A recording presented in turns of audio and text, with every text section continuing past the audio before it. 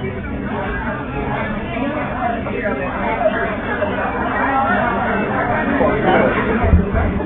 morning, ladies and gentlemen. If you could, please.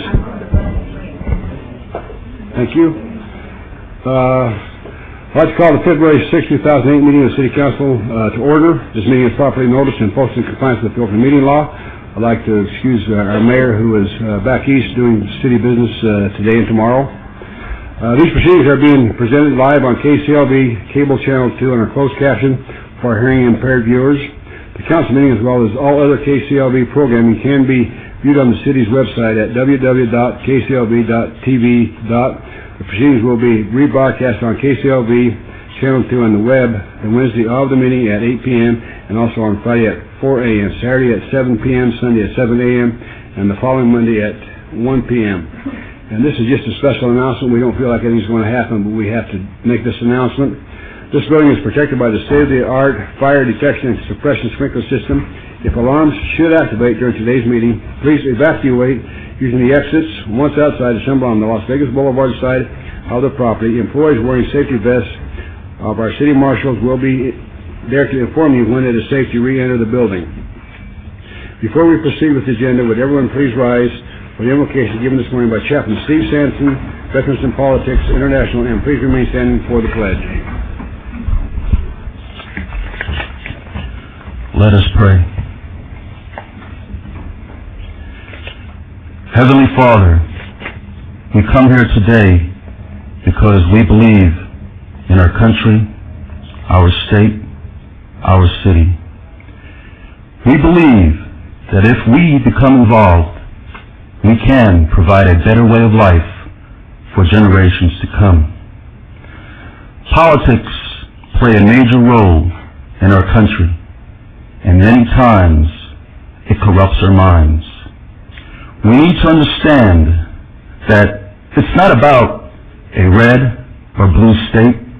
It's about people and communities coming together as one. We are all God's children, despite our beliefs, our financial status, our influence in the community, and the color of our skin. This month, we celebrate Black history, the hardships, the accomplishments, and the contributions of the men and women throughout our nation. Many people contributed to uniting race and this nation. Whether your skin color is black, red, yellow, brown, or white, we are all living, breathing people. One of our great civil rights leaders echoed these words that still are remembered today. And those words are, I have a dream. I have a dream that one day this nation will rise up and live out the true meaning of its creed. We hold these truths to be self-evident, that all men are created equal. By the grace of God, we're here today as one. There is only one race in God's home, and that's the human race. We, as a country, a state, a city, have to unite and stand tall with one another. Lord, place your watchful eyes on this great city of Las Vegas and guide this city council to make the right decisions for the good of all its citizens. We also ask that you return our troops that are in a combatant situation to their families. Heavenly Father, hear our prayers and bring unity to this country. Amen. Thank you, Steve. I pledge allegiance to the flag of the United States of America and to the republic for which it stands, one nation, under God, indivisible, with liberty and justice for all.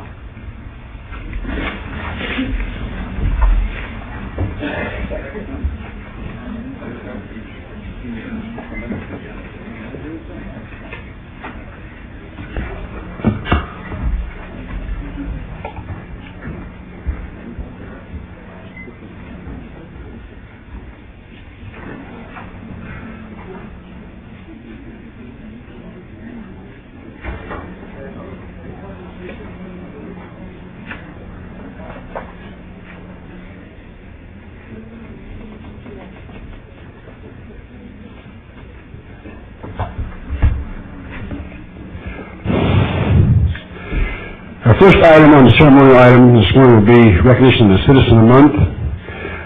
This is the Councilman Brown's going to be honoring the February Citizen of the Month for us. Councilman? Thank you, Mayor Pro Tem.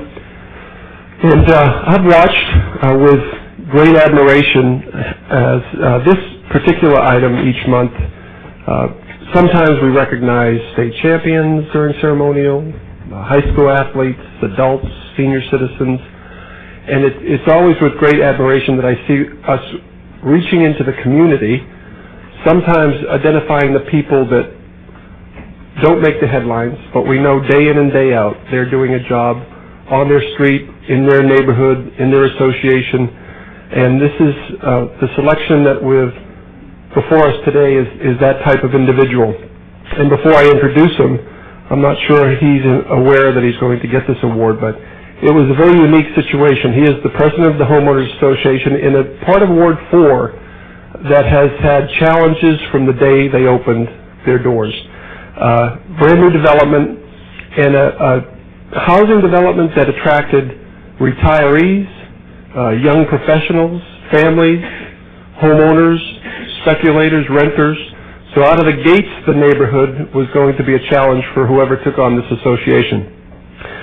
Surrounded by construction, other residential development around their neighborhood. We had a beltway on their west side, a flood channel on their north side, a new school being built across, a home builder, although that the builder had representation on the association board.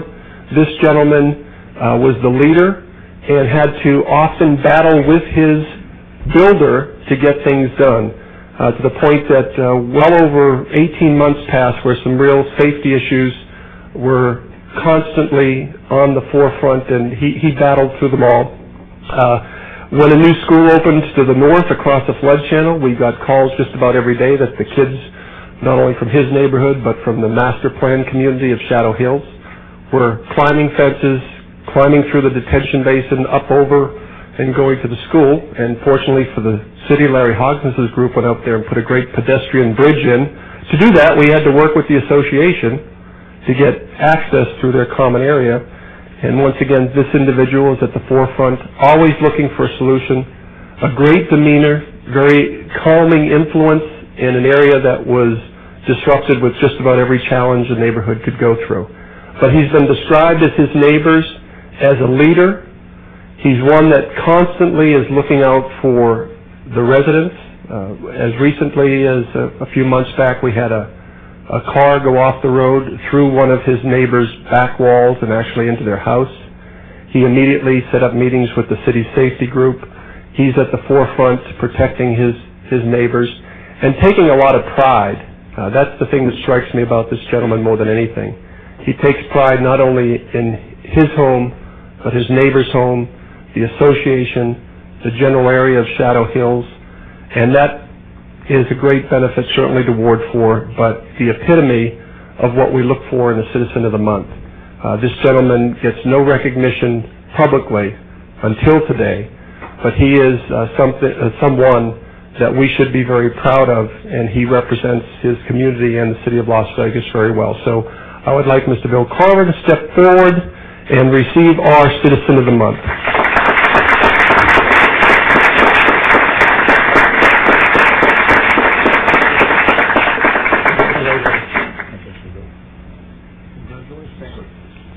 Bill is the president, I should have mentioned, of Sierra Crossings Association. Bill, a few words, please.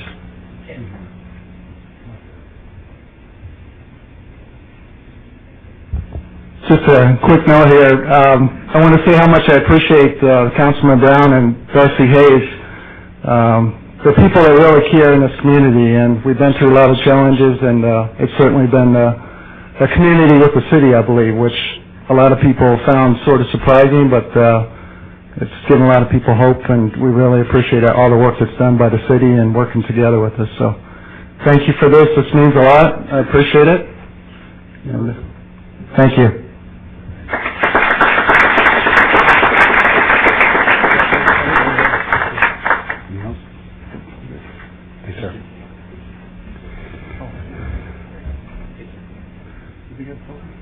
Is Rose here? Where's Rose? And we got some inside information from a good friend of Bill's, his significant other.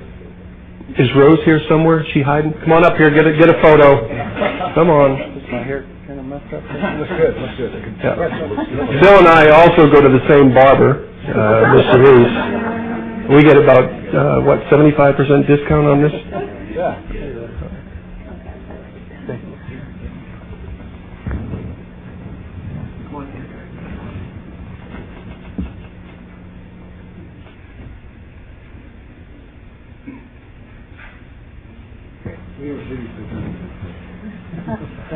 Thanks again, Bill, for being a great partner for the city. Thanks, Councilman. The next item is going to be handled by our great Councilman Barlow. He's going to recognize Black History Month. Councilman? Thank you, Mayor Pro Tem. Today we honor Black History Month, but as we all know who are African American, we celebrate it 360 days out of the year. And for that, I stand before you proud and honored to honor such a distinguished group of women. First and foremost, I would like to educate the listening audience as well as the audience here before me. Mr. Carter G. Woodson, the father of Black History Month. Dr. Woodson was a tireless advocate of what today we call Black Studies. He believed history in the hands of African American general public provided a balm that politics and academia failed to achieve. After retiring from Howard University, Dr. Woodson devoted the rest of his life to historical research and to preserving the history of African Americans whose contributions, he noted, were overlooked and ignored and even suppressed by the writers of history textbooks and the teachers who used them.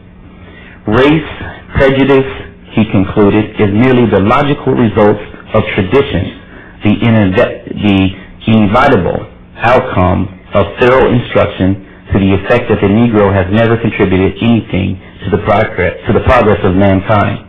African Americans often ask, why do we get the coldest and the shortest month of the year to celebrate our history? Well, in 1926, Woodson single-handedly pioneered the celebration of Negro History Week. For the second week in February, in order to coincide with the birthday celebrations for Abraham Lincoln and Frederick Douglass. The week was later extended to become Black History Month through the entire month of February. Dr. Woodson often said that he hoped the time would come when Negro History Week would be unnecessary, when all Americans would willingly recognize the contributions of Black Americans as legitimate and integral part of the history of this country. Today I would like to honor the ladies of Alpha Kappa Alpha Sorority Incorporated. The small group of women who organized the sorority was conscious of a privileged position as college-trained women of color, just one generation removed from slavery. Founded on the campus of Howard University in Washington, D.C. in 1908, Alpha Kappa Alpha Sorority is the oldest Greek-lettered organization established by African-American college-trained women. To trace its history is to tell a story of changing patterns of human relations in America in the 20th century. As the sorority grew, it kept the balance and endured because of the energy, sincerity, and passion brought to all that they pursued. As the world became more complex, there was a need for associations which cut across racial, geographical, political, physical, and social barriers. It is with the pride that we mark this milestone in our history. It is historic in its sheer length, but even more significant when considering the qualities that have sustained us for a century. The historic milestone will feature a year-long commemoration culminating in a gala week, tributes, salutes, and praise in Washington, D.C. as they celebrate 100 years of service to this country. Ladies and gentlemen, I would like to ask that you please help me in supporting and congratulating the women of Alpha Kappa Alpha Sorority Incorporated as they celebrate 100 years of service. And at this time, I would like for the Far Western Regional Director, Ms. E. Lavon Lewis, to come forward, as well as the President of Theta Theta Omega Las Vegas Chapter, Ms. Barbara McCants Hill, to come forward and receive the award. Thank you. This is a proclamation proclaiming today, February 6, 2008, as Alpha Kappa Alpha Sorority Day in the city of Las Vegas. And I would actually like to present the proclamation to the President.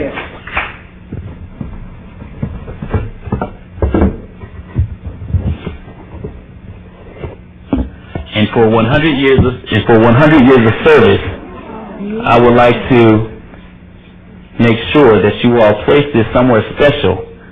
And this is from the Mayor and the City Council here at the City of Las Vegas for your true commitment, not only to this city, but to the entire world. And so for that, congratulations and happy birthday to my sorors, Alpha Kappa Alpha Sorority Incorporated.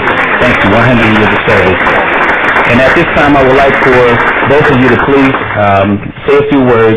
And also, I would like to recognize my wife, Samira, who's watching. She's also a part of your esteemed sorority. Thank you so much. Thank you. Go ahead. Well, thank you very much. Thank you for this honor. We are very appreciative of that. Usually when you think of sororities and fraternities, you think of college kids running around campus doing crazy things.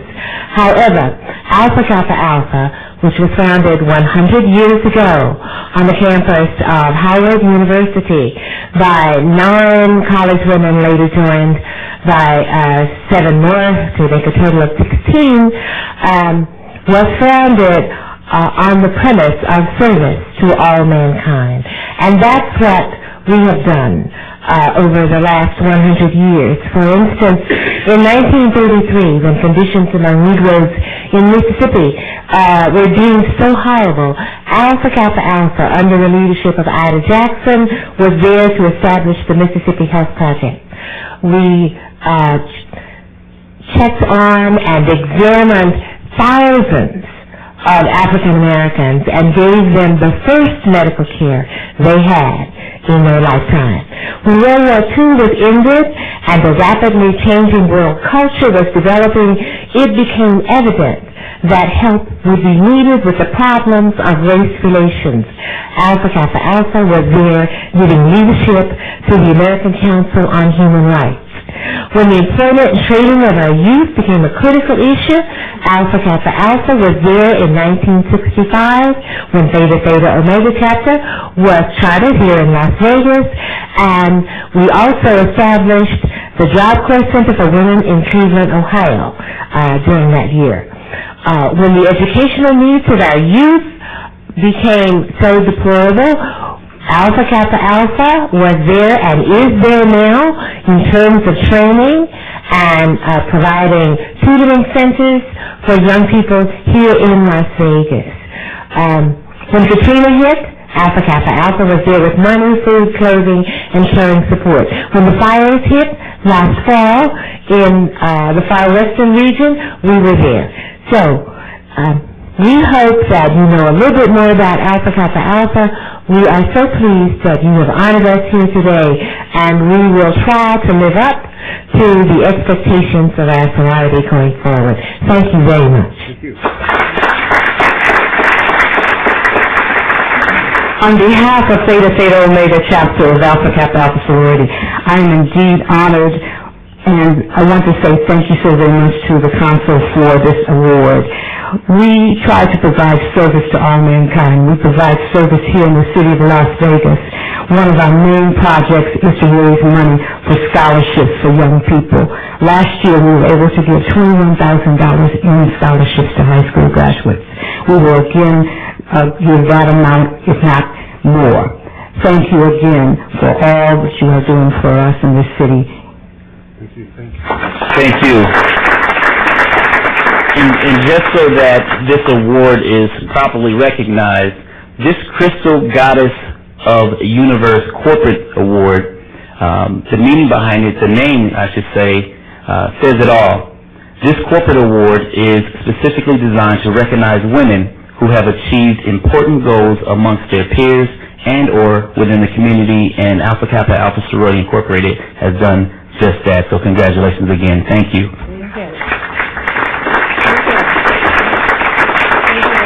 Thank you.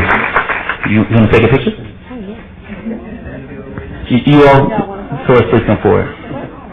Yes, please.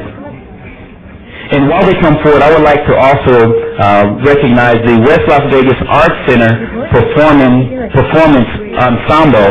The African drummers that you saw outside were Audrey Walker, Dion Burton, Justin Epstein, Alita Rinqua, Justin Whitfield, Isaiah Lucas.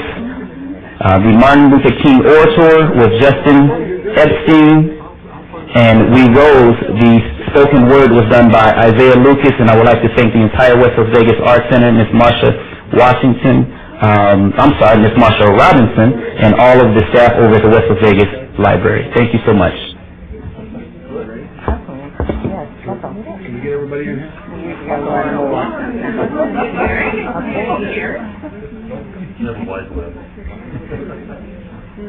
What's that guy behind the camera?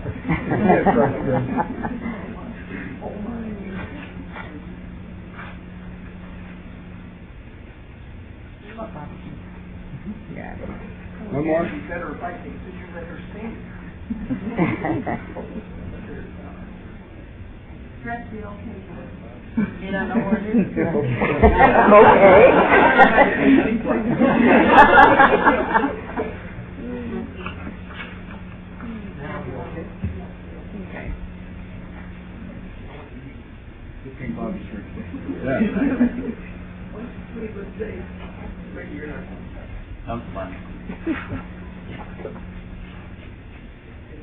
Okay, thank you. Thank you so very much. All right. Thank you. Thank you. Okay. Thank you. Thank you very much. Yes. Well, good luck on your campaign. I'm a retired county employee.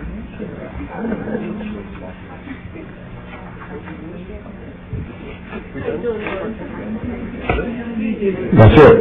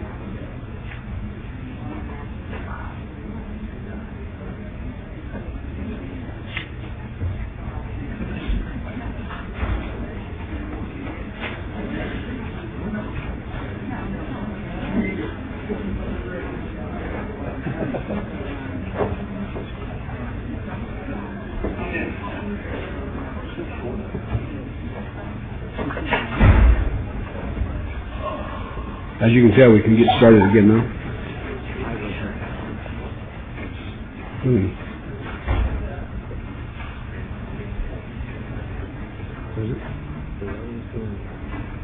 Okay. Our next item is agenda item number 6. Any items from the morning session of the council, staff, and/or the applicant wish to be stricken or held in advance to a future meeting may be brought forward and acted upon at this time. Councilman Brown, please. Thank you, Mayor Pro Tem. Thank you, Mayor Pro Tem. We have item 22, approval of award of contract number 080165BK. That is requested by staff to be stricken. Item number 38, Bureau of Land Management Financial Assistance Cooperative Agreements, FAA 080018, FAA 080019, and FAA 080020, requested by staff to be stricken. Item number 39, interlocal agreement 113160 between the City of Las Vegas and the Las Vegas Valley Water District, requested by staff to be stricken. Item number 45, work card appeal, Norman Alonzo Lightsey Jr., requested by Metro to be stricken. Item number 46, work card appeal, Regina Yvette McLeod Smith, requested by Metro to be stricken. Item number 55, temporary approval of a new martial arts instruction license, 7660 West Cheyenne Avenue, requested by staff to be held in advance until the February 20th, 2008 City Council meeting. Are there any other items? I would move to bring the stated items forward and take appropriate action. You've heard the motion. Please cast your vote. Please post. Thank you. Our next item is approval of final minutes by reference to the regular city council meeting of January the 9th. Is there a motion, please? No comments or questions. I would move for approval. You've heard the motion. Please cast your vote. Please post. Motion carries. Our next item is discussion of possible action to appoint a municipal court judge for Department 1. At this time, I just want to tell those that participated in this process, it may not be a perfect process. I don't think it is. We can't change it today. It's really hard for us sitting up here to talk to such great applicants and make our decisions based upon what we have been told. We know most of them from different functions they participated in or different events in the neighborhoods. This is really, really a tough decision for the City Council to make. And I just want to thank those that participated in this process. Thank you very much. And please don't let our decision hinder you in running for any public office at all, okay? At this time, as the senior person on the council, I will be making a motion. And if that don't succeed, then we will ask the second in seniority to make a motion, so on until we get through. Is there anything that council members would like to say at this time pertaining to this item? Councilman Brown, do you have anything? Yes, sir. Councilman Wolfson? Yes, thank you, Mayor Pro Tem. I'd like to also echo the comments of Mayor Pro Tem Reeves. We take this process, we take this obligation, we take this decision very seriously. We may be criticized today, we may be applauded, we make some friends, we make some enemies in this process, but I want to communicate, because I see a number of the candidates, maybe 4, 5, 6 of you in the audience today. I want to tell all of you that you're all qualified. You're all good candidates. You could all do a good job. But it's a tough decision. And I know for myself and in the discussions I've had with my colleagues, we take this decision very seriously and we do the best we can. Like Mayor Pro Tem Reeves said, we want to encourage you to not stop here if you're not the one selected, because this is a great democratic process we have where we give everybody an opportunity to participate, and if this is not your turn, well, maybe the next time. So thank you all for showing an interest, and we appreciate it. Councilman Perkinian, please. I just wanted to reemphasize the high caliber of the candidates that we had. I learned so much just from talking with them, and I came to respect them even to a greater degree from what they told me from their hearts and what they're doing and how their feelings about their court position. And I just wish we could have more than one appointment. Thank you. Councilman Ross, you have anything? Councilman Barlow? Yes, Mayor Pro Tem, thank you. I echo the same sentiment with my colleagues. There wasn't one person that I've met with that I didn't think fit the bill in the sense of being in a position to fill the seat, the vacancy. Everyone was qualified. In my opinion, I learned a great deal of information, personal information from quite a few of them, which I was very impressed with, and the knowledge base of each and every one that I met with also was astonishing for me, because they all were passionate about what it is that they do as a career. And so for that, I want to say thank you for everyone who forwarded my office a resume, and those of you that had an opportunity to sit down with me or speak with me on the phone. I just want to say good luck, and I truly hope that you continue to keep up the great work that you're doing for the community as well as for your families as well. Thank you, Ricky. Just for a purpose of background, Municipal Court Department 1 has a vacant seat due to the death of Judge Troy Gregory, who were all missing. And according to the Las Vegas City Charter 1.160, it will be necessary to fill this vacancy by a majority vote of the entire City Council within 30 days after the occurrence of that vacancy. The qualifications for election as a Las Vegas Municipal Court Judge shall be a qualified elector who has actually, as opposed to constructively, resided within the city for a period of not less than 30 days immediately prior to the last day for filing a declaration of candidacy, shall devote full-time or to his or her duties, duly licensed member in good standing of the State Bar of Nevada, and never having been removed or retired from any judicial office by the Commission of Judicial Discipline. The registered voters of the city shall elect each municipal court judge. This municipal court judge seat is a 6-year term position that will be considered by City of Las Vegas voters during the 2009 municipal election in the spring. So with that said, my motion is going to be to appoint Cynthia Leung to this position. You've heard the motion. Please cast your vote. Please post. Motion carries. Ms. Liang, would you like to say anything? We're going to have you sworn in at the next council meeting, which will be February the 20th at 9 a.m. If you'd like to say a few words, you're more than welcome to at this time.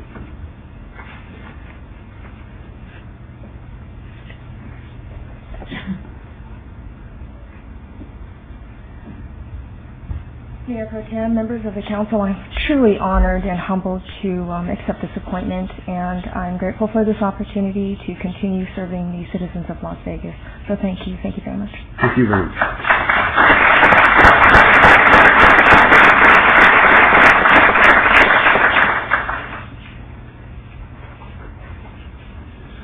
Item number 9, we need approval of application. Item number 9 is items 9 through 40 on the consent agenda are considered to be routine, are recommended for approval by the department, and may be enacted in one motion. Are there any items the council wishes to bring forward? Mr. Knight? Good morning, Mayor Pro Tem, members of the council. Chris Knight, Director of Admin Services. I have one point of clarification on item number 9. The number listed there for benefits of $31,850 is an incorrect number. We had some miscommunication between finance and admin services. That number should actually be $17,550. So I wanted to correct those. Thank you. That benefit number. Thank you. Are there any other items we need to bring forward at this time? Councilman, I would entertain a motion with the exceptions of 22, 38, 39 with the correction to item number 9. Thank you, Mayor Pro Tem. I would move for approval. You've heard the motion. Please cast your vote. Please post. That motion carries. Item number 41 is a public hearing to consider report of expenses to recover costs for mitigation, abatement of vacant or abandoned building, and assess civil penalties located at 3705 San Joaquin Avenue. Property owner Walter and Shirley Merkel. This is in Councilman Tarkanian's ward, and Mr. Smith from our Neighborhood Services is present. Mr. Smith, please. Good morning, Mayor Pro Tem, Council. Devin Smith, Neighborhood Response Manager. The purpose and background is that the condition of the property was a public hazard and an attractive nuisance. The Department of Neighborhood Services declared the property in violation and started legal notification. When no corrective action was taken nor an appeal filed, the Department of Neighborhood Services hired C&W Enterprises to landscape front and side yards, remove refuse, waste, trash, debris, litter, vegetation, dead, dry, and overgrown, repair the fascia board, paint exterior, repair eaves, repair and replace roof covering, repair or replace windows, doors that are boarded, install protective coverings over all doors and windows. To date, there have been 29 inspections conducted at this location. The value of the property based on the sale date of May 2005 was $150,000.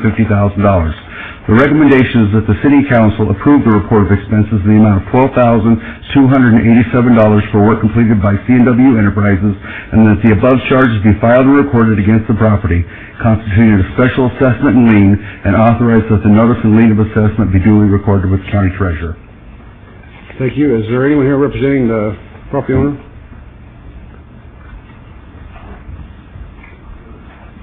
Can you name and address, please?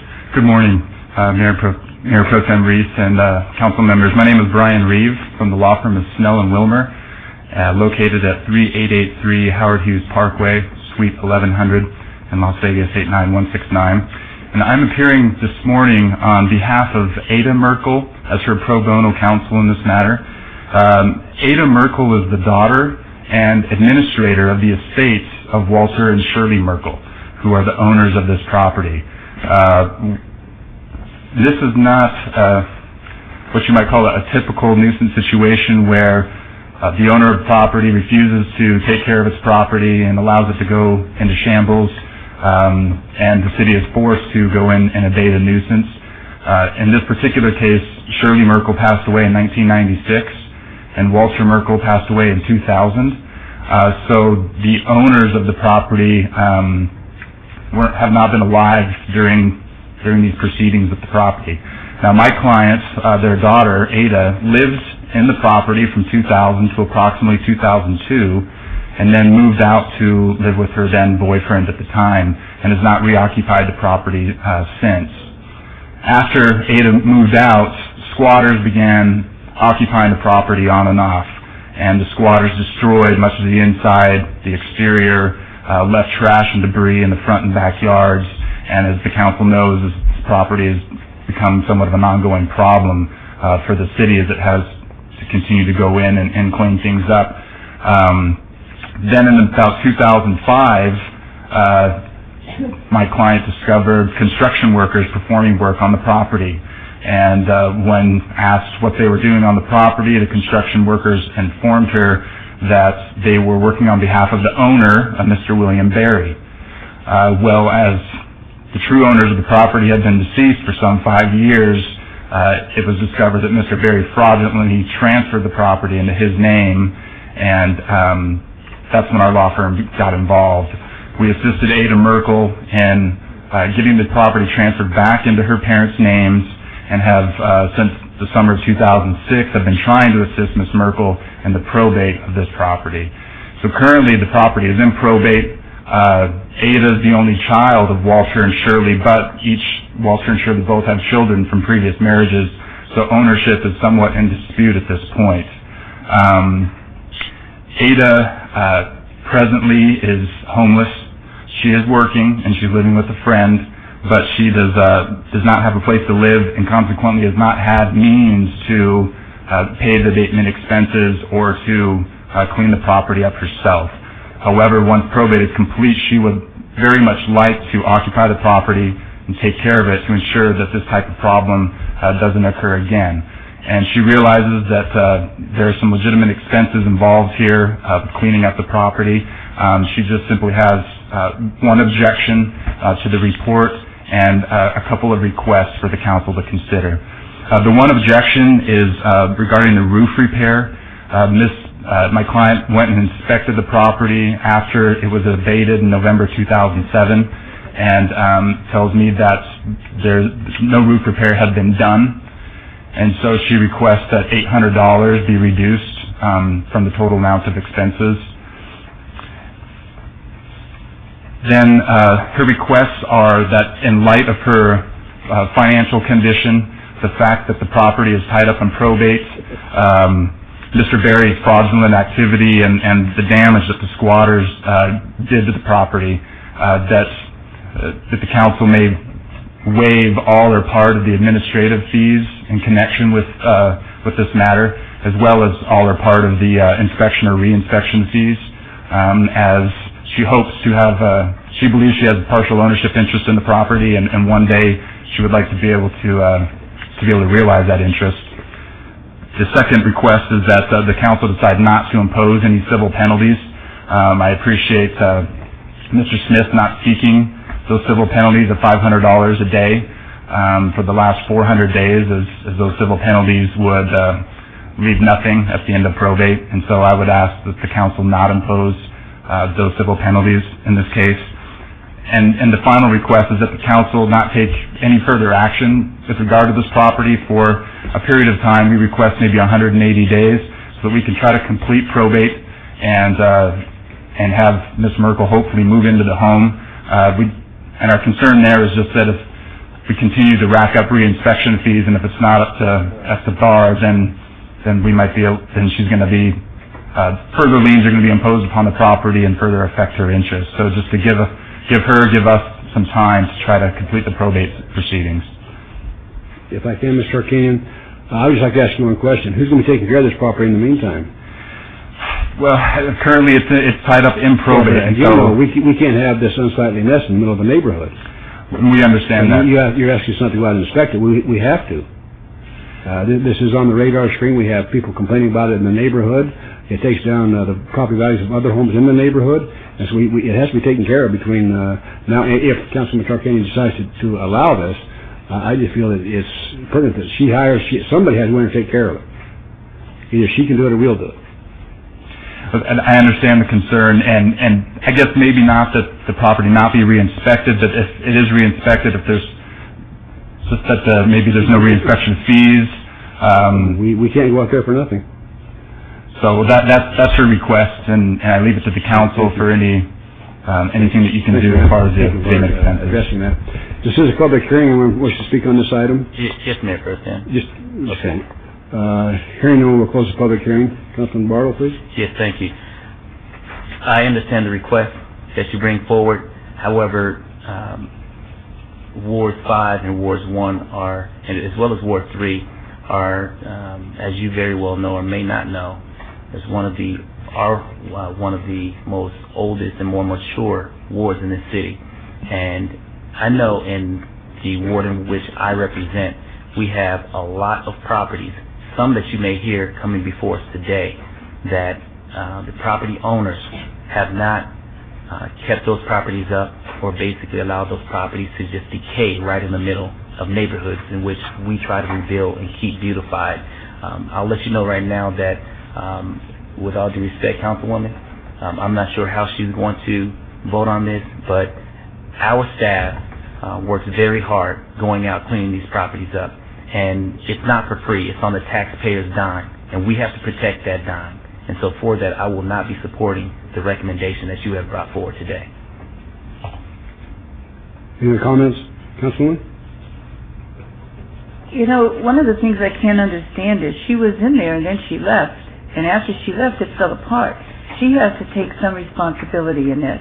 I would agree no civil penalties, as your department, as I understand, is recommending, right? No civil penalties.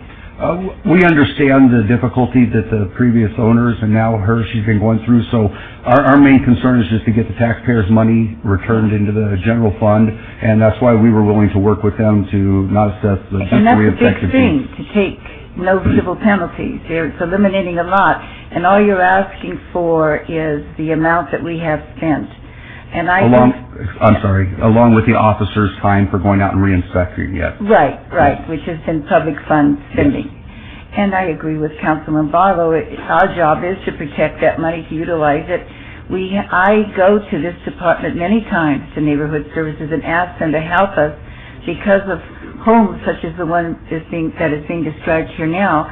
And we can't expect them to go out and do all that work and then not give them the support that they need as far as getting public funds back. So I would ask you what your recommendation would be in this. I certainly understand the need of the lady, and we would want to help her as much as possible, but I do feel we should do everything we can getting the public funds back. The recommendation is just the report of expenses in the amount of $12,287. Well, then I would move accordingly to support your recommendation. Any questions on the motion? Hearing none, please cast your vote. Please post. Motion carries. Thank you. Thank you. There's been a request by Councilman Ross to bring item number 33 back to the council. There's a motion to rehear this item. Please cast your vote on the rehear. Please post. Motion carries. Item 33 is approval of lease agreements between the Las Vegas Convention and Visitors Authority and the City of Las Vegas to hold the Project Homeless Connect event at Cashman Theater on Thursday, April 10, 2008, Wednesday, October 8, 2008. Councilman Ross. Thank you, Your Honor. This doesn't change my vote. I just need to make a disclosure. I have been in negotiations with the Las Vegas Convention and Visitors Authority in the past. I'm currently not under any negotiations, nor any under obligations with the Las Vegas Convention and Visitors Authority in my other job. I just want to make that disclosure. I'm not obligated to them in any way, nor any of the unions that I represent are obligated to them in any way. I just want to disclose that, and that does not change my vote. Thank you. And the motion is for approval of this item. Please cast your vote. Please post. That motion carries. Item 42 is a public hearing to consider the report of expenses to recover costs for abatement of vacant or abandoned building and assess civil penalties located at 1104 Meadbrook Street. This is in property owner is Gloria Gomez. This is in Ward 3. Mr. Smith, please. Good morning again, Mayor Pro Tem Council Devin Smith, Manager of Neighborhood Response. The purpose and background is that the condition of this property was a public hazard and an attractive nuisance. The Department of Neighborhood Services declared the property in violation and started legal notification. When no corrective action was taken nor an appeal filed, the Department of Neighborhood Services hired Disaster Cleanup of Nevada to board and secure all openings,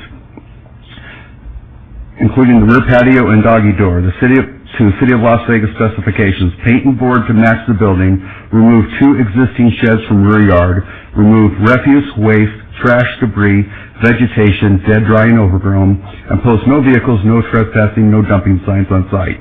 To date, there have been 6 inspections conducted at this location. The value of the property based on the sale date of 2004 was $185,000. The recommendation is that the City Council approve the report of expenses in the amount of $5,951.97 for the work completed by Disaster Cleanup of Nevada. Thank you, Mr. Smith. This is a public hearing. I declare it open. Is anyone here representing the owner of the property? Mr. McGowan? Tom McGowan, Las Vegas resident. Just a couple of quick questions, Mayor Pro Tem. Where is the owner? Is the owner out of state or local resident? That's question number 1. Question number 2. According to the overhead biograph, this property appears to have been in violation for at least 90 days. Is that correct? Probably, yes. Or longer? Yes. Okay. Final question, I swear to God.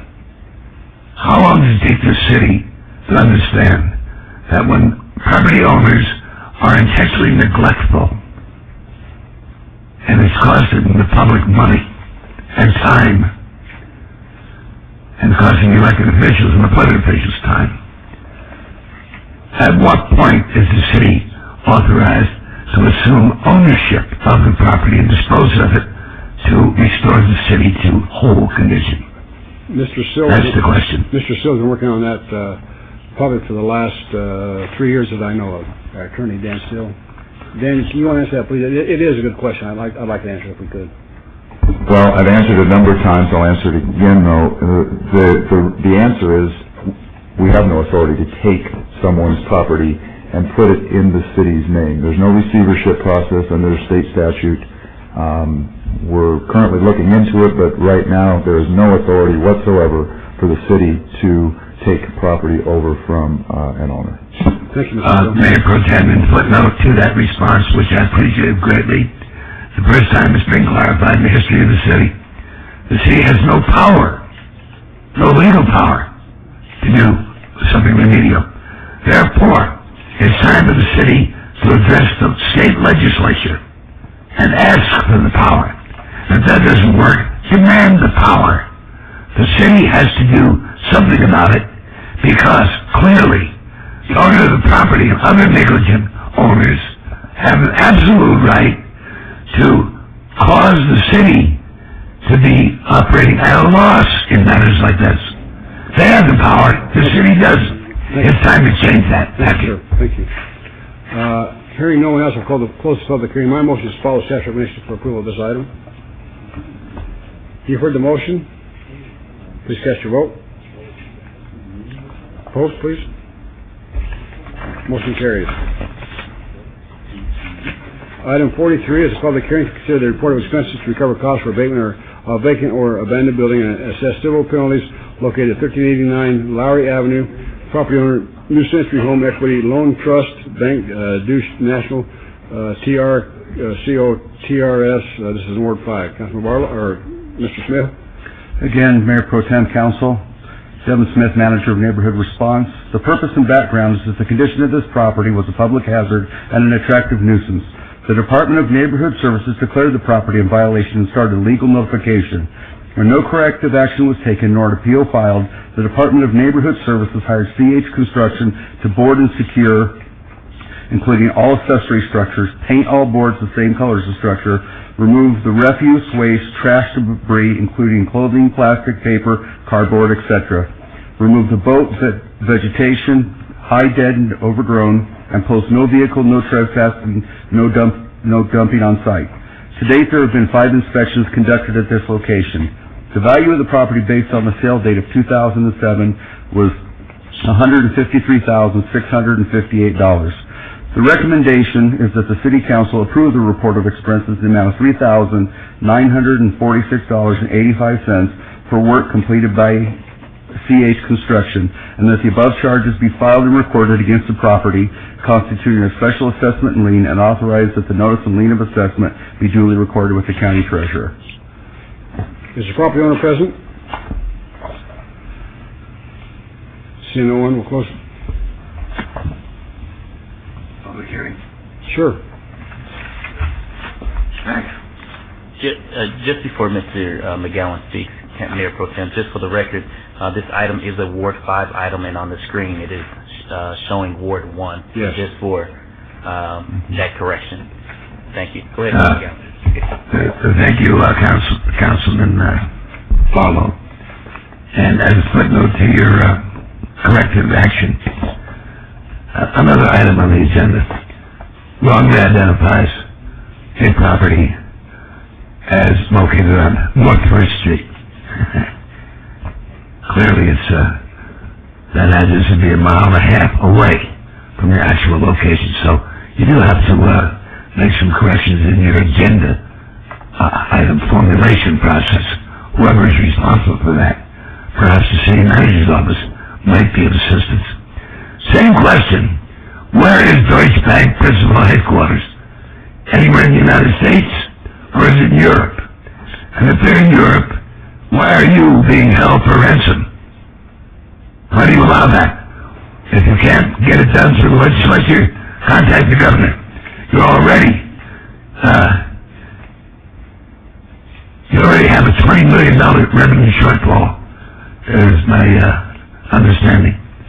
This makes it $20,003,697, something like that. Thank you. So far. Thanks. Thank you. In the backup in the agenda, it does say Ward 5, Councilman Barlow.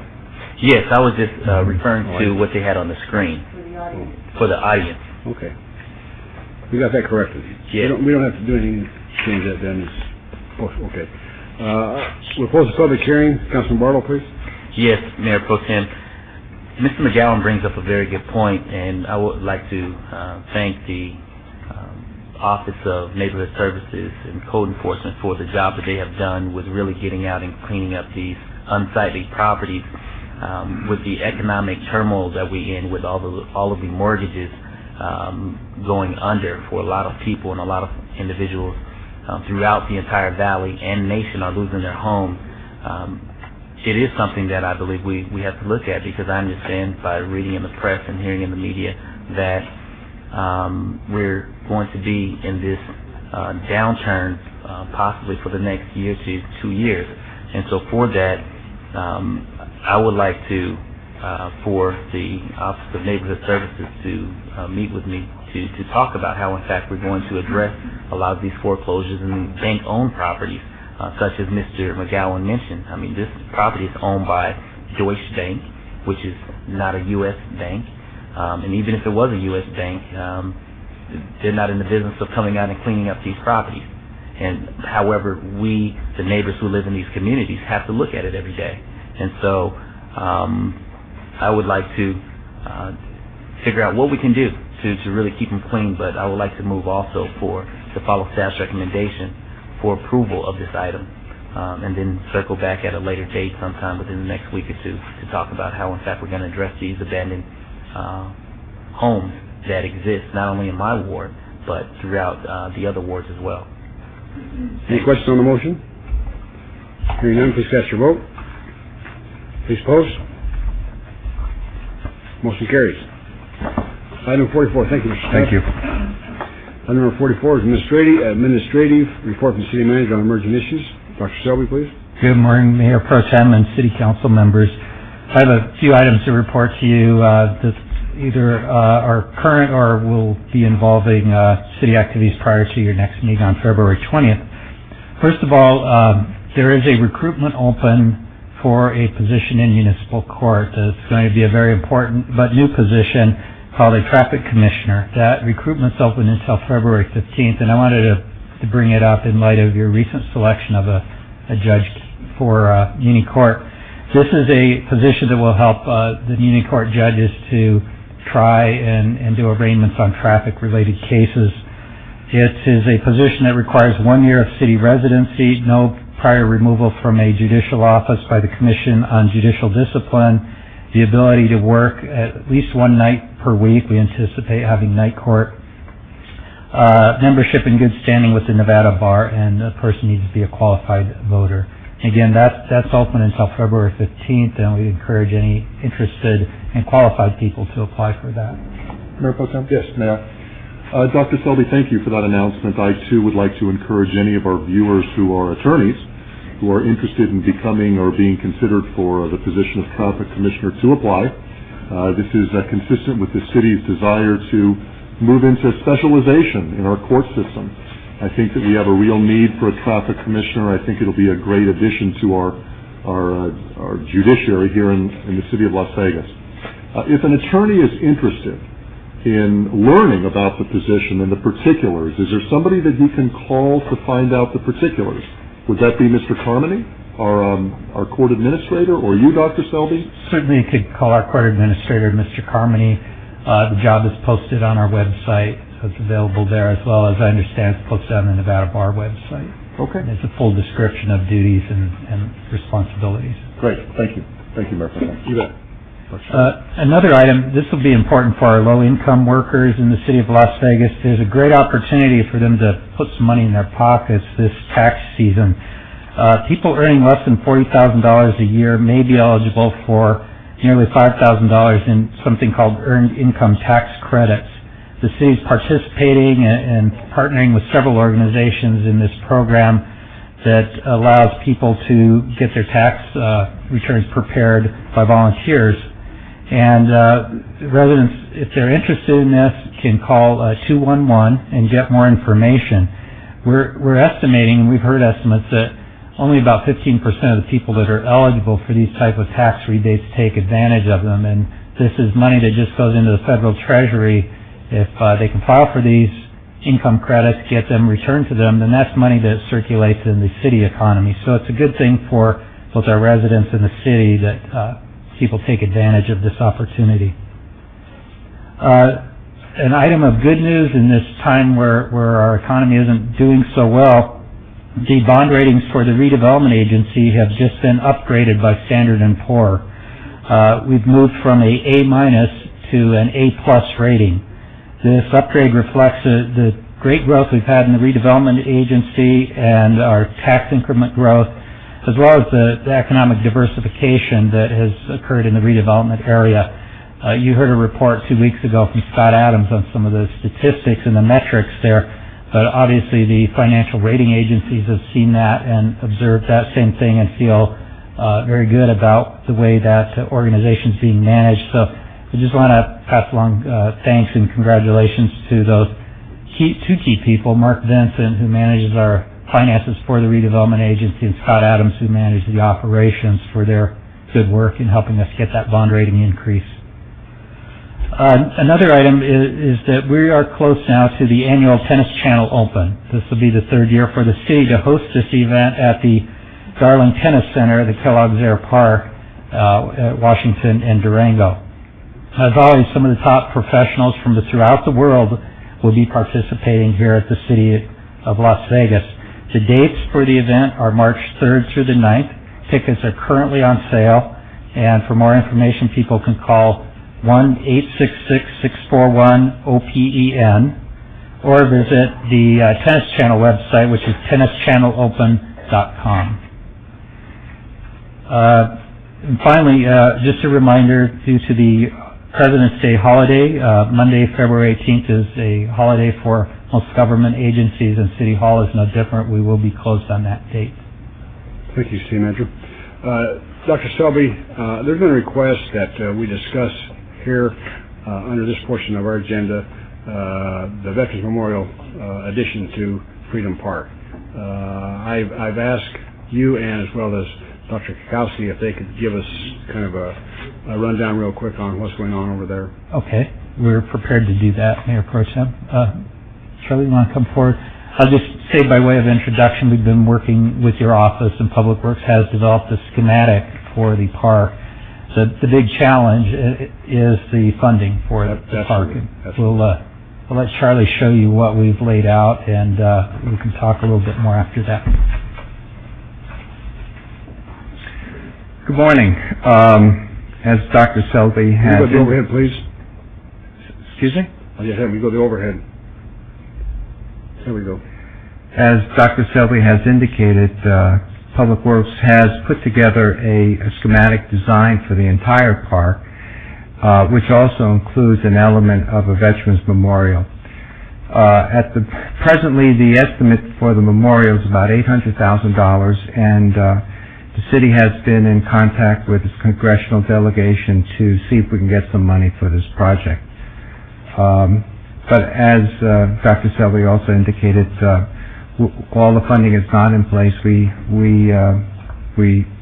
a bit away from doing any work out there because of it. And just for the benefit of the council members, this was brought up by Mr. Chris Christoph, who I certainly appreciate. I think it's a great idea. And at that time, I told him we couldn't go to the top of the list as far as our capital projects funding. We're looking at each and every nook and cranny we can find to find the money. We just haven't been able to find the money. And Mr. Christoph, I think he feels like we should have this built already, and it's just not going to happen that fast. As we know, city government is great, but sometimes they work really slow. And the slow part comes in when we're trying to receive the money for this project. I can certainly appreciate what our staff has done. I think it's going to be a great addition. I think it's going to be an addition to this park. It's going to help make the park viable. As you can tell, we're going to have it fenced off. We're going to put in more playground equipment. We're going to take the restroom facility and turn that into a facility where maybe the park rangers or Metro could use that for an office sometime during the day or weekend or whatever. It's really going to be a nice park once we get the money to put this addition. I have asked staff to check with Congressman Berkeley. The mayor and I did talk to the Congress lady about it. She does support the veterans. She does support this park. It's just trying to get the money to put it together. We haven't approached the county yet until we see if we have a shortfall in the funding, and maybe the county would participate in this. I know June Kiliani, who lives close to this park, as well as represents this area through the county, is a strong supporter of this. Again, I haven't asked them yet for help. Maybe we will need to in the next go-around, but right now, we just don't have the money to build the park. And I just wanted everyone to know I appreciate the concerns, and hopefully we'll be able to get the money to put this park together. Any questions or comments? Yes, sir. Mayor Pro Tem, thank you. Yes, sir. Charlie, did you say that the total price is about $800 and some odd thousand? For the memorial. For the memorial. For the memorial. The total park improvement is about 2.2. Mr. Kristoff was in my office yesterday, and certainly he's a strong advocate of this, and we appreciate his efforts. But my question is this: is it possible to go outside of public funding and seek some private funding for this? Is that something that we can consider? And what a project, and who wouldn't want to support a project like this? So my question is, maybe we should channel our efforts at some private funding. Actually, that was thought about, and with that in mind, we have put together a brochure that just highlights the memorial, the elements of it, and to be used for that purpose.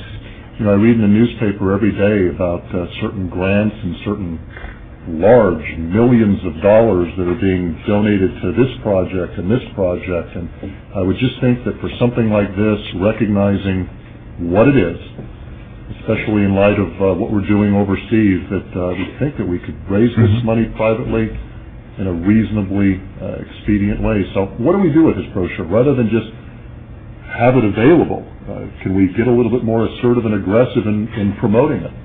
We need to come up with a game plan on how to solicit that interest and donation, and we haven't done that yet. And I would like to comment a little bit to Councilman Wilson. Mr. Kristoff, when he came up with the idea, he told me he had funders, people that would fund this project. He said he had upwards of $2 million. And the last comment he made to my staff was, I don't know why Reese thinks that I'm supposed to be his fundraiser. And I never expected him to go out and raise the money. I took it upon myself. I've tried everything I can do to get people interested in it. I have talked to different ones as far as getting to try to donate money. It's just it kind of falls on deaf ears at this time. I have talked to them about a process to go about sending this brochure out, and I can certainly appreciate any comments or help we can get from the other council members to get this project completed. No public comment. It's very important on this topic. Very short. Very brief. Thank you, Mayor Pro Tem. Tom Leon. May I have a copy of that, please? Club Freedom USA, upon approval, will contribute the money necessary for this memorial. If you will provide me with a copy, I'll be happy to disseminate it. Vicky? And promote it. There are more than 700,000 veterans in the tri-state area, contiguous to Southern Nevada. $1 each will fund this. Funding is not the issue, not a problem at all. Acceptance of the ability to fund it is the issue. You have the offer. Thank you. Thank you. Any other questions, comments? Perhaps we could discuss this in the city manager's meeting and maybe have suggestions from the different council people, as Councilman Reese suggested, about where we might be able to seek private funds. You probably have some thoughts, and the council people might have some thoughts, and that would give the information Councilman Reese is talking about. Right. And certainly if anybody's listening out there that would like to make a contribution, you can just contact my office or any of you. I know that. It won't be that easy. But if we know where we might be focusing, or where there might be a wedge we might get in, then there are times that will occur that we might not even be expecting right now that we might be able to move on it. Yes, sir. Mr. Brown? I'd just suggest Mr. Kaikowski and Dr. Selby talk to the people that are involved with the Metro Memorial. That process seemed to work well. Now, it's not a fast process. It's been going on for at least a year and a half, 2 years, but originally they contacted the city's art commission, to take a look at the partial funding for the design and creative component. And then they started a not-for-profit organization that could go out and solicit funds from the private sector. And I know they've been very successful. I'm not sure of the current date, but that institution that was created for that memorial seemed to work well. And if that's a boilerplate we could utilize for this project, I'd recommend we talk to those that have been involved. Thank you, Councilman Brown. Councilman Olson? No, thank you. Thank you. Anything else, Dr. Selby? Nothing from me. Council members? Yes. Councilman Barlow? Yes. Dr. Selby, on yesterday in our staff briefing, I brought something to your attention, and the response I received was insufficient as far as I'm concerned, and I took it as actually disrespectful on your behalf. And I would just ask in the future that when I bring something to your attention, specifically asking your direction on something, that you at least give me enough respect to give me a better response than what you provided, and I will share with you exactly what that was on that you said yesterday that really bothered me. And I just ask that you just be more conscious in the future, if you will. Purely unintentional. I'm sorry, and I look forward to talking to you about it. Thank you. Anything else? Thank you, Dr. Selby. Okay.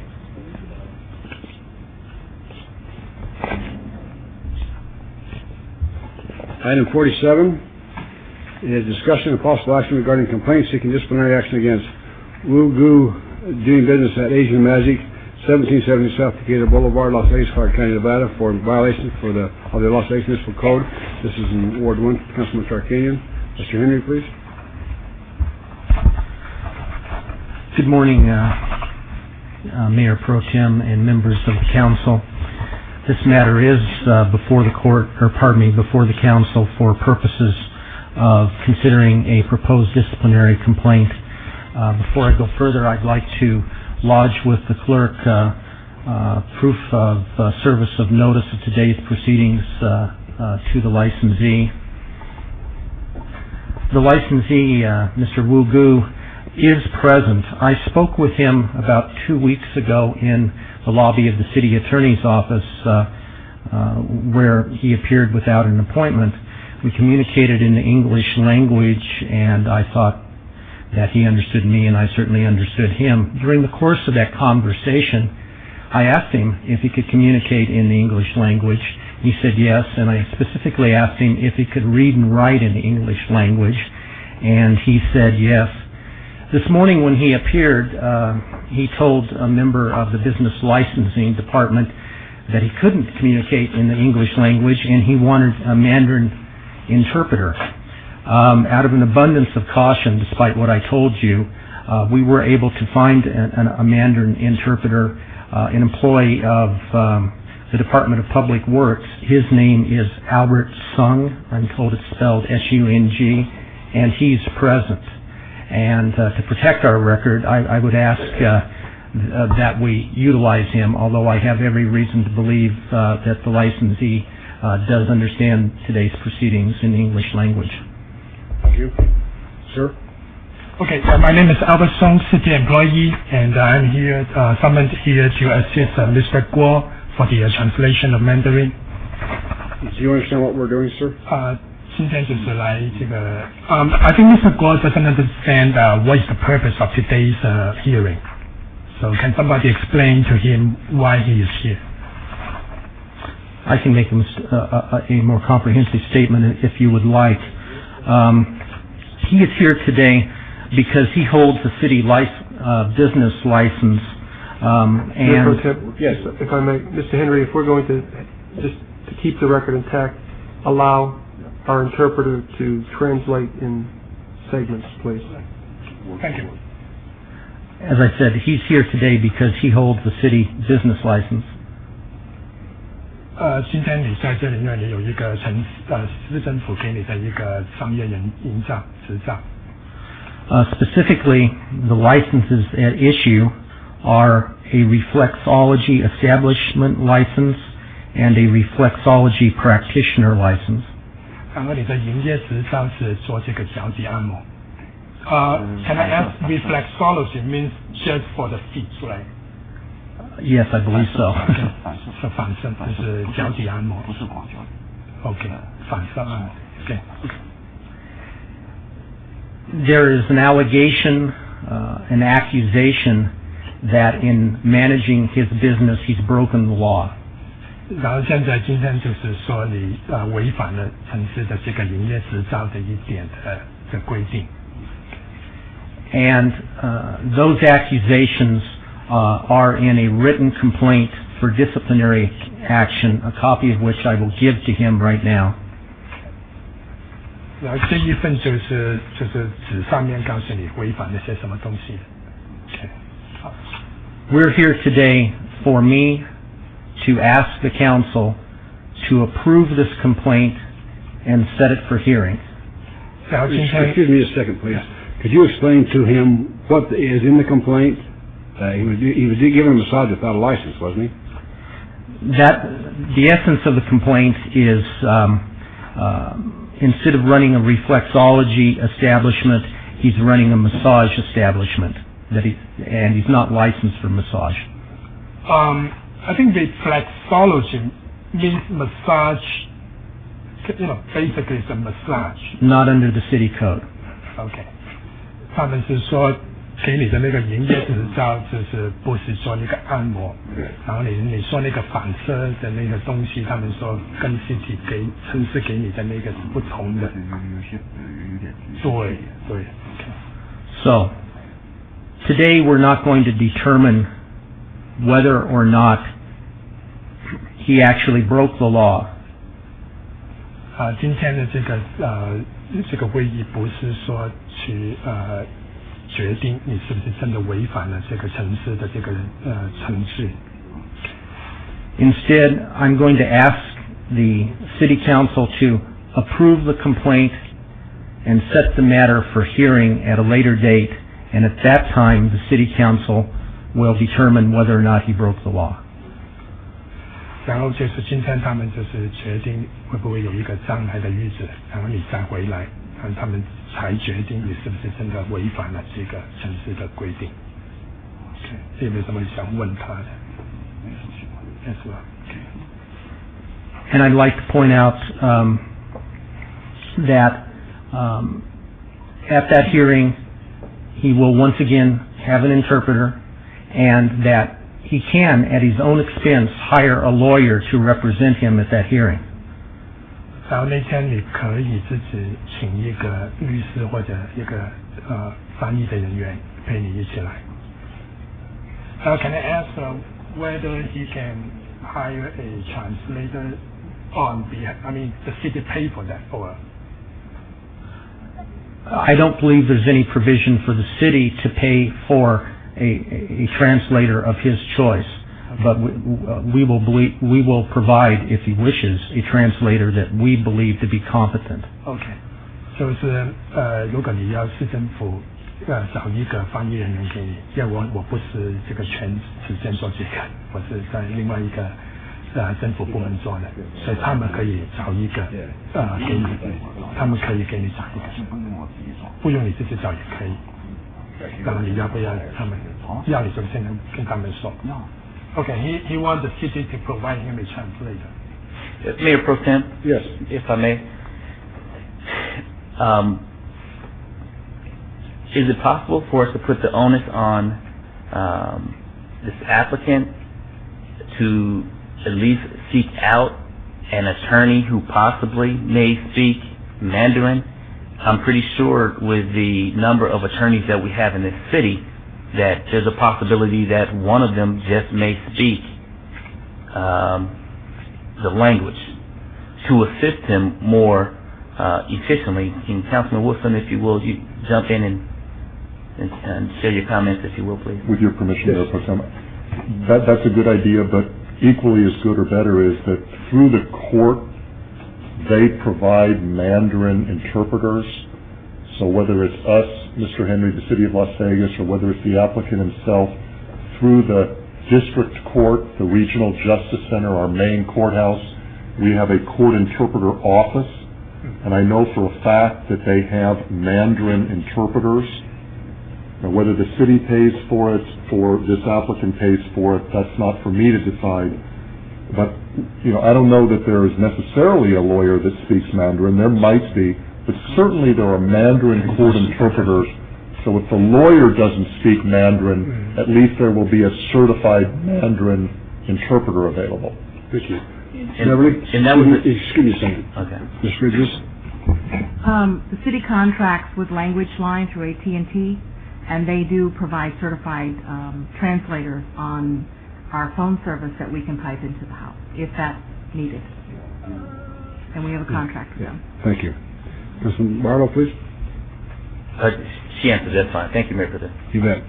You might tell your... So does this owner need to decide what he wants to do right now, or he can do it later? He needs to decide right now, yeah. Your Honor, while he's thinking about that, can I ask Mr. Henry a couple of questions? Help me understand this clearly. He is operating a reflexology on a reflexology license, but yes. He's actually doing massage therapy. Is that correct? Is that the allegation or the complaint? Yes, in essence. The allegations are... And you want to set a hearing to hear that complaint to determine whether he's broken the law? Yes. In that time frame, what if he makes application for a massage license and fixes that? It wouldn't fix it as a matter of law because the snapshot is at the moment that he was cited. Okay. All right, I'm just curious, Mr. Henry. Thank you. Thank you, Your Honor. 所以现在你要决定就是要市政府或者法庭，他们是说法庭那方面是有一些 Mayor Pro Tem, could I just ask you, Mr. Henry, my understanding is that the gentleman has a license for reflexology and had an establishment for reflexology. In that he did massage there and he had no license, right? Yes. And that's what this is all about. Yes. Now, nobody's making a decision if he's guilty or not guilty today. They're only saying we'll move forward and have a hearing to make that determination. Is that correct? That's correct. Okay. And in going forward and making that determination, we are giving him choices as to free interpreters. I mean, they're offered free by us, right? I mean, they're provided by us. I think it's federal law, in fact, that we provide interpreters. I'm not aware of that. It may be or it may not be. As I said, I am not aware.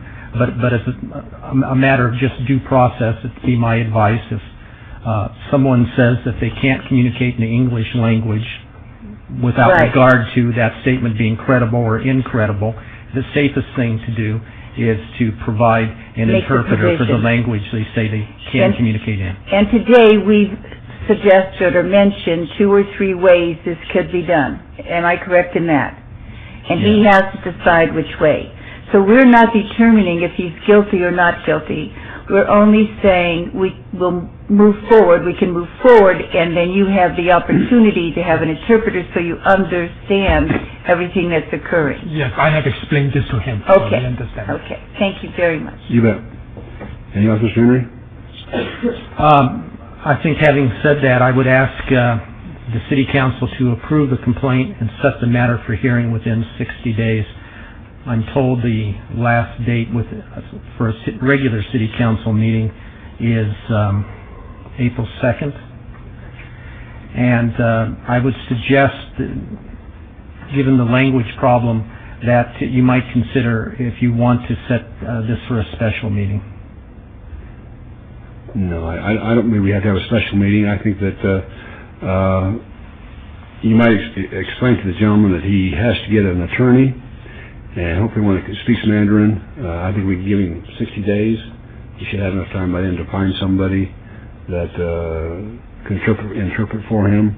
If we have to furnish somebody with it, he can contact your office and find out and just discuss that. I think we've gone far enough there. Councilwoman? But I think he wants the court or the city to provide him with the attorney. So how does he proceed with that? We don't do that. He has to find his own attorney. In the court, but just somebody said that the court will provide that. He needs to find his own attorney. We'll help with the... His own private attorney. Yeah, we'll help with the interpreter. Okay. Oh, to help the interpreter. It's the interpreter Okay. that we help provide. Okay. The best thing he can do, Councilman Wilkerson said it best, he needs to get an attorney right now. 就是说，律师主要自己找，市政府不。I would move forward. 对。Okay. Mayor Pro Tem, yes, and I'll close. 翻译员他们可以。 Sir, we want to make sure that we have a good record here. He's not required to have a lawyer. Okay. He can certainly come on his own. Right.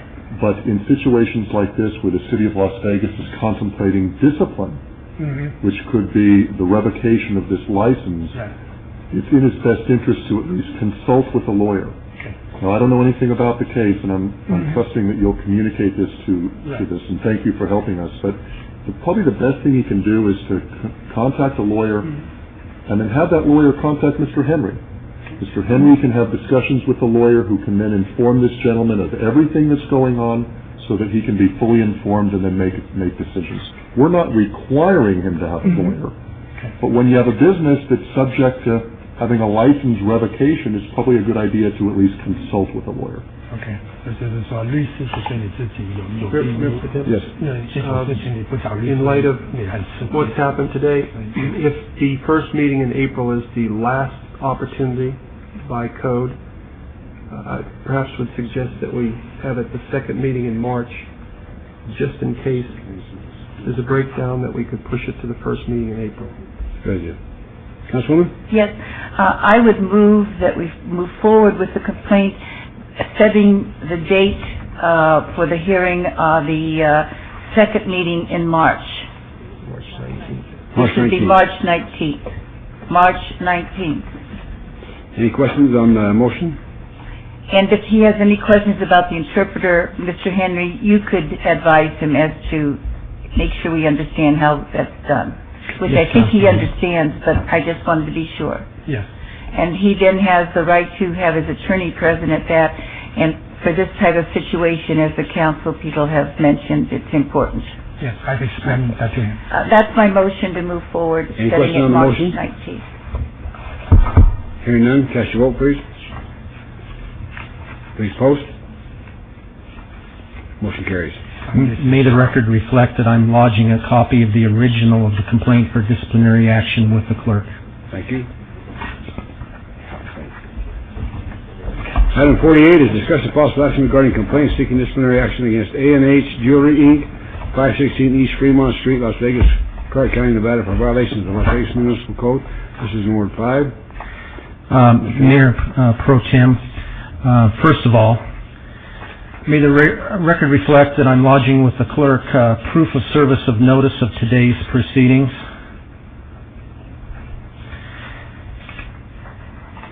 And in addition to that, within the last couple of days, I received a letter purportedly from the licensee indicating that he was surrendering his business license and moving out of state and would not attend today's proceedings. There were certain documents attached to that letter, including a letter to Mr. DiFiore stating the same thing, a copy of the business license, and also a letter to state tax authorities with a copy of the licenses that they had provided. Mr. DiFiore had his people go by the location of the business, and it appears to be empty and closed. I'd like to lodge with the clerk those documents. And having said that, I think that there being good proof that the license has been surrendered, that divests the council of jurisdiction, and I think that a motion to strike would be appropriate. Thank you. Any questions on the recommendation? Just a comment, Mayor Pro Tem. Could you tell me who the principal of this business is? Do you have his name? Yes, I cannot pronounce it, but it is spelled first name Ahab, last name Hamideh. Thank you. In the interest of full disclosure, I think I provided legal services to him in the last couple of years, not in relation to this license, but in the interest of full disclosure, so I'm going to recuse myself. Thank you. Even though it's only a motion to strike, just out of an abundance of caution. Any other comments? Councilman Barlow?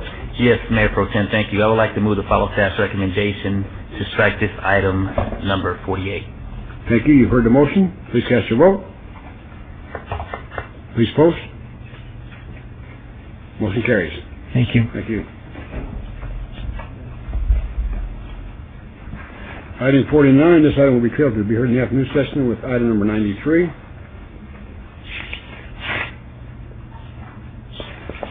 Item 50 is discussion of possible action regarding temporary approval of change of ownership of a tavern license and liquor caterer license from the Club at Canyon Gate Inc. to Canyon Gate at Las Vegas Inc. doing business at Canyon Gate Country Club, 2001 Canyon Gate Drive. This is in Ward 2, Councilman Wilson's ward, and the applicant is present, and so is the young lady, Carol.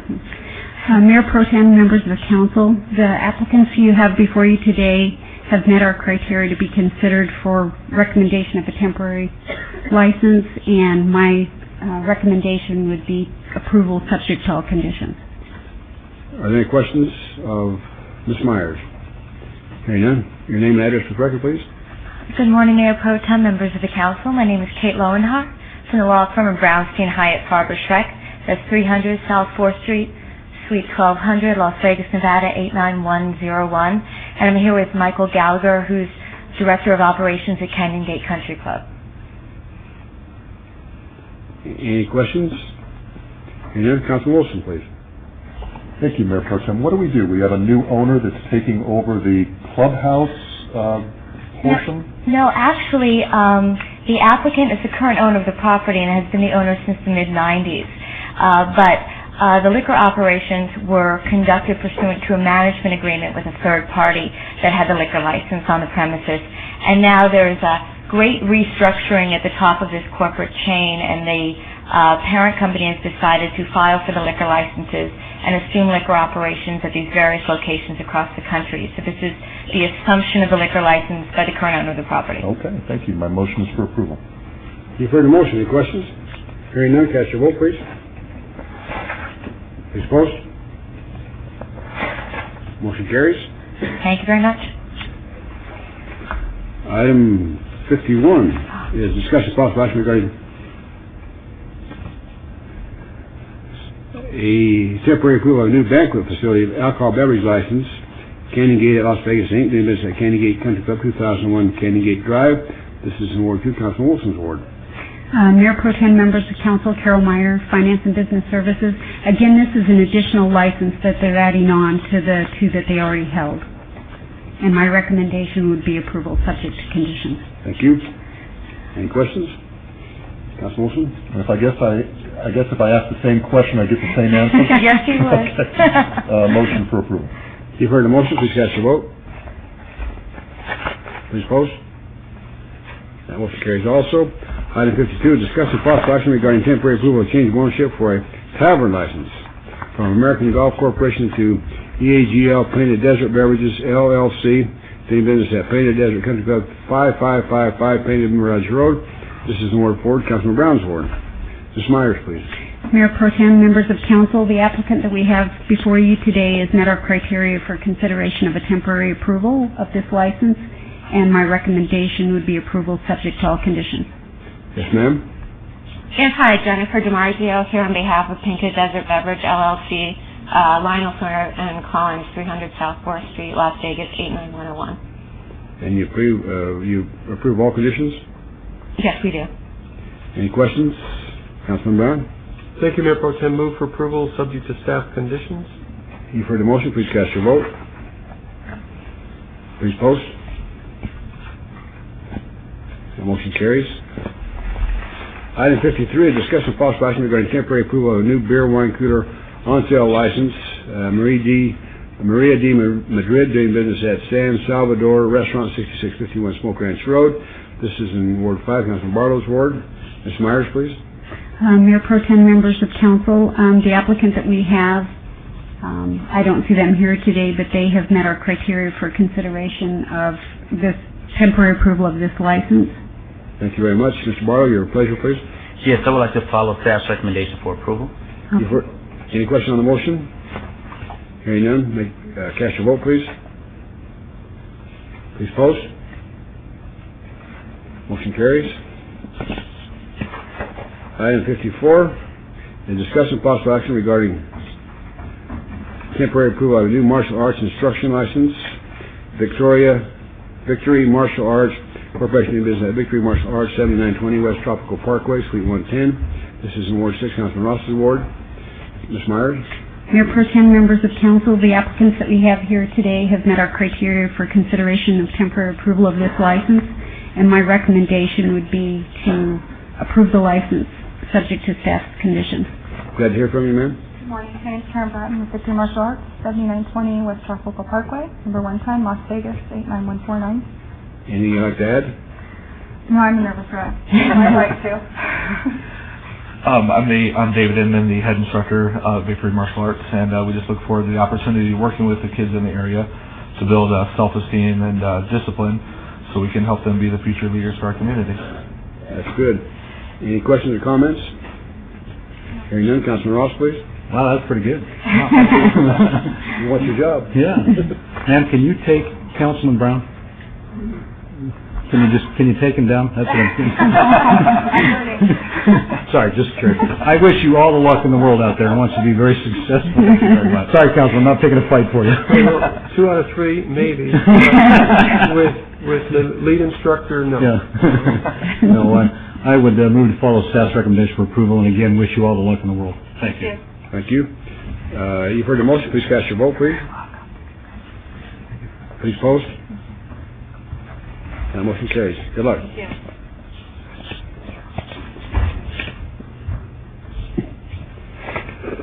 Excuse me. Item number 56, discuss the possible action regarding temporary approval of a new massage establishment license, Sharon Key, to business at Imperial Spa, 1070 East Sahara Avenue. This is in Ward 3. Ms. Myers, please. Mayor Pro Tem, members of council, the applicant that you have before you today has met our criteria for recommendation of or consideration for approval of a temporary license, and my recommendation would be to approve that license subject to all conditions. And they've read the conditions, they understand the conditions? Yes. You agree to all the conditions? Yes. Would you like to say a few words? Or you want to let Ray say a few words? Are there any questions of the applicants? I'll make a motion to follow staff recommendation for approval of this item, please, with all conditions. Any questions on the motion? Councilman Reese, members of the council, we had wanted to bring Sharon Key with us today. We need to have your name and address. Ray Cordova, 1201 South Beach Boulevard, La Habra, California. And we need to have that young lady's name and address too, please. I'm Sharon Key. I live at 2060 South Augusta Court, La Habra, California. Thank you. We wanted to bring Sharon with us today. She is the new owner of the spa located at 1070 East Sahara.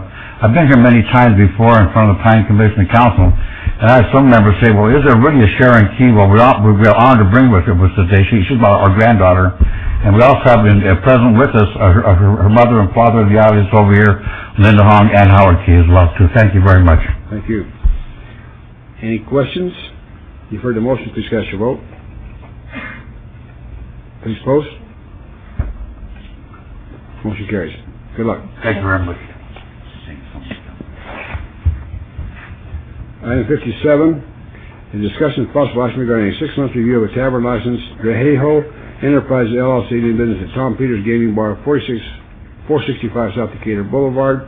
This is in Ward 1, Councilman Tarkanian's ward. Mr. DeFiore, please. Mayor, members of the council, I believe the applicant was here. I don't see her right now.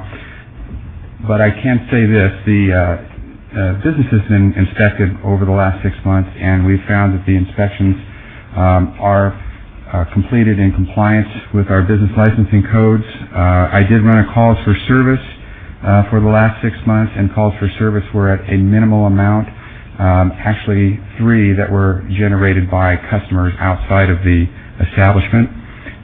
We have no areas of concern. Ms. Nixon is here. Good morning. I'm Jocelyn Nixon, representing Tom Peters Gaming Bar.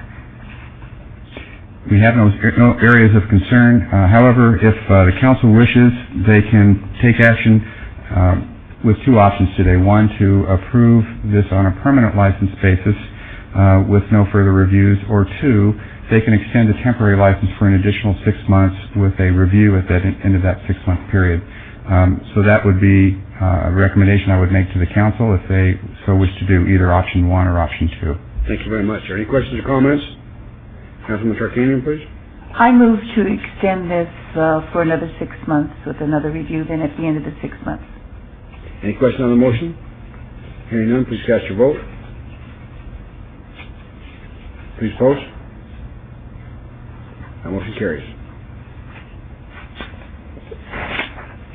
Item 58 is discussion and possible action regarding a 6-month review of restricted gaming license for 15 slots, Dreheil Enterprises LLC, doing business at Tom Peters Gaming Bar, 465 South Decatur Boulevard.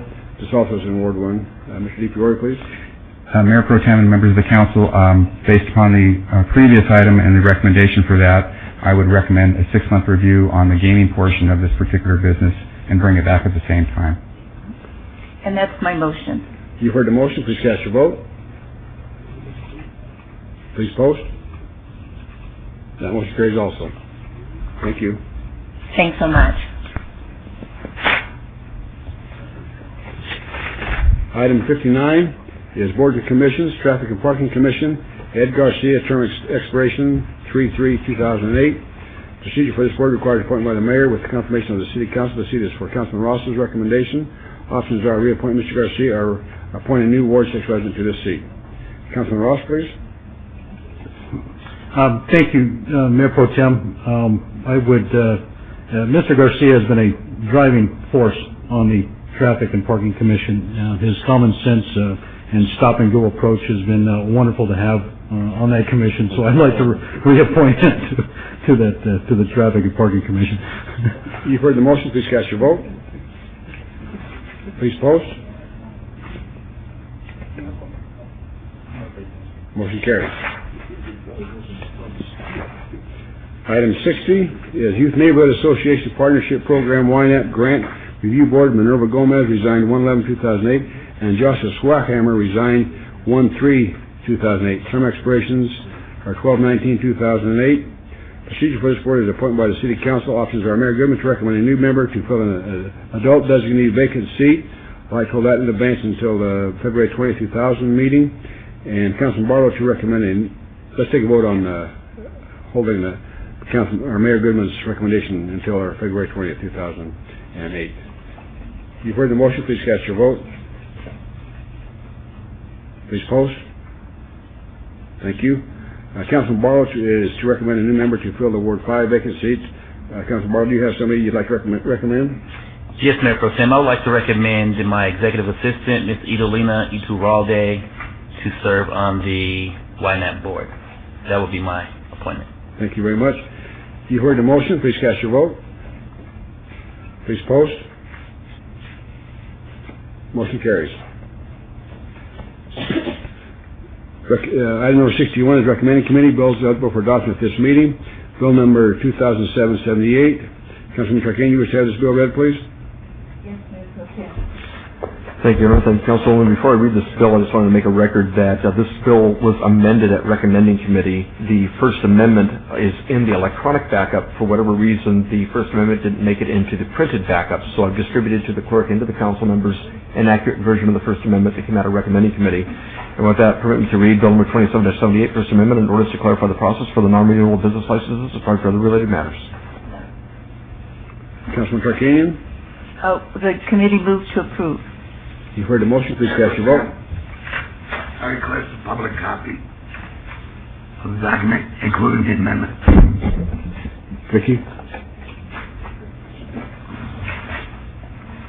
You've heard the motion. Please cast your vote. That's it. Please post. Motion carries. Item 62 is bill number 2008-1. Councilman Tarkanian, you wish to have the bill read, please? Please, Mayor Pro Tem. Thank you, Councilman. Bill number 28-1, an ordinance to extend the boundaries of the city to prescribe the line to be annexed based on habits, subject to laws, obligations, and benefits of the city and provide for other related matters. Any questions or comments? Hearing none, Councilwoman. Move to approve. You've heard the motion, please cast your vote. Please post. Motion carries.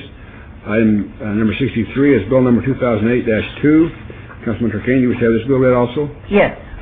Thank you, Councilman. Bill number 28-2, an ordinance to extend the boundaries of the city to particularly describe the lines being annexed to make as habits, subject to the laws, obligations, and benefits of the city and provide for other related matters.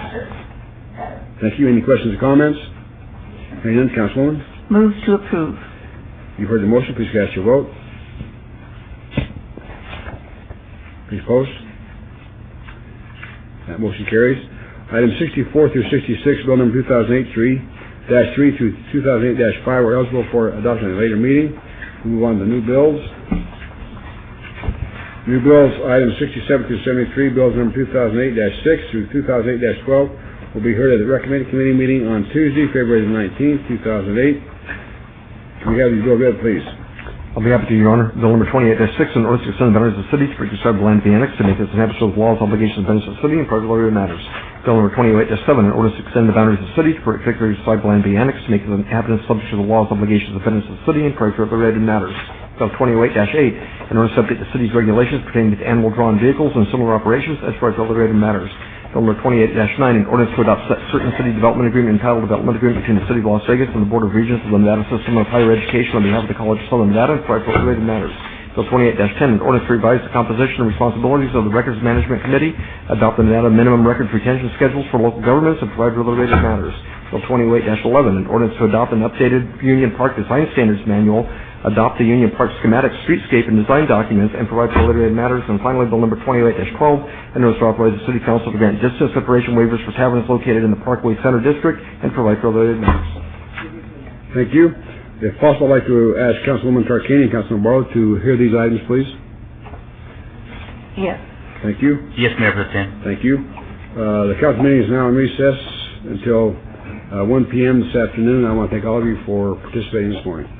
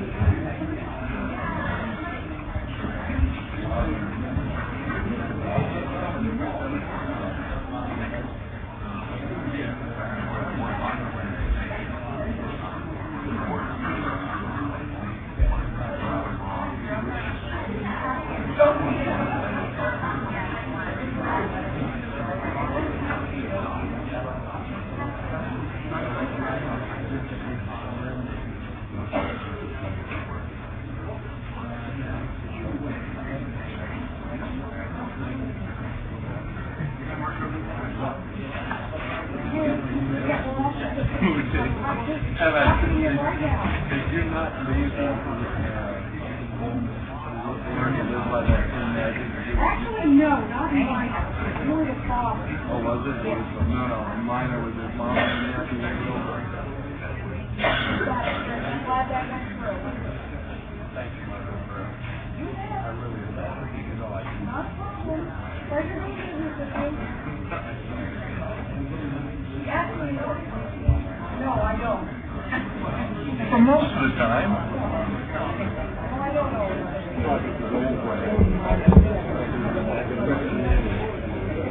Good afternoon, ladies and gentlemen.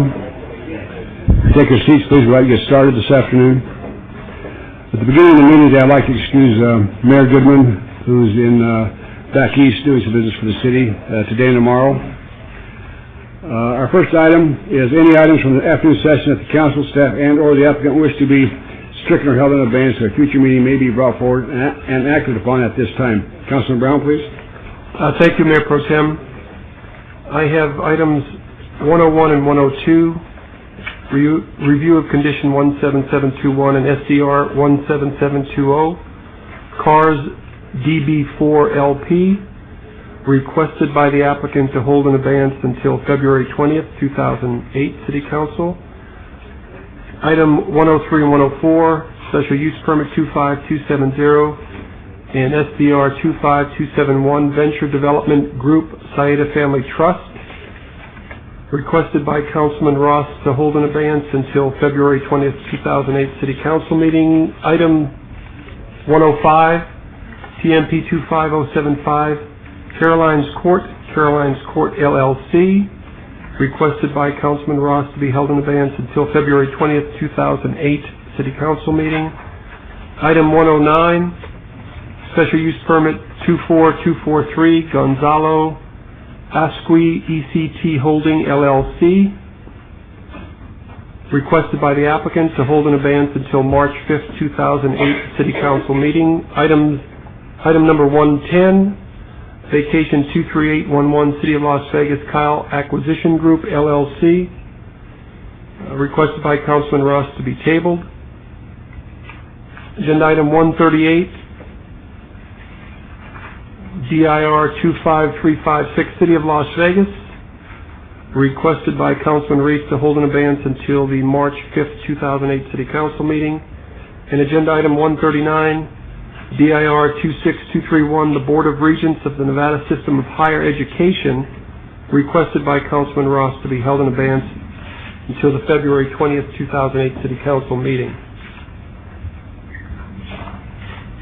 Are there any other items? Ms. Keach. Good afternoon, Mayor Pro Tem and members of the council. I'm Tabitha Keach, 3800 Howard Hughes Parkway, here on behalf of the applicant on item number 134. We'd like that item to be obeyed for 2 weeks, please. Councilwoman, it's in your ward. What's your pleasure? That's what we agreed to, yes. Okay. That would be my pleasure. So the February 20th meeting then. Perfect. Okay. And that item is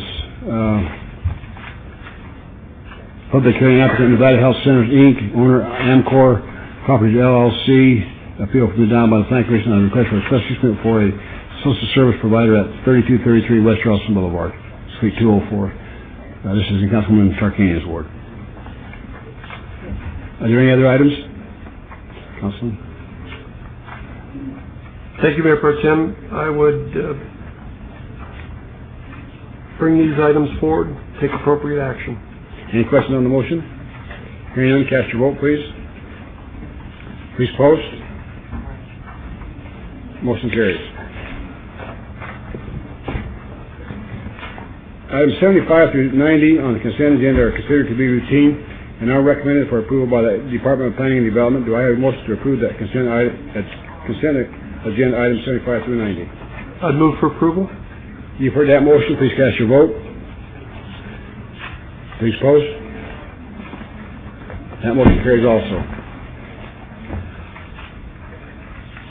Item 91, 92, and 94 through 98 may be considered in one motion, one vote. They are considered routine public hearing items with no condition changes. All public hearings will be opened at one time. Any person representing an application or a member of the public or member of the council not in agreement with the conditions and all standard conditions for the applicant recommended by staff should request to have that item removed from the portion of the agenda. Your Honor? Yes. I don't need to pull forward, but I just do need to disclose agenda item number 95. Commissioner Dunham is the applicant, has no bearing in my vote, and we'll be voting on that item. Thank you. Mayor Pro Tem? Yes. Since these are public hearing items, we need to have all of them read into the record. These are public hearing items. Item number 91 is rezoning 25490, applicant College of Southern Nevada, owner Board of Regents from the University of Nevada System. Request for a rezoning from RE Residence Estate to CV Civic on 6.89 acres adjacent to the west side of Community College Drive, approximately 750 feet south of Charleston Boulevard. This is in Ward 1, Councilman Tarkanian's ward. Item number 92 is special use permit 25570. Applicant Casablanca Group, Inc., owner Parch Levitz Family Trustee et al. Request for a special use permit for a proposed bail bond service at 235 Northeastern Avenue, Suite 104. In Ward 3. Planning Commission staff recommend approval.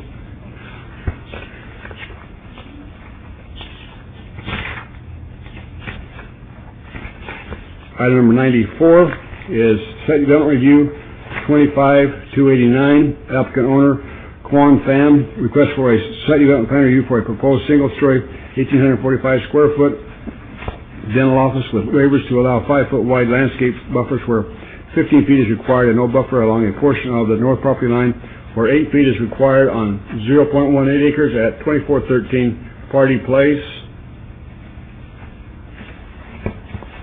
Item 95 is also a public hearing, vacation 25329, applicant Dunham Civil Engineers, owner Cheyenne Fairway Business Center et al. Request petition to vacate U.S. government patent easements generally located north of Cheyenne Avenue, approximately 1,315 feet west of Durango Drive in Ward 5, Councilman Brown's ward. Item 96 is a vacation also, 25480. Applicant owner, 1909 South Jones Properties. Petition to vacate an ingress-egress easement generally located at 2101 South Jones Boulevard. This is in Councilman Tarkanian's ward. Item number 97.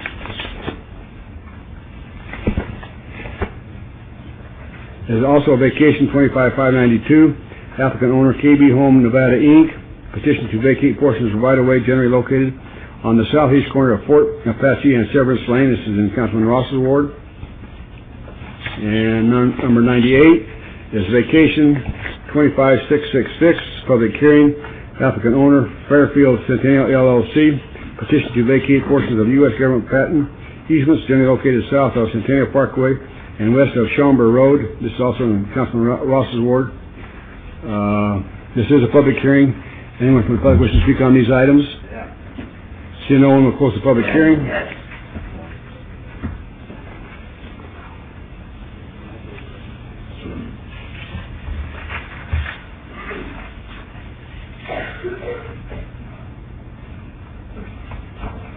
I'm looking on my secretary. Item 91.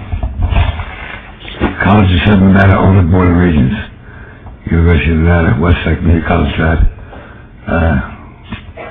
750 feet, South Charles Boulevard. Approve the item subject to the express condition that the Board of Regents arrange to achieve substantial additional energy savings on when that property is developed. It's possible for them to offset the entire revenue shortfall that they're complaining about. All they have to do is implement additional means which are available. They may not know it, but it is available. They can save many times over the revenue shortfall. And for them to simply to be rezoning and be developing properties without going to the extent of achieving the energy savings that they can achieve is a waste of money. And for you to support that is a waste of your time and energy. Thank you, sir. Thank you. I entertain a motion, please, on those items. No other comments or questions? I'd move for approval. Any questions on the motion? Hearing none, cast your vote, please. Please post. Motion carries. Item number 93 is a special use permit 25767, public hearing, applicant owner, Beth Fox LLC, request for a special use permit for a beer wine cooler on sale establishment within a existing restaurant at 2902 East Lake East Drive, Suite F. This is in Ward 2, Councilman Wolfson's ward.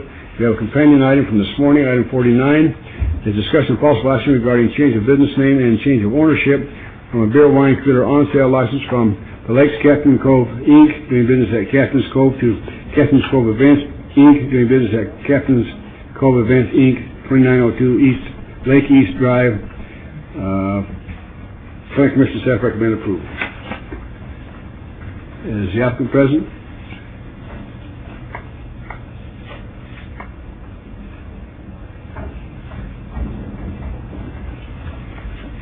I'm Wade Myers of 8704 Captain's Place. And you read the application and the conditions? Yes, sir. You agree to them? I do. This is a public hearing. See no one will close the public hearing. Councilman Wolfson, your pleasure, please. Thank you, Mayor Pro Tem.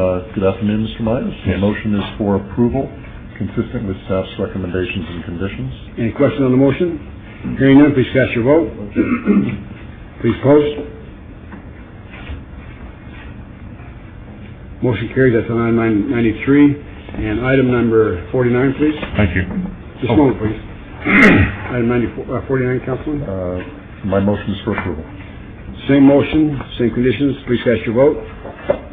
Please post.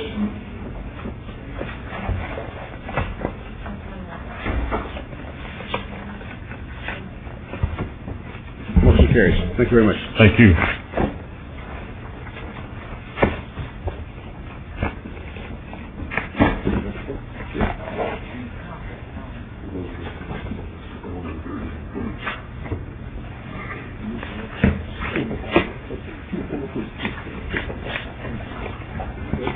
Number 99 is a special use permit 25060, abeyance item, public hearing.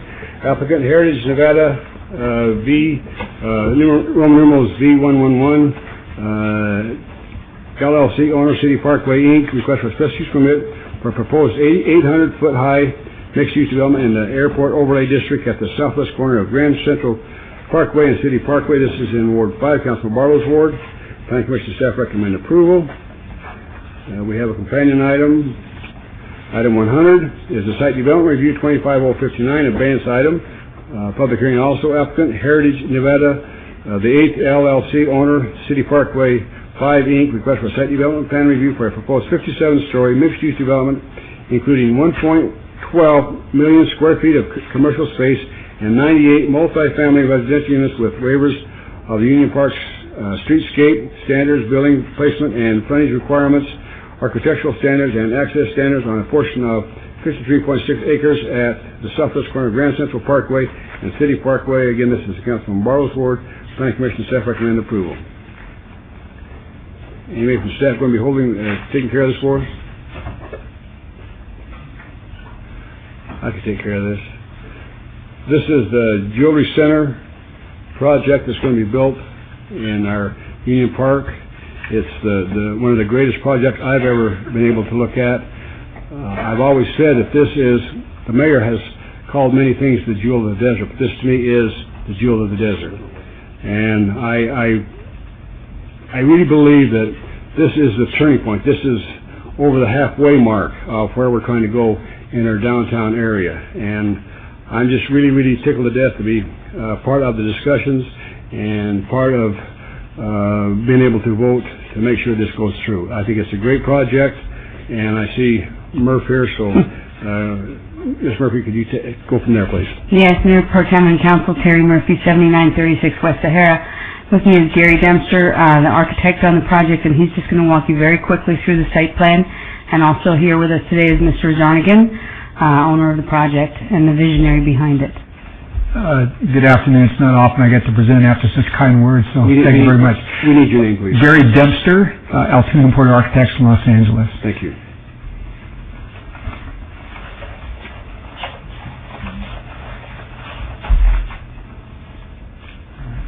As was indicated in the previous slide, as you know, the proposed project is in the Union Park redevelopment area. Our site is proposed to be at the northwest corner of the development.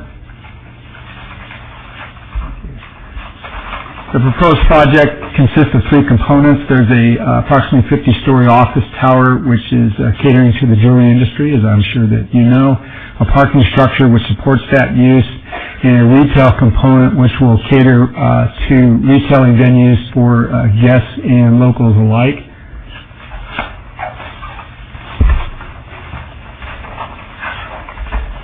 The components are organized according to the Union Park guidelines that we've had the pleasure of working with the Union Park Design Review Committee as well as staff to make sure that the design is meeting their expectations and the city's aspirations, more importantly.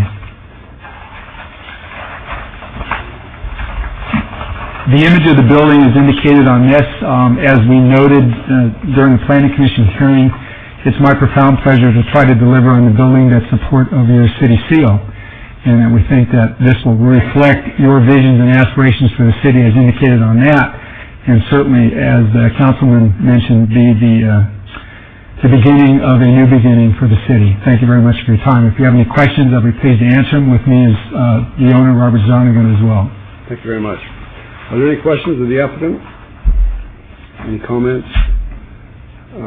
This is a public hearing. I see Mr. McGowan. Excuse me.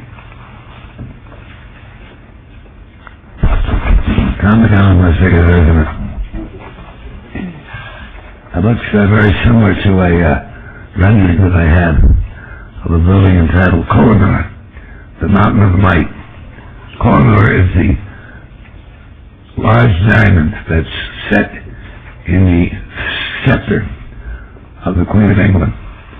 It's almost 800 carats. And it comes from Kohinoor, India. That's why it's called Kohinoor. But it's important that the people who have this project are well acquainted with the jewelry industry. And it's reasonable to assume that they are. So I have one question of the representative. What is the colored gemstone identifiable by a very special inclusion that's referred to as a horsehair? Now that gemstone, as a clue, has also been referred to as Cleopatra's emeralds. What would be the name of that gemstone? Mr. McGowan, that would be peridot, P-E-R-I-D. Absolutely right. Prove the evidence. Thank you. Ms. Murphy, I was going to say Elizabeth Taylor, but you did fine.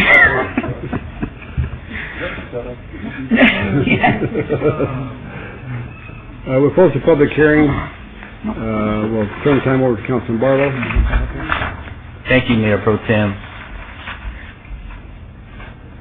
Mayor Pro Tem, as you mentioned, the mayor has really pushed Union Park and all of the development around this adjacent area, starting with the Keystone in the beginning, which is World Market Center.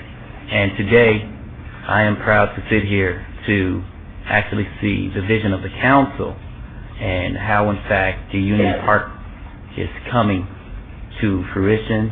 The vision is actually coming alive. And as you all recall, for quite some time, we were trying to coin this particular area of town. And it started off with the jewel of the desert, the diamond, and it was brought to my attention. And Mr. Zonigan, if you would please come forward, I would like to request something of you today. And as we move forward on yesterday, it was brought to my attention that the top of your beautiful jewel of a development here, someone called it a mohawk. However, I would like to ask your permission today to redefine the top of this building. And I believe that the most fitting name for the top of your building is the Tiara. So I would like to ask your permission to do that. I believe that the Tierra represents a jewel, it represents a gem, it represents everything that you have brought forward to this city and all of the things that you have done outside of the city. You most definitely have been an upstanding individual that put his money where his mouth is and believed in the vision of this mayor and council. And for that, I would like to move forward to approve this item subject to all staff conditions, but only with your permission to redefine the top of your building, the Tierra. I'm honored and appreciate it, and want to thank you, Councilman, for your care and your support of the project in your ward, and the mayor and all of the council members for giving us the honor of building in this wonderful city, and I will leave that up to you, but absolutely that would be fine with us. Thank you, sir. That would be my motion. Thank you. And I just want to make one comment too on this project. Unlike the Furniture Mart, there's going to be a number of jewelry stores at this location. I think it's very important to know that the public will be invited to these different jewelry stores at this site. And they're going to have all kinds from everywhere. I think it's tremendous that the public will be able to go in there and shop just like everybody else. You've heard the motion. Please cast your vote. Please post. Motion carries. Thank you very much. Item 100. Murphy? Ms. Murphy? We're not through. We got one more item. This is the most important one right here. Put the picture back then. With the Tierra on top. With the Tierra on top. I move to follow staff's recommendation with the Tierra on top. Thank you. You've heard the motion. No questions. Please cast your vote.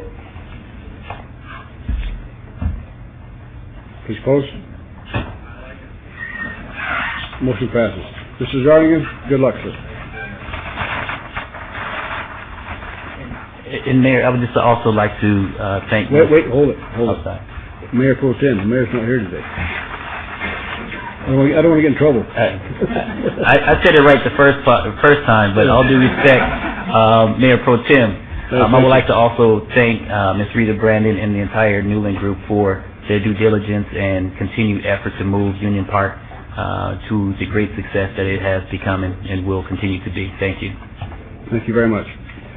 Item 101 is a review of condition 17721, abeyance item.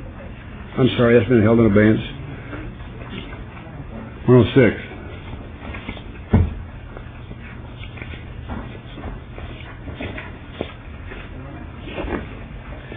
Branch 25043, abeyance item, public hearing, Caroline's Court, applicant owner, Caroline's Court LLC, request from the approval of the Planning Commission of a request for a variance to allow a retaining wall height of 15 feet where the maximum retaining wall height is 6 feet on the west property line, and to allow a total height of 23 feet where the maximum total height of retaining and screening walls is 12 feet on 23.62 acres on the northwest corner of El Capitan Way and Durango Drive. This is in Ward 6. Councilman Ross, the Ward Planning Commission staff recommend approval.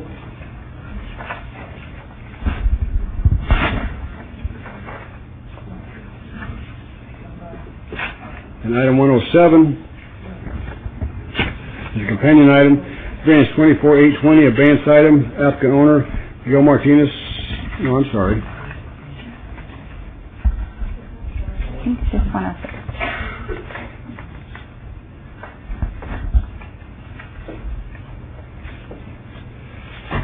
107 is RQR 25330, abeyance item, applicant owner, Restaurant Row. Wait a minute here. Never mind. Stephanie. Ms. Allen, please. Good afternoon, Mayor Pro Tem, members of the council. Stephanie Allen, 3800 Howard Hughes Parkway, here on behalf of the appellant, Olympia Land Corporation. We're actually withdrawing the appeal without prejudice. I knew there was a companion item. I just couldn't find it. There is. There was held, actually. You're absolutely right. But on this particular item, item number 106, we're withdrawing that without prejudice, the appeal. We've had an opportunity to meet with the applicant and have been assured that the grade, we've reviewed their grading plans and been assured that the grade on the site will not impede access to our client's adjacent property, which is to the west. So we have a letter of withdrawal we'll submit for the record and would respectfully request your withdrawal without prejudice. Thank you. Councilman Ross. This is a public hearing. Anyone wish to speak on this item? Close the public hearing. Councilman Ross, please. Thank you, Your Honor. Mayor Pro Tem. Interestingly enough, council members, here's two developers who I've asked to get together and work things out and come to a compromise, and long time in the making. We're not done yet. Right. Hopefully you will get there, and I strongly encouraged that the other day when we met. So hopefully you'll find a good end so that both parties will be satisfied with the outcome. With that, Mayor Pro Tem, I will move to allow this withdrawal. Thank you. You've heard the motion. Please cast your vote. If I may check with the attorneys on the action on the variance.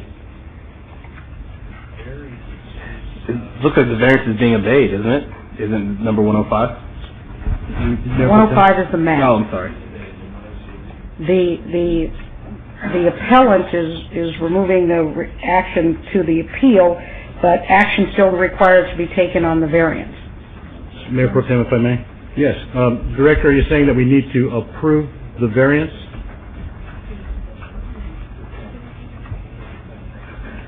Mr. Mayor Pro Tem, if I may, it occurs to me that what we had is action that was final at Planning Commission that was appealed by this appellant.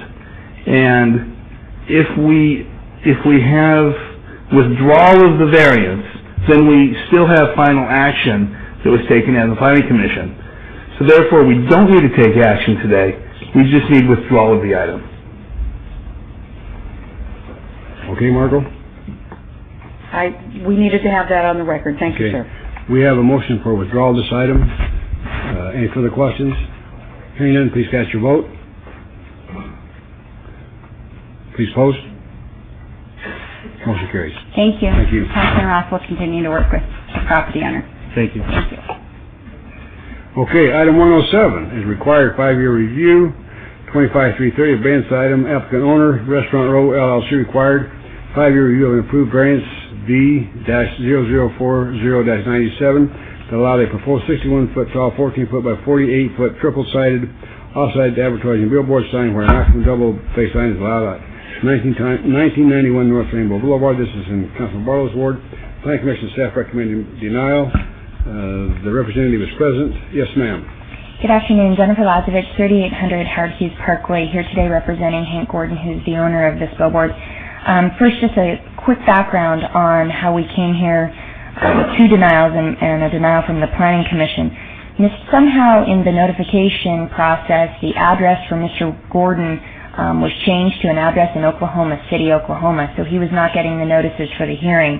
As soon as he found out that this was up for review and that there were concerns raised by staff with embellishments and the condition of the pole structure, we immediately had the pole structure painted. We had the embellishment removed. This is a current picture of the sign, and you can see there's no embellishments on either side.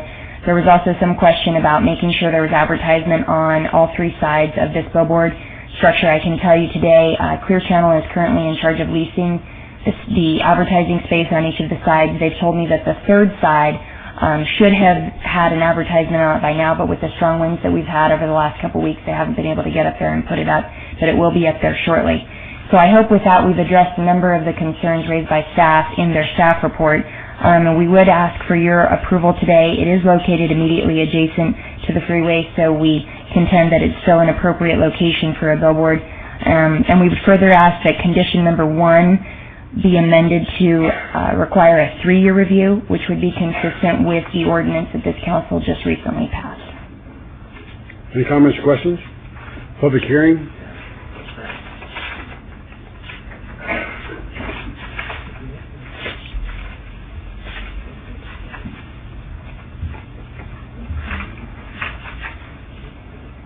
Tom McConnell, Second President. What is the reason for the 3 sides?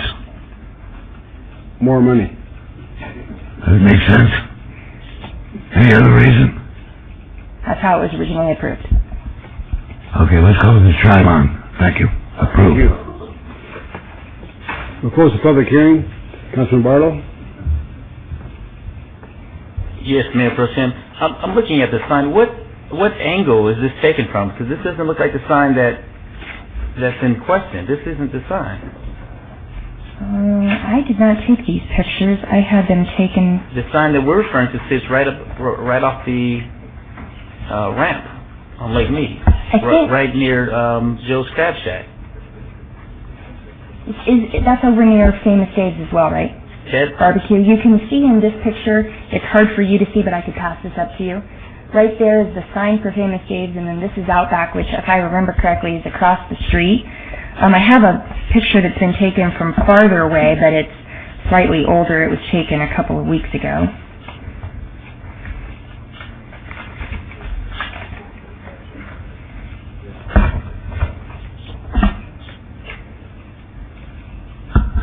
This shows you the sign, and it's got kind of the thing that comes up like this, and then here's the sign for Joe's Crab. Okay. Or Joe's. Okay, so it was just the angle. It was just the angle. We were trying to get up close so you could see that we repaired the issues that staff had a concern with. Okay, that's fine. Then I'll move to follow staff's recommendation, subject to all conditions. Would that be changing? Changing condition number 1 to 3-year review. Thank you. That's right. Again. You've heard the motion. Any question? Hearing none, cast your vote, please. Please post. Motion carries. Thank you. Have a good afternoon. You too. Item 108 is a variance, 24820, abeyance item. Public hearing, applicant owner Gil Martinez, appeal from the denial by the Planning Commission, request for a variance to allow an existing carport 8.5 feet from the front property line where 20 feet is the maximum required on 0.14 acres at 1821 Walnut Avenue. This is Ward 3, Planning Commission and staff recommend denial on this item. Mr. Martinez is present. Yes, sir. Yes, sir. Can we have your name and address for the record, please? My name is Gil Martinez. I live in 1821 Walnut Avenue, Las Vegas, Nevada, 89101. And you have put this carport up without getting the proper permits, but you are going to get the permits. Do you have the permits yet? I tried yesterday, so the guy told me come in and you proof me first and then go back and take it permit. But I got the whole one right here. Well, he told you he was going to approve it? What if we don't approve it? I don't know, because I have to come in here first. Oh. So this is the old one. Yeah. But when you proof me, I'll go back and keep it. I just pulled your leg. Okay. Sorry. We've had staff go out and check the carport. It is going to be safe. He's going to put in a couple more arms just to boo it up a little bit. Yeah. Yeah. He's going here already last week, and so already got it. Yeah. I put in 7 more lines right here, the big ones, and 3 more posts, and already got it. So I've been over to look at your right here. I've been over to look at your carport. Okay. It is safe. It doesn't inhibit the view going either direction from traffic. It's a nice addition to your building. I appreciate that. Thank you. This is a public hearing in which to speak on this item. Seeing no one will close the public hearing. The motion is to approve this item as recommended by staff as far as getting added structures and getting the permits and paying the fines and stuff. Thank you. And with that, that's my motion. Any questions on the motion? Hearing none, please cast your vote. Please post. That motion carries. Get a permit next time. Thank you very much. You bet. Thank you. And sailing right along, we'll go to another book.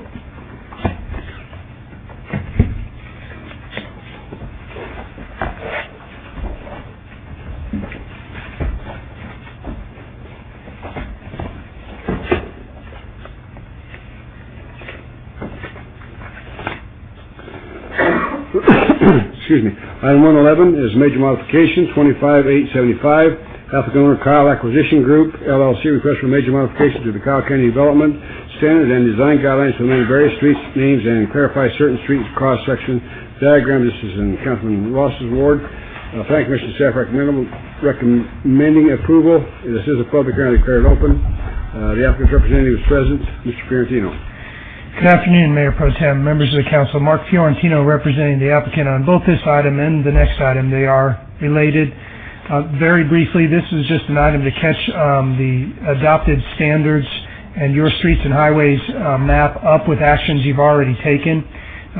We've got an approved parent final map, and it showed the names of the roadways and their alignments, so you're just catching the documents up with that action. That's all this is before you today. We accept the staff recommendations and conditions. We're asking you actually to follow the Planning Commission recommendation, which had a slight change in the conditions from the staff report, which the staff agreed to at that time. Thank you. Are there any questions of the applicant? Public hearing. We'll close the public hearing on item 111. Please, Councilman Ross.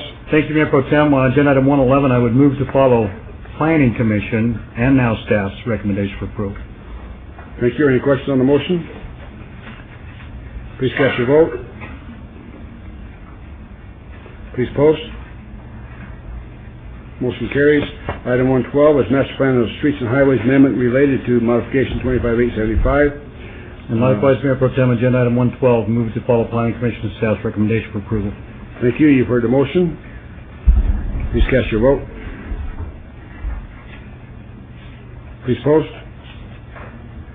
Motion carries. Thank you very much. Items 113, 14, and 15. Items 113 is rezoning 25278, public hearing, applicant owner, Investment Solutions, Inc., request for rezoning from U1 Developed to O Office General Plan, designation to O Office on 1.04 acres at the southeast corner of Red Coach Avenue and Boston Street. This is in Councilman Brown's ward. Planning Commission staff recommend approval. Item 114 is a variance, 25277, applicant owner, Investment Solutions, Inc., request for variance to allow 56 parking spaces where 80 spaces are required for a proposed two-story, 23,941 square foot office building on 1.04 acres on the southeast corner of Red Coach Avenue and Boston Street. Planning Commission staff recommend denial on this application. And item 115 is site development plan review related to rezoning 25278 and variance 25277. This is the site development review, public hearing, applicant owner, Investment Solutions, Inc., request for site development plan review for a proposed two-story, 23,354 square foot office building on 1.04 acres at the southeast corner of Red Coach Avenue and Boston Street. This is in Ward 4. Is the applicant present? Councilman Brown, your pleasure, please. Thank you, Mayor Pro Tem. I'll move to hold all three items till the next city council meeting. That would be February the 20th. This is a public hearing. Anyone will speak on these items?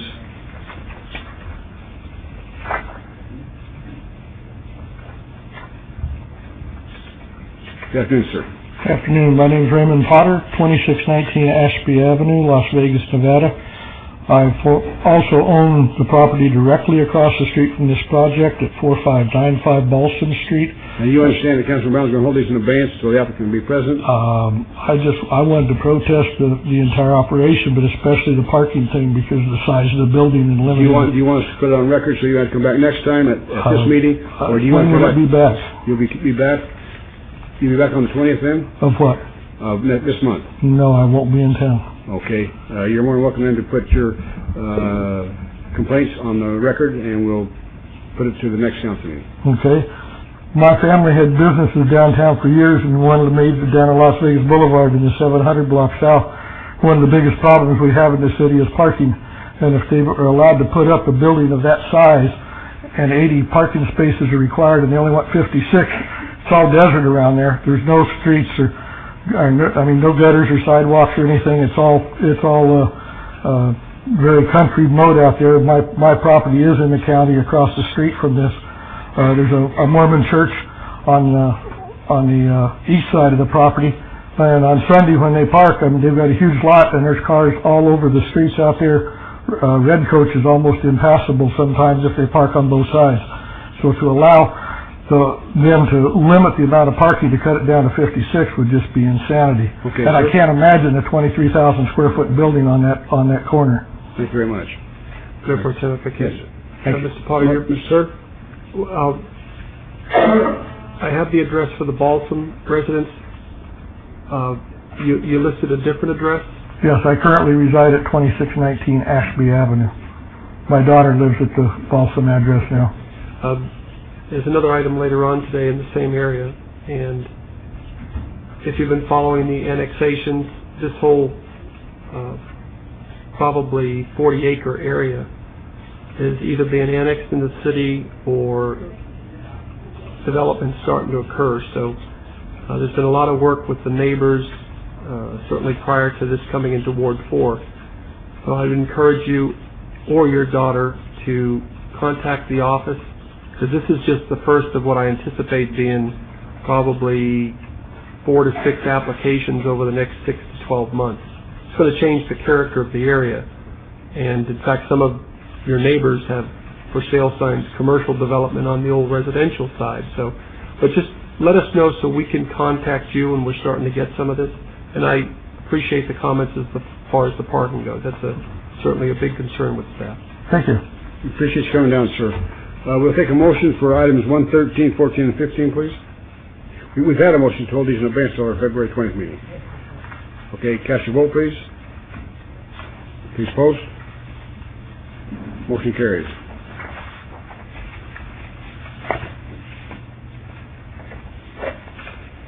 Items 116 through 120. Item 116 is rezoning.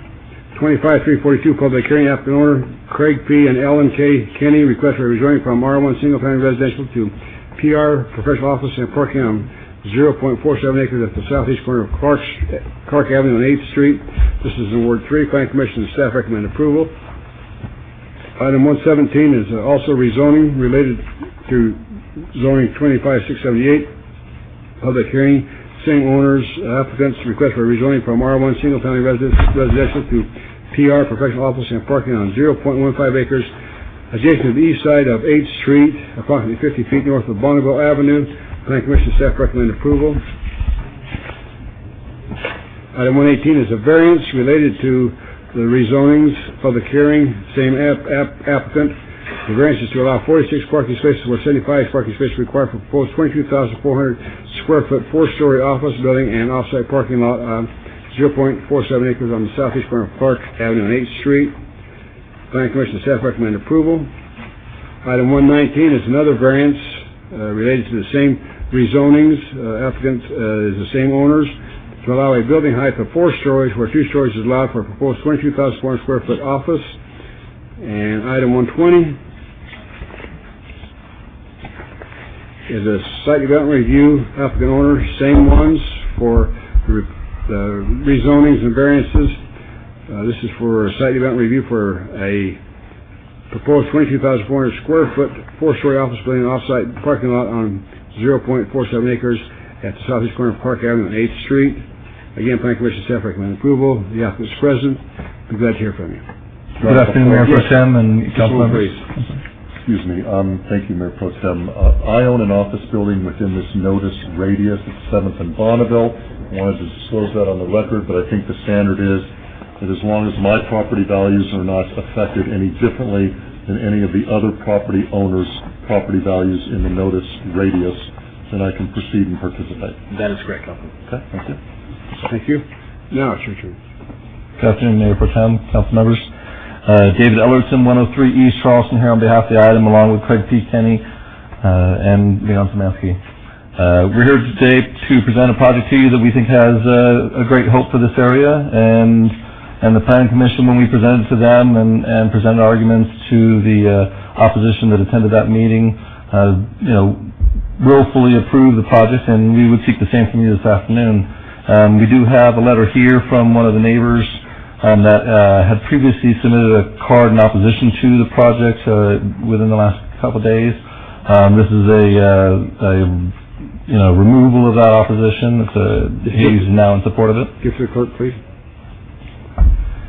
The opposition that he had was resolved by providing additional landscaping and a block wall between his property and the satellite parking. So that Planning Commission has approved it, and so willingly we would seek the same from you today. And we'd be willing to answer any questions you may have. Thank you. This is a public hearing. Anyone wish to speak on this item?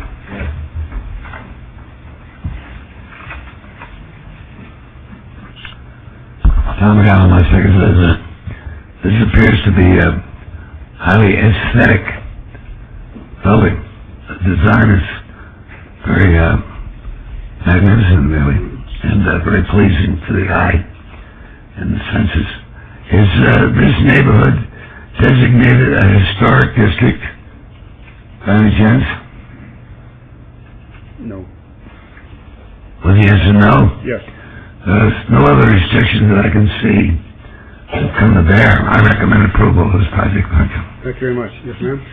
My name's Mary Perry. I'm an attorney at 516 South 8th Street, and I've seen the plans for the building. I believe aesthetically it will definitely improve the neighborhood. It should increase the property values in the neighborhood and also help increase business in the neighborhood. So I've requested it be approved. Thank you very much. Thank you. Yes, sir. Pro Tem, Council, John Krieger, 621 South 7th. I've had the property since '73. Seen the neighborhood change greatly. I think this will be a very good addition to the neighborhood, especially where it sits right across from the new auditorium from the downtown high school. And then the surrounding area around it. It's just a real good addition. Thank you very much. Anyone else to speak? Seeing no one, we'll close the public hearing. Mayor Pro Tem? Yes, ma'am. I just wanted to say that I had told you earlier about a call that I received. I received the second one in support of this project from residents of Ward 1 who do business in that area. Well, thank you. Appreciate that. Mayor Pro Tem? Yes. Could we have the drawing back of the building, please? The picture of the building.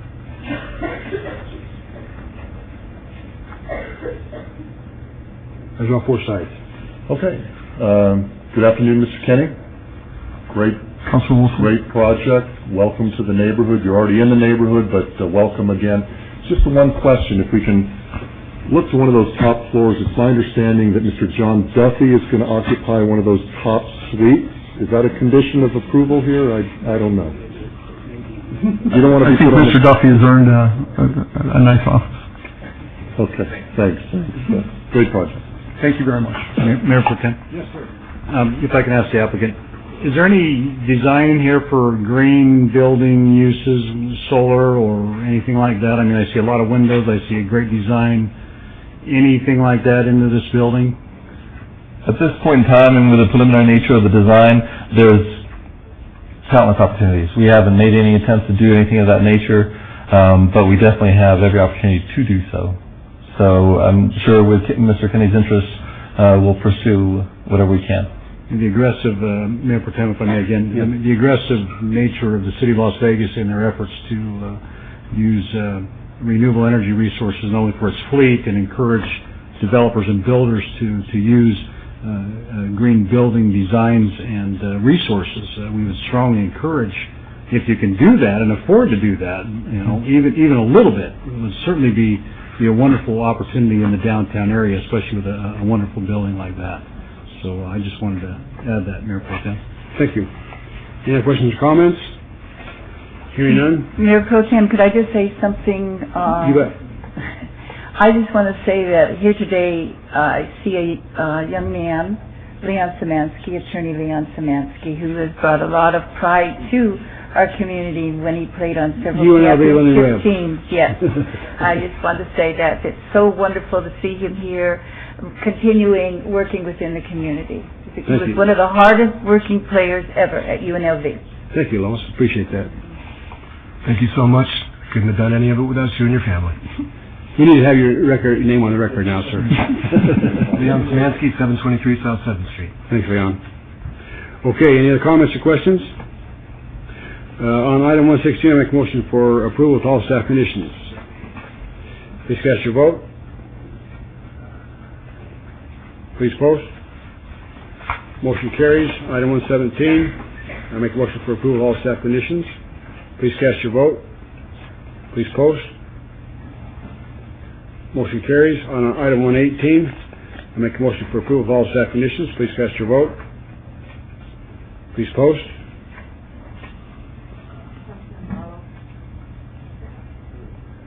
Motion carries. Item 119, I make a motion for approval of all staff conditions. Please cast your vote. Please post. Motion carries. And item 120, motions for approval of all staff conditions also. Please cast your vote. Please post. Motion carries. I think it's going to be a great project downtown. Thank you so much. Thank you very much. Items 121, 122, and 123. Item 121 is a variance 24532, public hearing, applicant owner, Star Investment LLC, request for a variance to allow 13 parking spaces for 16 spaces is the minimum required on 0.24 acres at 910 East Sahara Avenue. Staff recommends denial. Planning Commission recommends approval. Item 122 is a variance related to the variance 24532. Applicant owner, Star Investments LLC, request for a variance to allow a 4-foot wide side yard setback where 10 feet is the minimum required on 0.24 acres at 910 East Sahara Avenue. Again, staff recommends denial. Planning Commission recommends approval. And item 123 is a site development plan review related to variance 24532 and variance 24872. Public hearing, applicant owner, Star Investment LLC, request for a site development plan review for a proposed 684 square foot addition to an existing 4,874 square foot office building and a waiver of perimeter landscaping on 0.24 acres at 910 East Sahara Avenue. This is in Ward 3. Again, staff recommends denial. Planning Commission recommends approval. The applicant is present.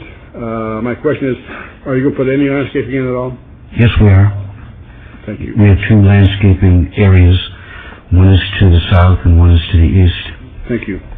We need your name and address for the record, please. Dennis Rusk, architect, 3960 East Patrick Lane, Suite 203, representing the applicant. This is a very difficult area to do anything in. The sites are very limited. The variance for the 4-foot setback is because the building was built while I was in high school. You may explain to the audience here and the audience watching at home, what are you proposing to do here? All we're doing is enclosing the front porch area on the first floor. And do you have any renderings to show? No, it's just we're just making it into a square box and just painting it and upgrading the exterior. Thank you. We have no room to do any kind of architecture on it. It's going to be a great help in that area. Thank you. This is a public hearing. See no one close the public hearing. Staff, are there any additions or corrections to the conditions? Hearing none, my motion will be for approval of item 121 with all staff conditions. You've heard the motion. Please cast your vote. Please post. Motion carries. Thank you very much. Item 122. My motion will be for approval with all staff conditions.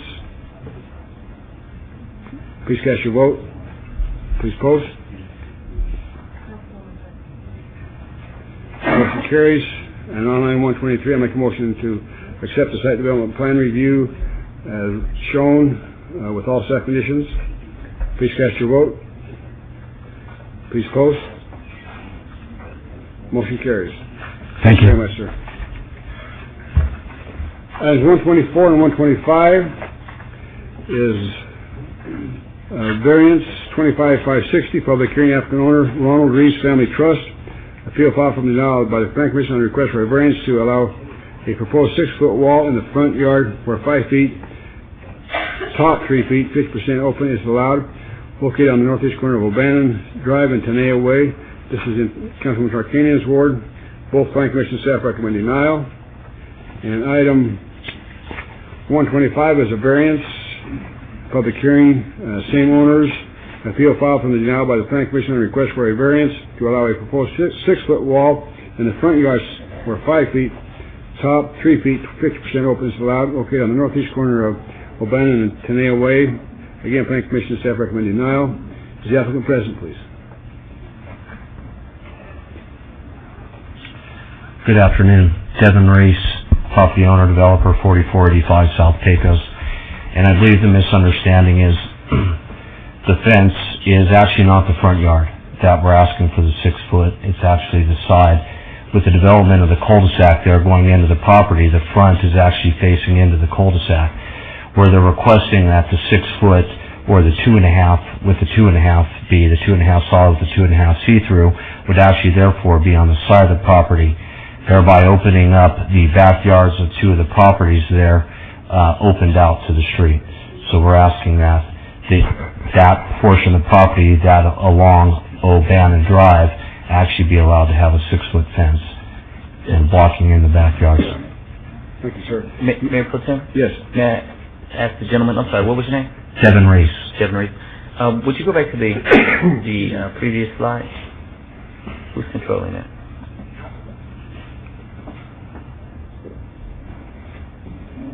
To the head? What happened? Back. You guys back up for a second.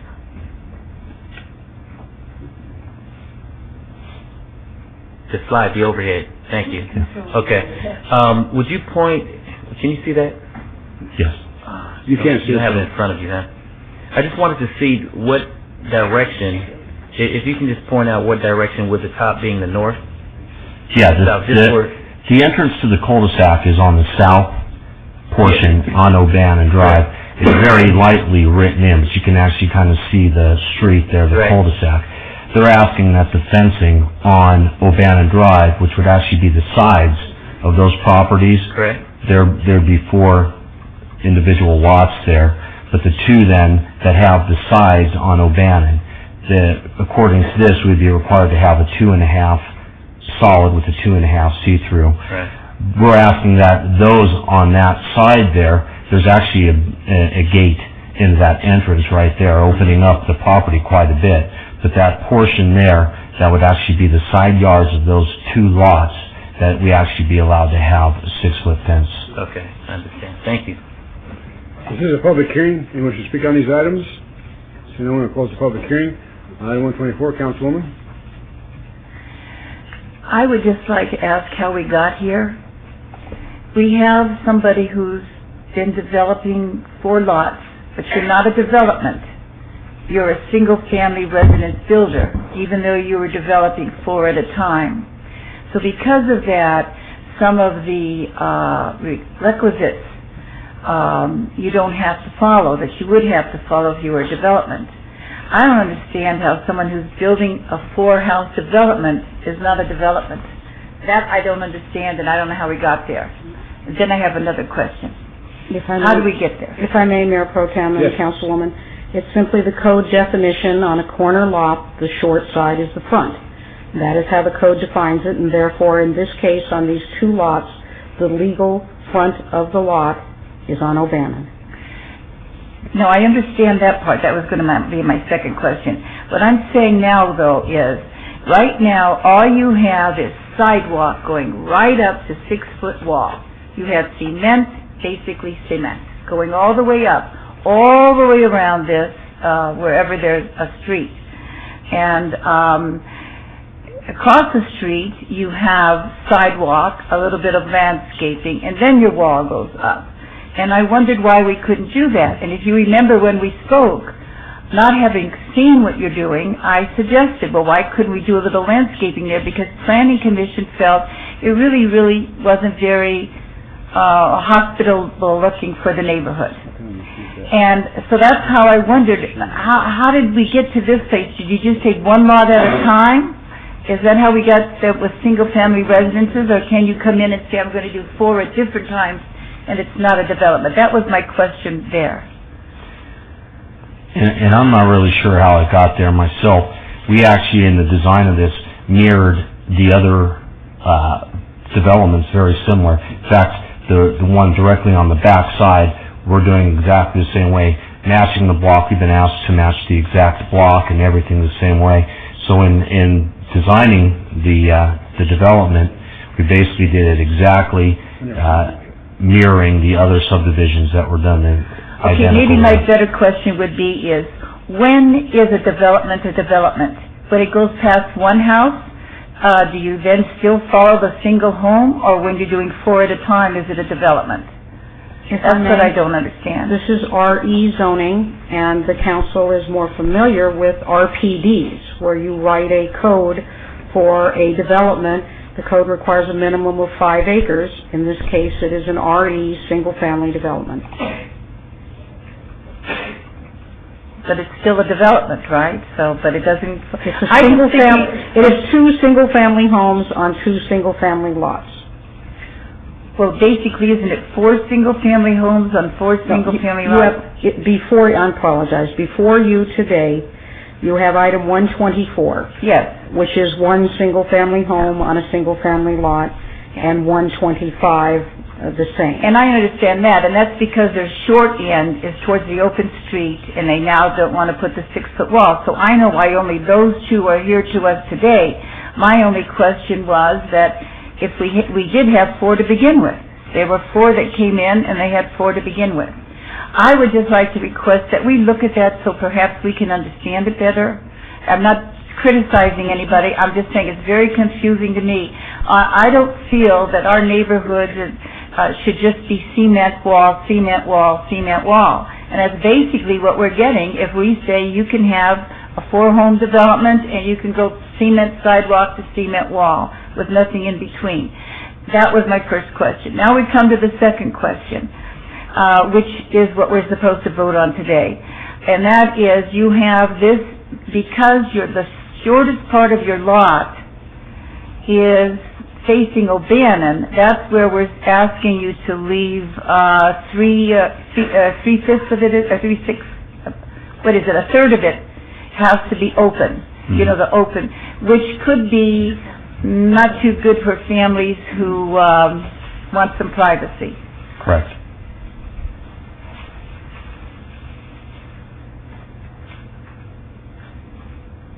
And when I go out there and I look at it, by the time you came to me, I went out within, I think, 2-3 days. I had someone from my staff go out. There really was nothing we could do. I talked to you about, well, could we add a little more vegetation? You've got cement all the way around here in front already. So there's really nothing more we can add there. I must say I don't like this, but if we turn you down, what happens? What happens, Ernie? Excuse me, council members. I'm Ernie Fujaro. I'm the consulting engineer on the project. Surprised I'm up this early. My apologies.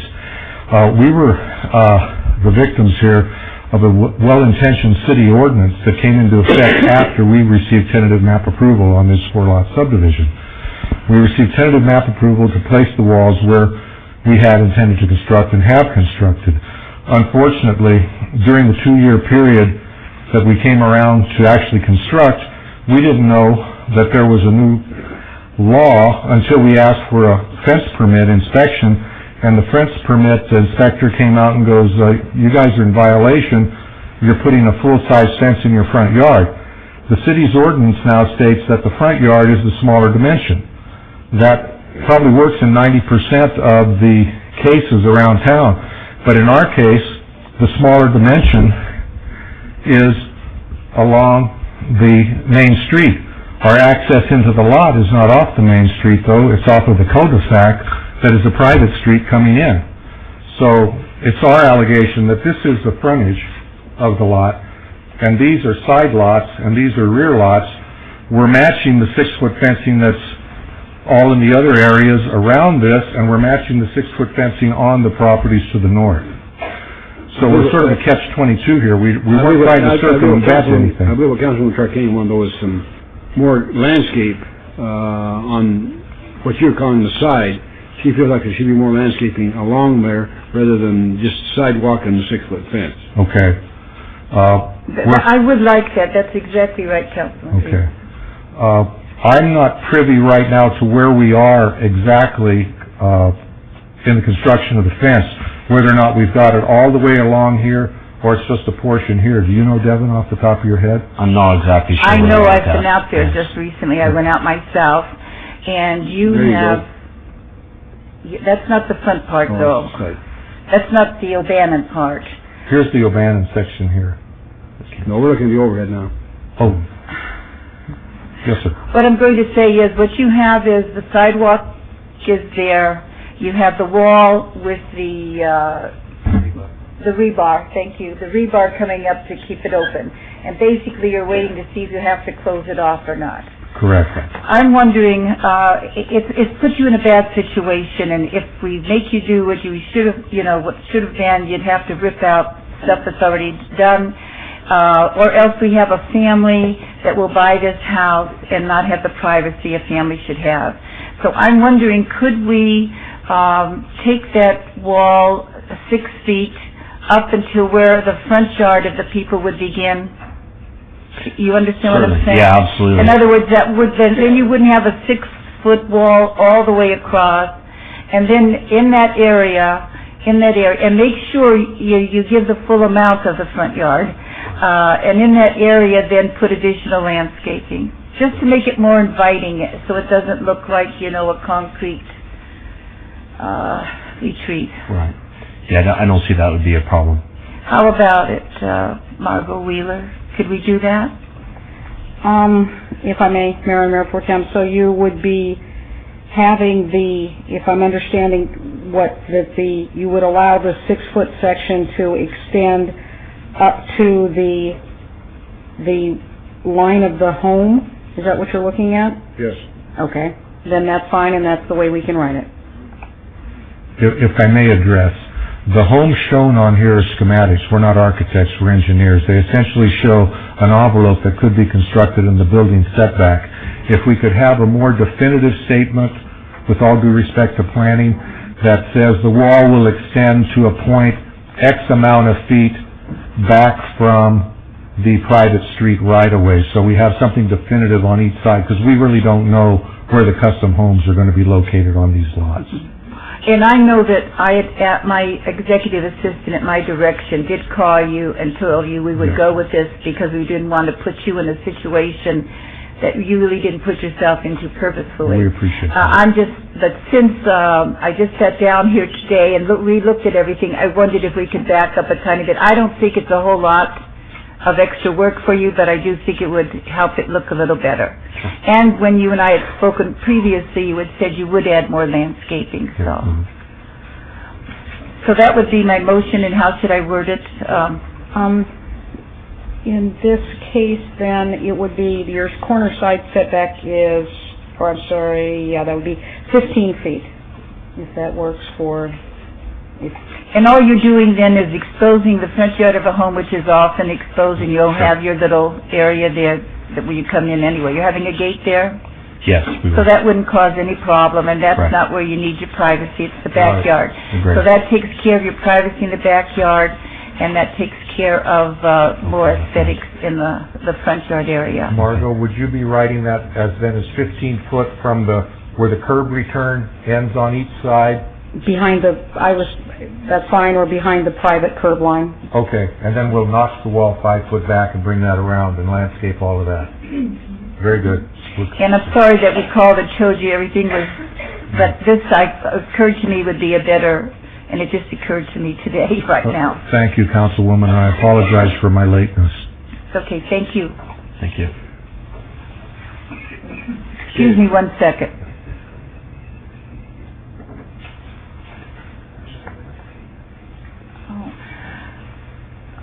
You know that Councilman Brown has a good question.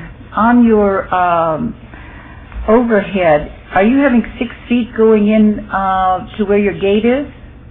That was the intent.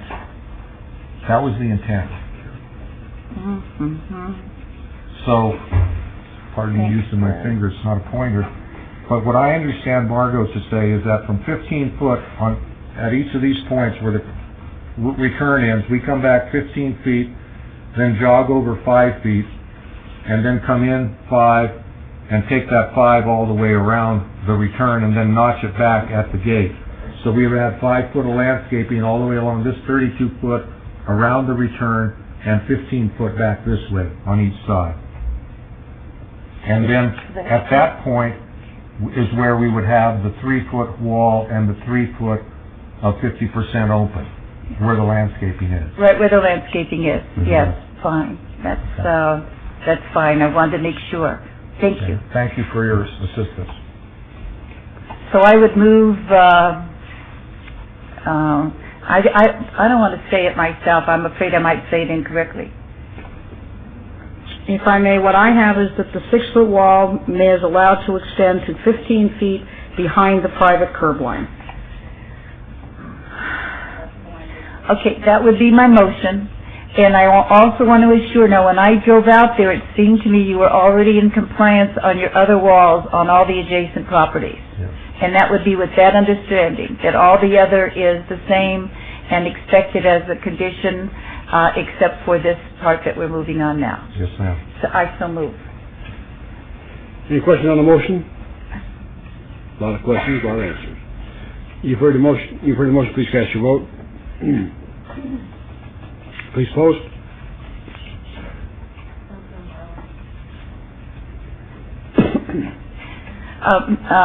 Mayor Pro Tem, on these walls, where you're building in back of the wall, aren't you, where your cul-de-sac is? We're building this wall and these walls here. These walls are already in on the north and the Okay. east. Are you doing any building behind this property? But the walls meet the same height, don't they? As I recall, they did when I drove by there. On the east we match and on the north we match. That's it. Well, how about, on both sides of the east you match? Okay. Yes. Thank you. Councilman Barlow? We need your vote. You have it. Oh. Please post. Motion carries. And item 125, please. Thank you. Thank you. Item 125, sir. There's two items. Item 125. Councilwoman? I believe I'd be making the same motion, wouldn't I? That'd be fine. I move the same motion. You've heard the motion, please cast your vote. Please post.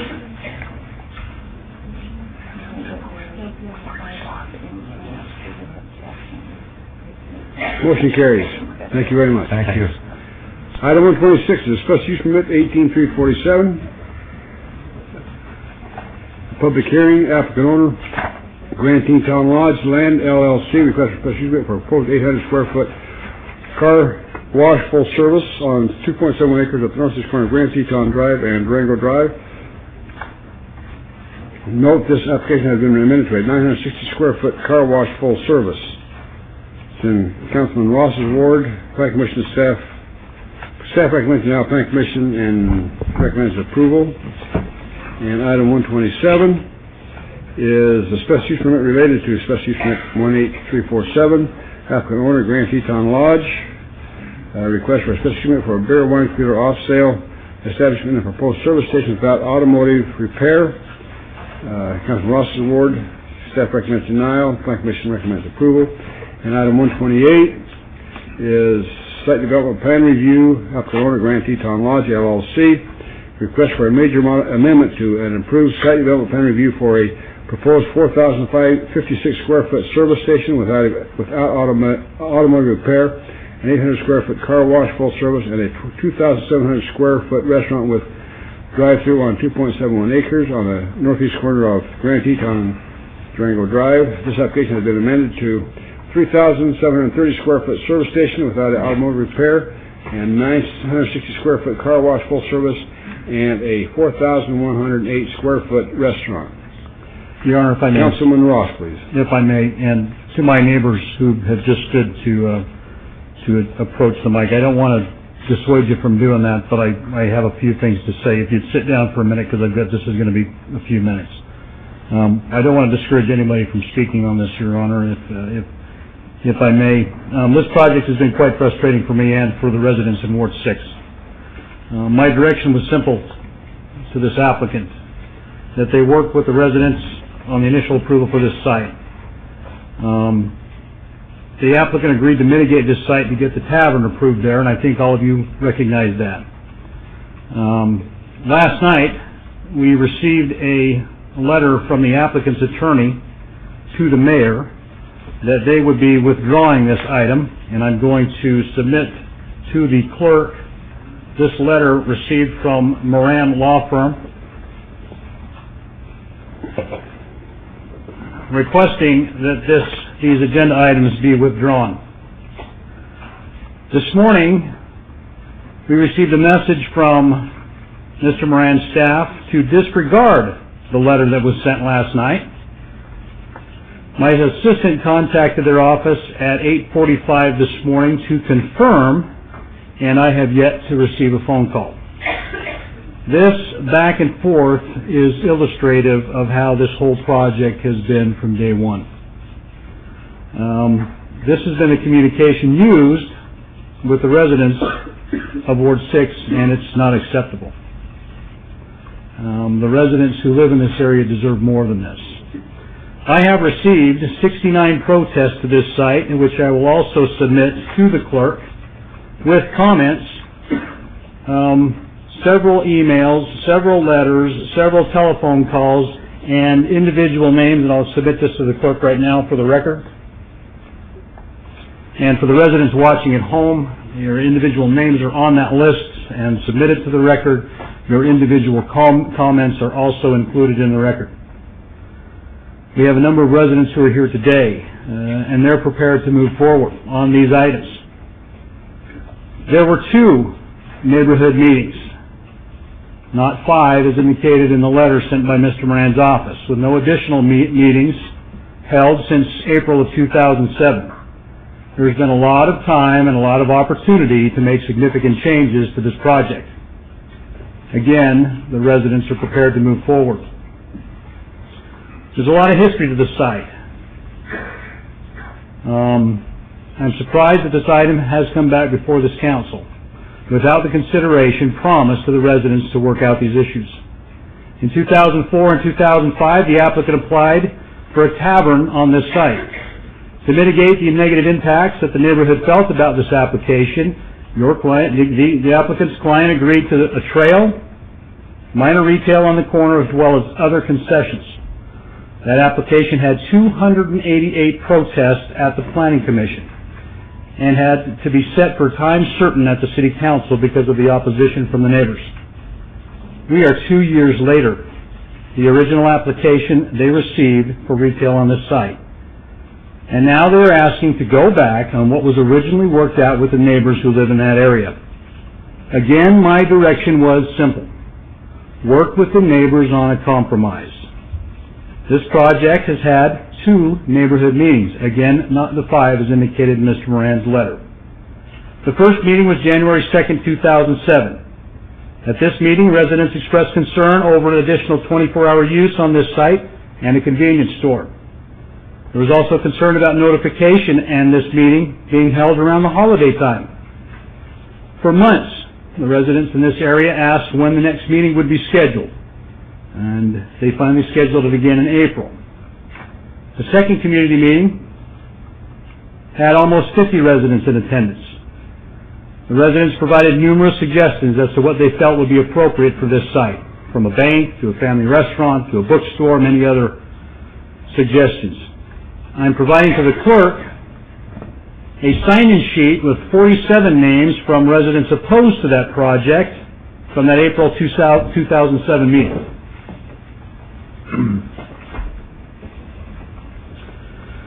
In fact, the applicant has sent to my office, they indicated that they were working with the residents. Sending out an email to 9 residents, in my opinion, is not working with the neighbors. This applicant has not mitigated the concerns of the residents in that neighborhood. And I recognize that not everyone can be satisfied all the time. That's always been a challenge for Ward 6 and the several wards in the city. By this withdrawal, and by the allowance of this withdrawal to occur on these agenda items, this applicant will need to start from scratch. The neighbors will expect of this applicant to be notified of any new project. The neighbors will also expect of this applicant to hold several neighborhood meetings and mitigate their concerns for this location. I stand by my commitment to this neighborhood to protect them, to protect their quality of life. Before this meeting began today, I was prepared to deny these agenda items. I stood by that a year ago, and I stand by it today. I have been consistent with every developer and every applicant that has stood before this council in regards to projects in Ward 6. The residents need to be heard. They need to meet with the residents, mitigate their concerns, and if you find a middle road, then by all means move forward. That is my position on this, council members and Mayor Pro Tem. I am prepared to move forward with the motion, but I think it's only appropriate, Mayor Pro Tem, with your consideration. Well, I can certainly appreciate that, but the applicant's not present, so I don't know whether it's going to do any good to allow them to speak. I mean, they're more welcome to, but again, I feel like if we allow them to speak, then the applicant should be here to hear what they have to say.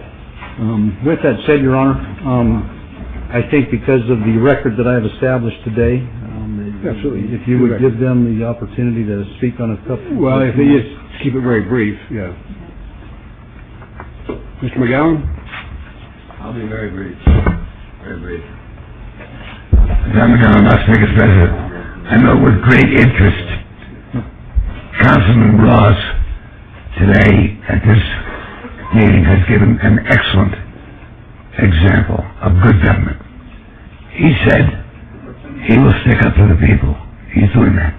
He's being fair and equitable and courageous in the face of potentially contentious discussions that may ensue. I'm here to stick to his guns and support what is right to do, not because he particularly loves one set of neighbors as opposed to others, but because he knows it's right. He said he's prepared to deny. You may add my name to the list of protesters. I'll be number 70. Name is Tom McGowan. Thank you. Thank you, sir. If we could please just keep it very brief. I'm sorry. If we could just keep it very brief. You bet. Do I say my name? You Chad bet. Badger, 7936 Quail Cap Street, Las Vegas, Nevada, Ward 6. If anybody ever doubted if Councilman Ross didn't have the pulse of what's going on in his community, this is just an example of how he does have a pulse on what's going on in this community. It took me 2 days to write this and condense it down into what I would hope would formulate an impressive, not speech, but statement. Tom McGowan even helped me condense it down even more. So I'm going to read it, and I hope you bear with me. My family and I reside 250 feet from this location, so this will impact my neighborhood. Normally, I would not have felt compelled to come to you today were it not for the fact that I've never encountered a neighborhood meeting where a developer took such a like-it-or-leave-it attitude. He made a veiled attempt to ask what we wanted for this commercial use on this site, and we suggested a few light-intensity uses such as a dry cleaners, tuxedo rental, coffee shop, or a family restaurant with set closing times. All of our comments were discarded immediately, and the developer indicated that the intense use that he had indicated were the only ones that would work for this site. The most concerning thing to me came after the meeting. The message to the developer was clearly to at least lower the intensity of this site. He responded by not only not considering our request, but actually increasing the intensity by adding a fast food restaurant and increasing the size of the car wash. I can only assume that he did that to negotiate some throwaway uses to end up with what he originally wanted to do.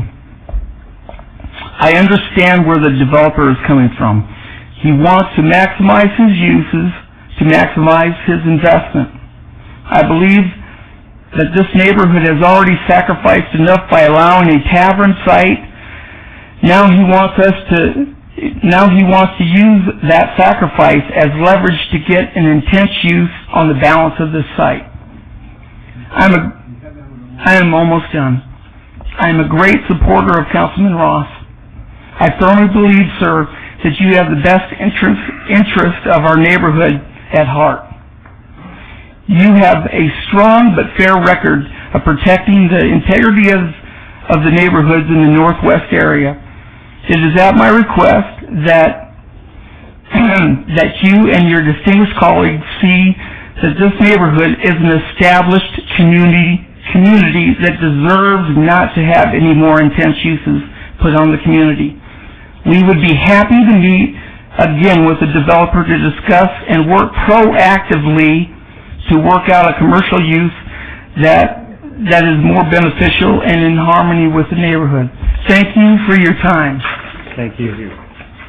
Yes, sir.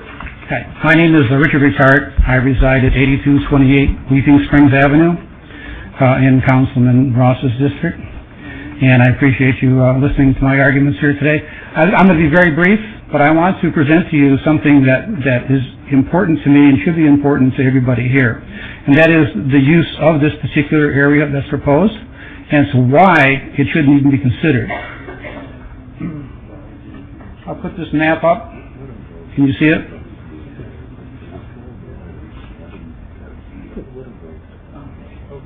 Maybe you can't see it on this or not. It's just black and white.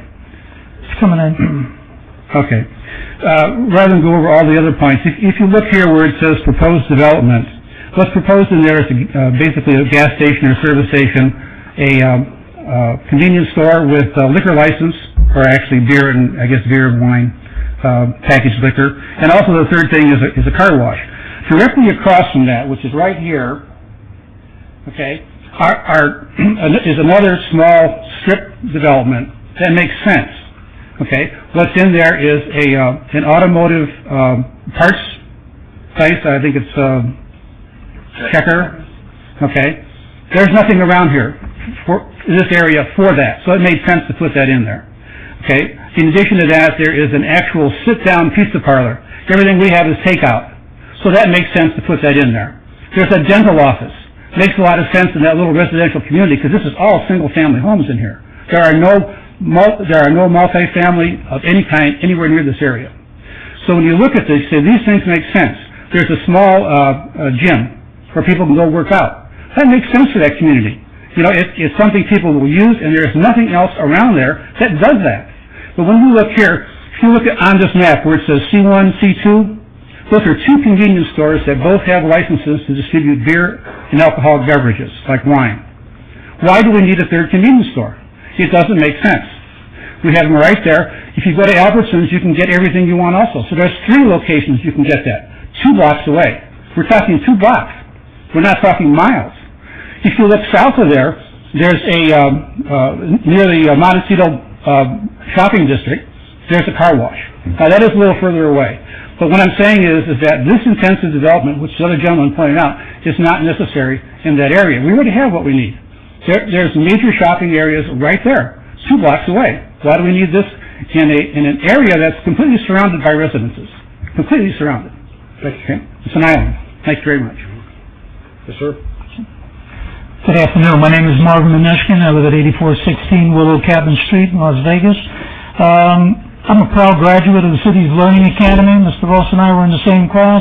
The gentleman over here, I met Mr. Barlow as a volunteer police officer in the AAA meeting that he attended, made a beautiful presentation. I think what you heard from Mr. Ross and where we've been involved to help the quality of life issues in Northwest, the growth.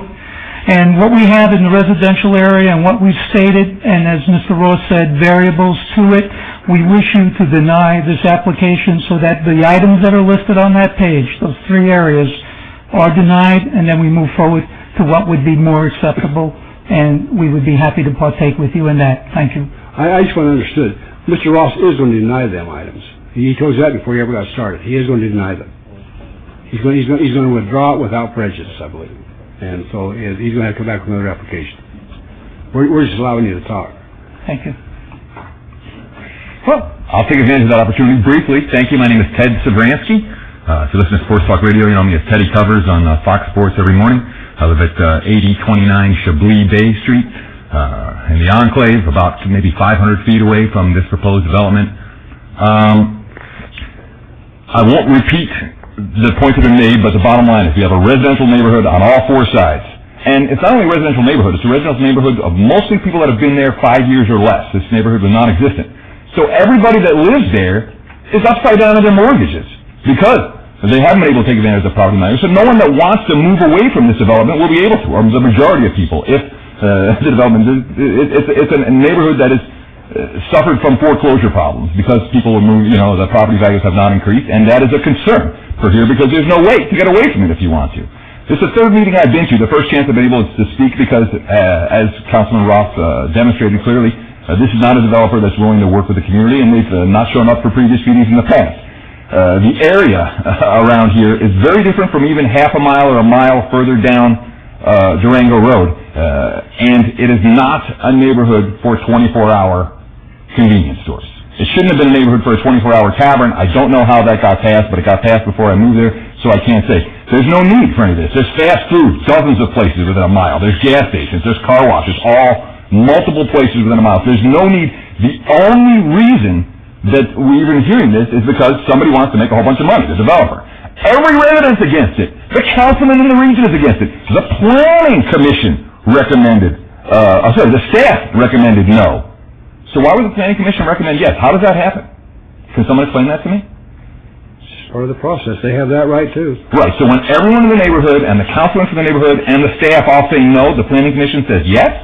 To me, that's a no-brainer. Nobody wants a 24-hour use development on this location. I think that's very clear from the comments we've heard, from the, 70 emails? The community is involved, the developer is not. It should be rejected, and no further 24-hour use facility should be allowed at that particular venue. That's my take. Thank you very much. Good afternoon, Lisa Mayo DeRiso, 8322 G Circle, Las Vegas, Nevada. First, I want to just clarify, Councilman Ross, when you deny, you're going to deny, is it with prejudice, which means they have to start all over, or is it without? I just want to make sure what the process is. Your Honor, if I may. You bet. What the applicant has requested is a withdrawal of all three items without prejudice, and they have the right to do so. Okay. Which doesn't allow me to actually give it a denial.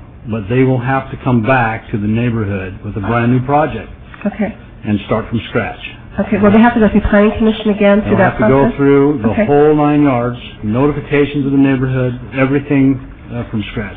Okay. And that's why it was important that I established that on the record. Okay, and great. even though the applicant is not present, I'm sure that they will know that they will have to do that. My methods haven't changed since day one I've been in this office. Thank you very much. We appreciate that. It's pretty apparent. I want them to meet with the neighborhood and do what's right for the neighborhood. And I think there's some fabulous uses for that location. The neighborhood knows there's some fabulous uses for that neighborhood. So by meeting with the neighbors and doing what's right for the neighborhood, that's what I'm trying to get them to do. So by them withdrawing, it reestablishes that communication level, and they get to start over again. Okay, great. Thank you. I wanted to take 1 minute to first say that as Northwest Residents for Responsible Growth with Jennifer Taylor, who's in a deposition, she's an attorney and couldn't be here today, and really thousands of people that we started Northwest Residents as a result of this project a year ago in February. And our emails really reach thousands of people now in the Northwest, and you can see from the response. And I have to say a sincere thank you to Councilman Roth and his staff. Sheila Lambert has been fabulous. She reached out to us immediately, has been wonderful to work with, and at a time when politicians get a bad rap, you've made us very proud. Thank you. Thank you.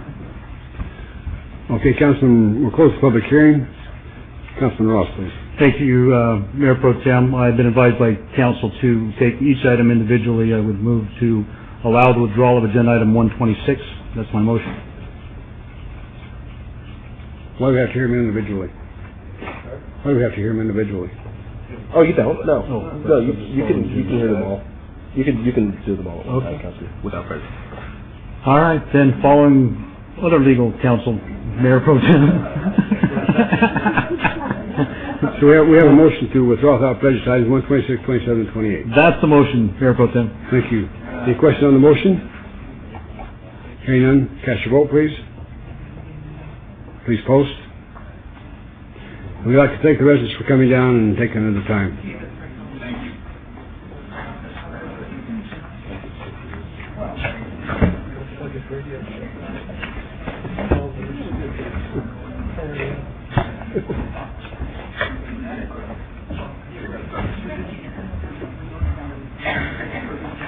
I haven't called you yet.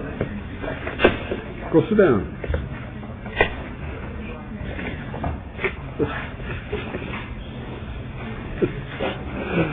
Item 129, discuss use permit 25130, public hearing, applicant, Mountain View Estates, owner, 2006 Robert Scott Carl Living Trust, request for special use permit for a proposed 40-foot high, 14-foot by 48-foot off-premise sign at 2603 Highland Drive, a 40-foot high.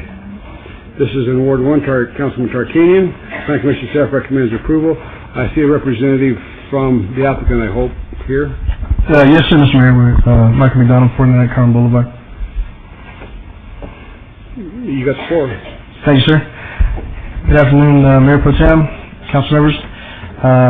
This conforms to all the guidelines and laws that have been put into place since the billboard staff, billboard community. You got me going, Councilman. You got me all fired up. Since the billboard community has come together on this, I'd like to take time to thank everybody from Margaret Wheeler's office and Charlie Krakowski's office and everybody that's been involved in these last two items. And I respectfully ask for your approval. This is Councilman. Yes, sir. Tom McGowan, Las Vegas, he forgot to thank me. Cut him out. I always thank Tom McGowan, Your Honor. So, okay. I have one simple question. The sign is the standard dimensions, more or less standards. Yes. And it happens to be in an area where, due to the nature of growth, not far away down on Union Park, for example, there will be an awful lot of competition going on. A great many signs going in down there. And so, this sign is not simply an option. It's almost categorically imperative to have it in that location on Highland. They're going to need it because of the competitive nature of progress. So I strongly recommend you approve this item. Thank you very much. Anyone else wish to speak? Close the public hearing. Councilman Tarkanian, please.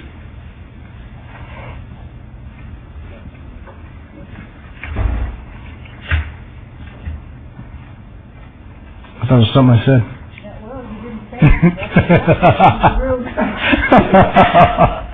This is a rough crowd tonight. I just want to say that this seems an appropriate place to have a sign, an appropriate sign, and I move for approval following staff and the planning commission's recommendation. If I may, Mayor Pro Tem. That's a 40-foot high sign. Yes, sir. If I may, just very quickly, condition number 4 references a review in 2 years. The ordinance calls for a minimum of 3, so staff would recommend condition number 4 be changed to 3 years. And I agree with that, and so my motion is along with the additional conditions placed by staff. Thank you. Any questions on the motion? 40 foot. You've heard the motion. Please cast your vote. Please post. Motion carries. Thank you. Item 130 is the special use permit 25135. Applicant Mountain View Estates owner, the Jewelers Inc., 401k Profit Sharing Plan and Trust. Request for a special use permit for a proposed 55-foot high, 14-foot by 48-foot off-premise sign at 2411 Western Avenue. This is in Ward 3. Staff recommends denial. Planning Commission recommends approval. Applicant is present. Thank you, Your Honor. Michael McDonald, 49 Carmen Boulevard again. We'd like to thank our planning staff and public works staff for working on this. This is a little more difficult, Councilman, because it's in Ward 3. So we wanted to ask for your indulgence on this one. There is a plan to widen Western, and we worked. There was a long discussion with the planning commission on this item. The way the building is erected, we asked for a 55-foot sign, which is within the code of the city of Las Vegas. 40-foot sign. 55, sir. Again, over the building was what we asked for. Councilman, Mayor Pro Tem. So that's the reason we're here today is the setback on the street. In the light of the discussion we had with the Planning Commission, we'd like to thank them for taking the time on this one, is that we fall within the guidelines that you'll see on your overhead here today. It meets all the requirements for distance and falls in the law of the billboard statute. You have to move it back 3 feet, though, because you're in the right-of-way. Yes, sir. Are you going to move it back 3 feet? That's what we're here to ask today, if we can move it to the to the north part of the property, which would allow us to be within the required distance, we believe, and still meet the same objective for the building region. Well, certainly we endorse the attempt to relocate it so that it doesn't interfere with the future needs. What I'd like to do is amend condition number 11 so that instead of saying the proposed sign, including ground-mounted base, shall not be located within the existing public right-of-way, I'd like to amend that to say should not be located, if possible, within the right-of-way. That will allow us to work with him to ensure that we find the optimal site to locate that that doesn't conflict with the distance separations and still allows him to put up the sign. Is that all right with you, sir? Absolutely, if it's all right with the Mayor Pro Tem. And that's a 40-foot sign. 55, sir. This is a public hearing. I thought I heard you say that. Tom McGowan, Las Vegas resident. It's very interesting when all this conversation goes on about the height of the sign, 3 feet west, north, whatever. I don't hear anybody mention NDOT. You're certainly aware of the fact, certainly, that NDOT is in the process of planning and implementing a crossover from Martin Luther King to industrial. That is not that area.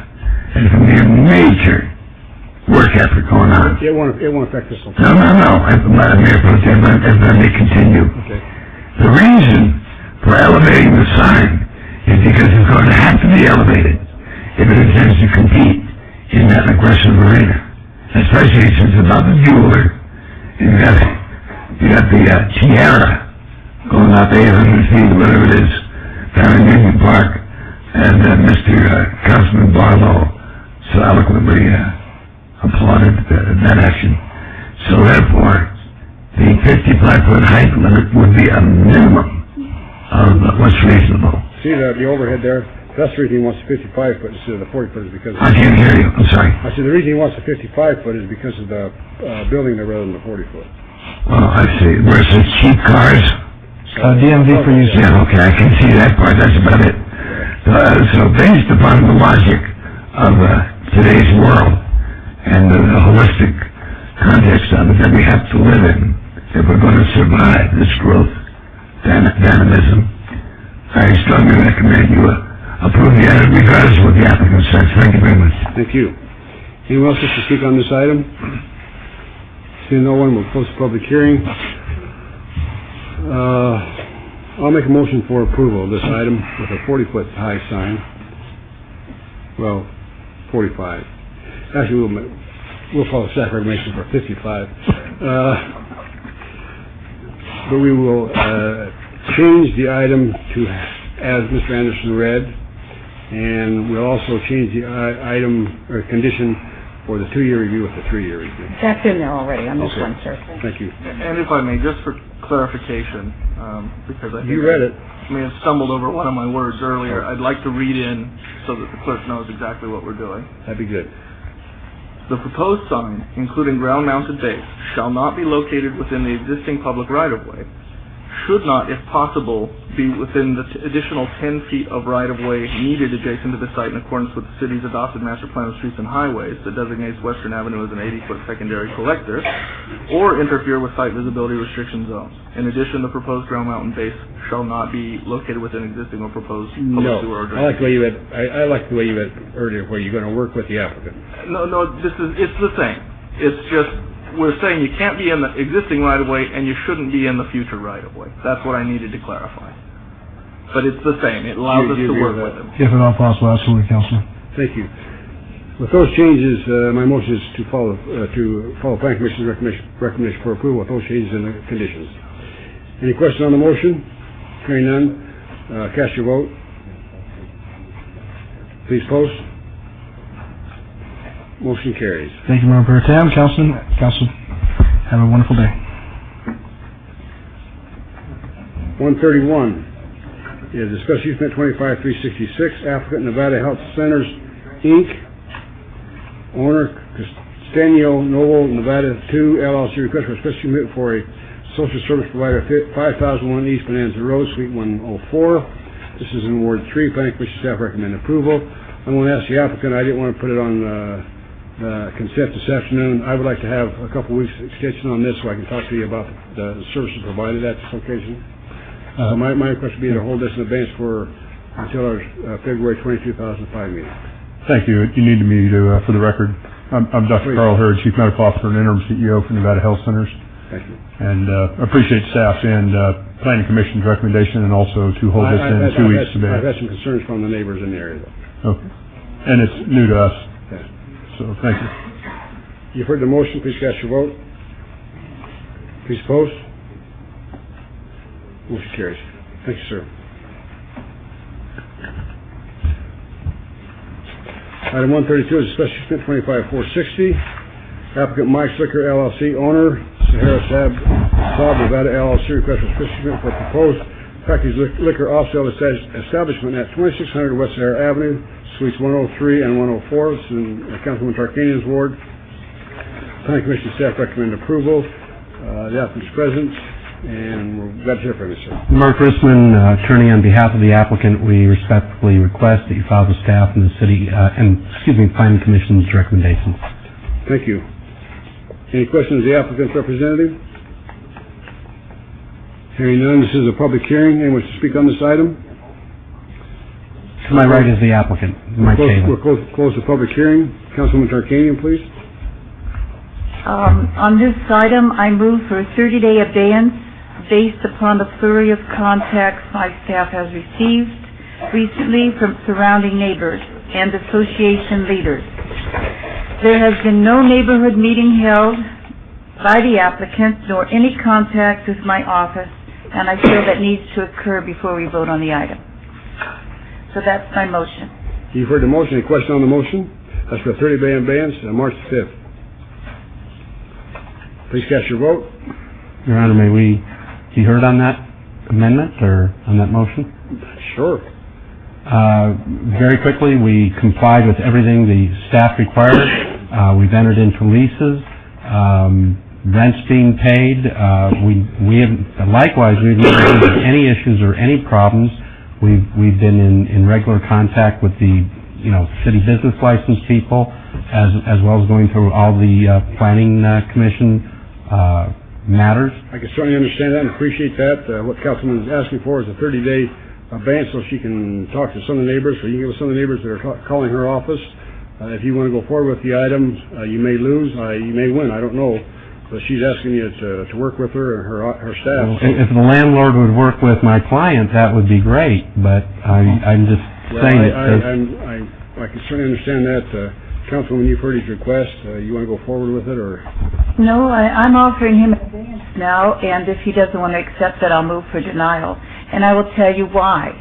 I don't understand what the misunderstanding is.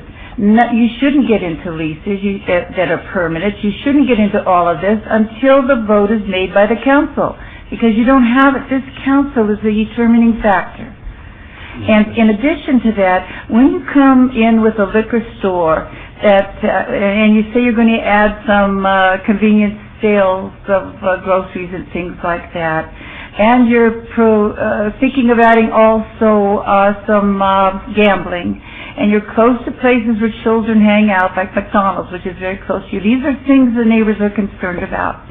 And this is why I, as I think all of the other councilmen, prefer to have a neighborhood meeting so that you can talk with people who have concerns.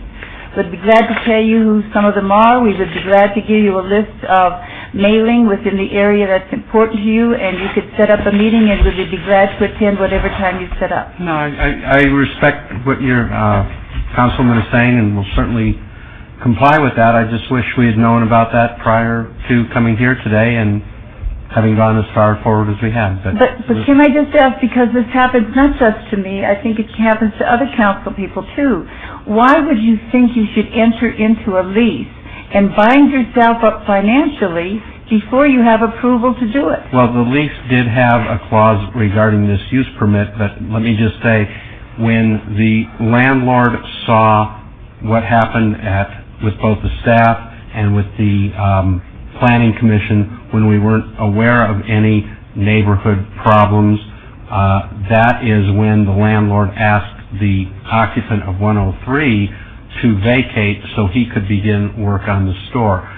Agreed, if this is denied, we probably do have a means out.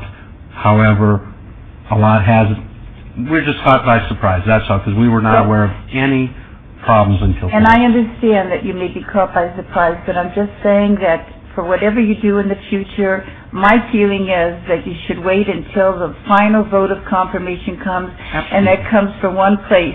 These council members have to carry the burden of making some tough decisions, and so you should wait until that occurs. But I'm willing to understand that and give the abeyance so that you and I and my staff can talk along with the neighbors. Great, thank you. If I may, Mayor Pro Tem? Yes.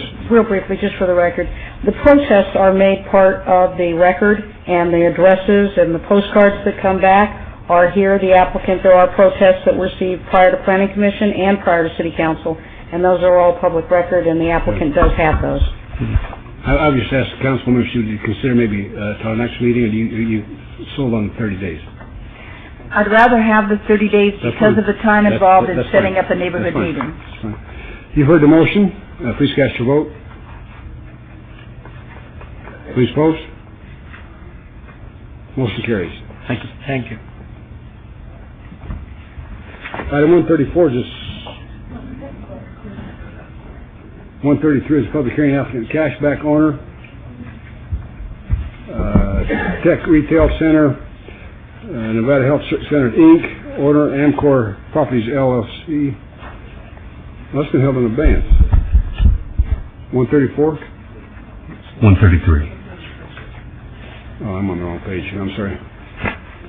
133 is applicant cashback owner Tech Retail Center, appeal from denial by the Planning Commission for a request for a special use permit for a proposed auto title loan with a waiver to allow a 94-foot distance separation from a residential use where 200 feet is required at 2400 North Buffalo Drive, Suites 135 and 140. This is in Councilman Brown's ward. Planning Commission staff recommend denial. The applicant is present. I'd be glad to hear from you, sir. Good afternoon, Mr. Mayor Pro Tem, members of the council. Scott Sabraw, 8610 Southeastern Avenue. We believe that the issue with staff and Planning Commission is both in the asking for the waiver of the residential distance requirement. We believe that since the ingress and egress of both the development on the east and the west is well over 200 feet, and that the front doors of the operation actually face the interior of this of the development that it will be in, that even though we don't meet the letter of the code, we meet the spirit of the code, and with that, we ask for your approval, and I'm here to answer any questions you may have. Thank you. This is a public hearing. See no one will close the public hearing. Councilman Brown, please. Thank you, Mayor Pro Tem. I'd just like to put a couple things on the record. First off, the hours of operation are listed 8 a.m. to 11 p.m. Do you have other store hours, or are those your normal store hours? Actually, I believe the store hours are less than that, but they're never over 11 p.m. That's what I'd like to do. I'd like to amend that condition. That is if I may, Mayor Pro Tem and Councilman, the 8 a.m. to 11 p.m. is the maximum allowed by code, but by condition, you may certainly make it more restrictive than that. Do you know the company's hours, normal hours? I'm afraid I don't off the top of my head, but if 10 o'clock is too late for you, we can work on 9, but just like any business, they're going to want as much as they can, but I'll leave this up to you and what your feelings are about it. Why don't we go 8 to 8, and then if there's a hardship or that's outside their business plan, you can come back for a review of that condition, please. And then also, I want to be very specific on the signage. Sure. That internal to the facility is whatever the common agreement with the owner of the property is. External facing Buffalo is where I'm just to make sure we understand there's no neon, no flashing lights. The only thing that can be in that window is perhaps, I'm not sure what we normally do, Margot. If I may, again, it's there are a maximum of 20% of the window may be covered, and the window may not include text other than hours of operation and open or closed. Okay. The corporate sign is okay. That's fine, yes. Agree with that? All right. And I also would just put on the record what this service provides. I think there's a little misconception out there, or Cashback only does auto title loans. They're actually not a check cashing or a payroll cashing service. It's strictly an auto title loan facility. And they do not take your car. Right. So they give up the title and you take your car, and if they absolutely need to come get the car, they store it elsewhere, but that's really not the business they're into. They want people going to work and making their payments. So you'll see a car pull up, they'll take a look at the car, exchange the title, and do a loan. That's correct. Very good. All right, then I would move for approval, subject to staff conditions as amended. That is the one additional condition with regard to the hours limited to 8 a.m. to 8 p.m. Thank you. Any question on the motion? Hearing none, we'll close public, I will just cast your vote, please. Please post. Motion carries. Thank you, Mayor Pro Tem. Members of the council, have a great day. Okay, item 134 is a special...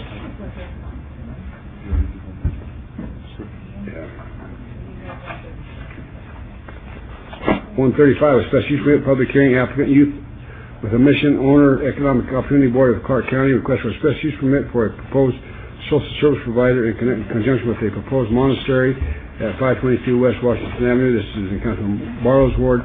Planning Commission staff recommend approval. The applicant is present and was because the public hearing open.